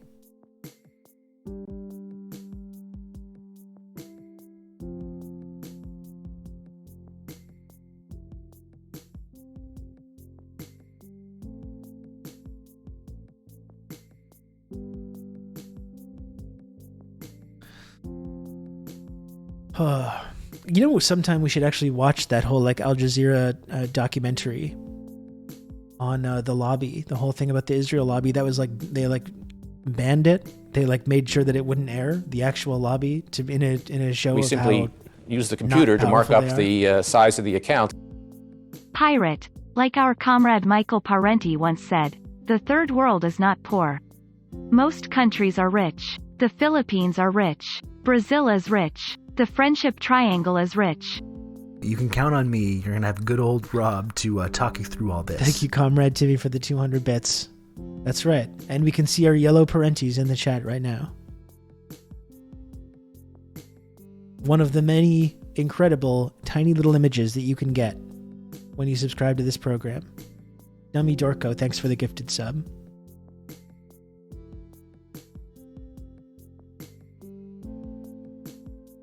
You can count on me. You're going to have good old Rob to talk you through all this. And Anon, thanks for gifting a sub to Neuro Riot. Thank you, Anon. I appreciate it. And we're only 6 away. You can count on me. You're going to have good old Rob to talk you through all this. We're only 5 away, actually, now. JNKD, thanks for the gifted sub.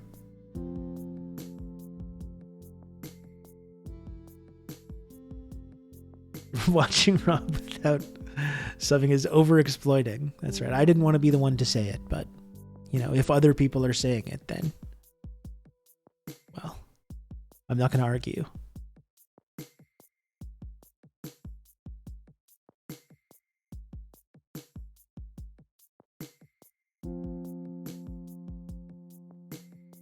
Oh boy. Let's take a look at some raid candidates here.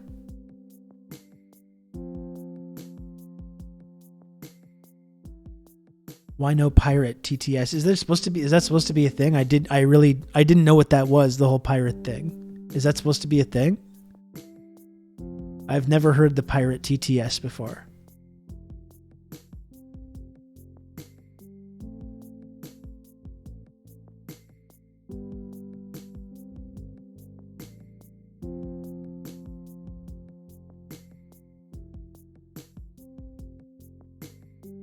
So is there a brave hero or a couple of brave heroes? We still got a hype train going. It's 3 minutes left in this hype train. Only 5 subs to go. Only 5 little subs to go to get to the goal.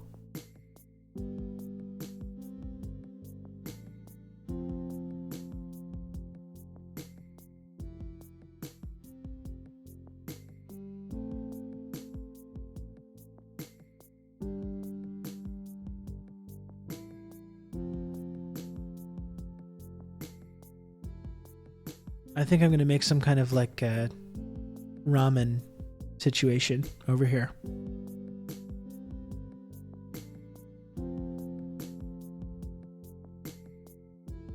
You can count on me. You're going to have good old Rob to talk you through all this. Anon, thanks for the gifted sub. Whoever the beautiful Christ-like Anon gifter is, I can't tell you how much I appreciate it.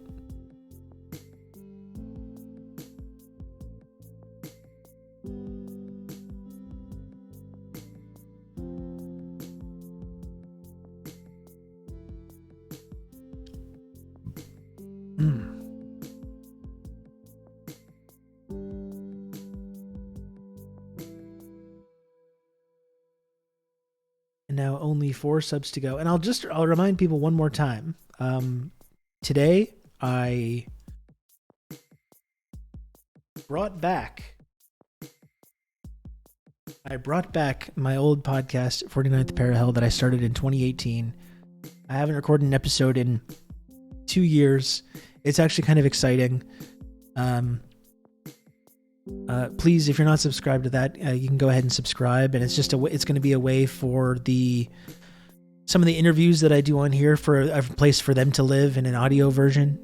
There's been so many different episodes that I've done and interviews that I've done that would have been great episodes of 49th Barrel, and I've had a little bit of regret over ending it in the first place. So, look, I'm happy to bring that back.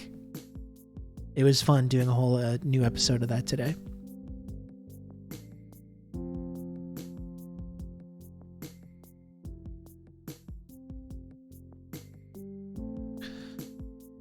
What do we say again? We got 30 seconds left. 4 subs to go. 4 subs to go to get to the goal. That's so few. That's really only a few. It's so close. It's tantalizingly close. It's achingly close. I need to start figuring out how I can stream from my phone. I would really like to start doing I would like to do a cooking stream sometime. I am getting a new phone, actually. I just ordered. I'm getting a Pixel 7.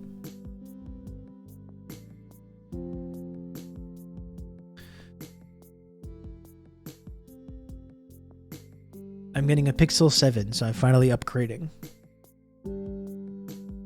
Looking forward to getting that.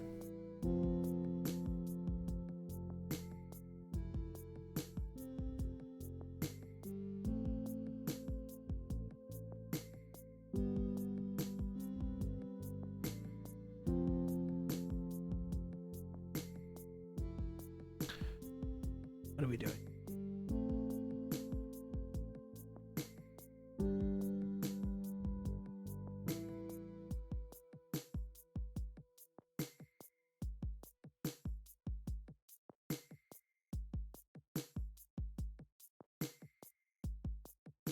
What are we doing?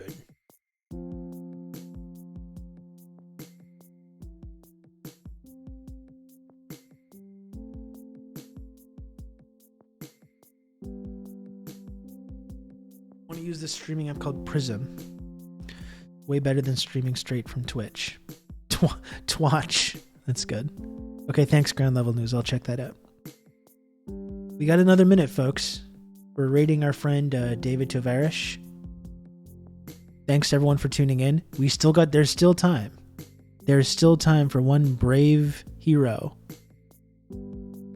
to come through and get TRRS to the sub goal for today. There is still time. In case anyone's panicking, there's no need to panic. There's no need to panic, folks. It's okay. It's gonna be fine. There's still like 30 whole seconds.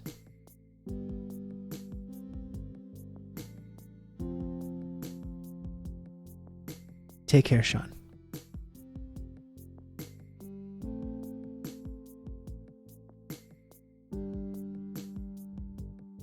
Sean, a little personal here, but okay, you know, I really like you as well, Sean.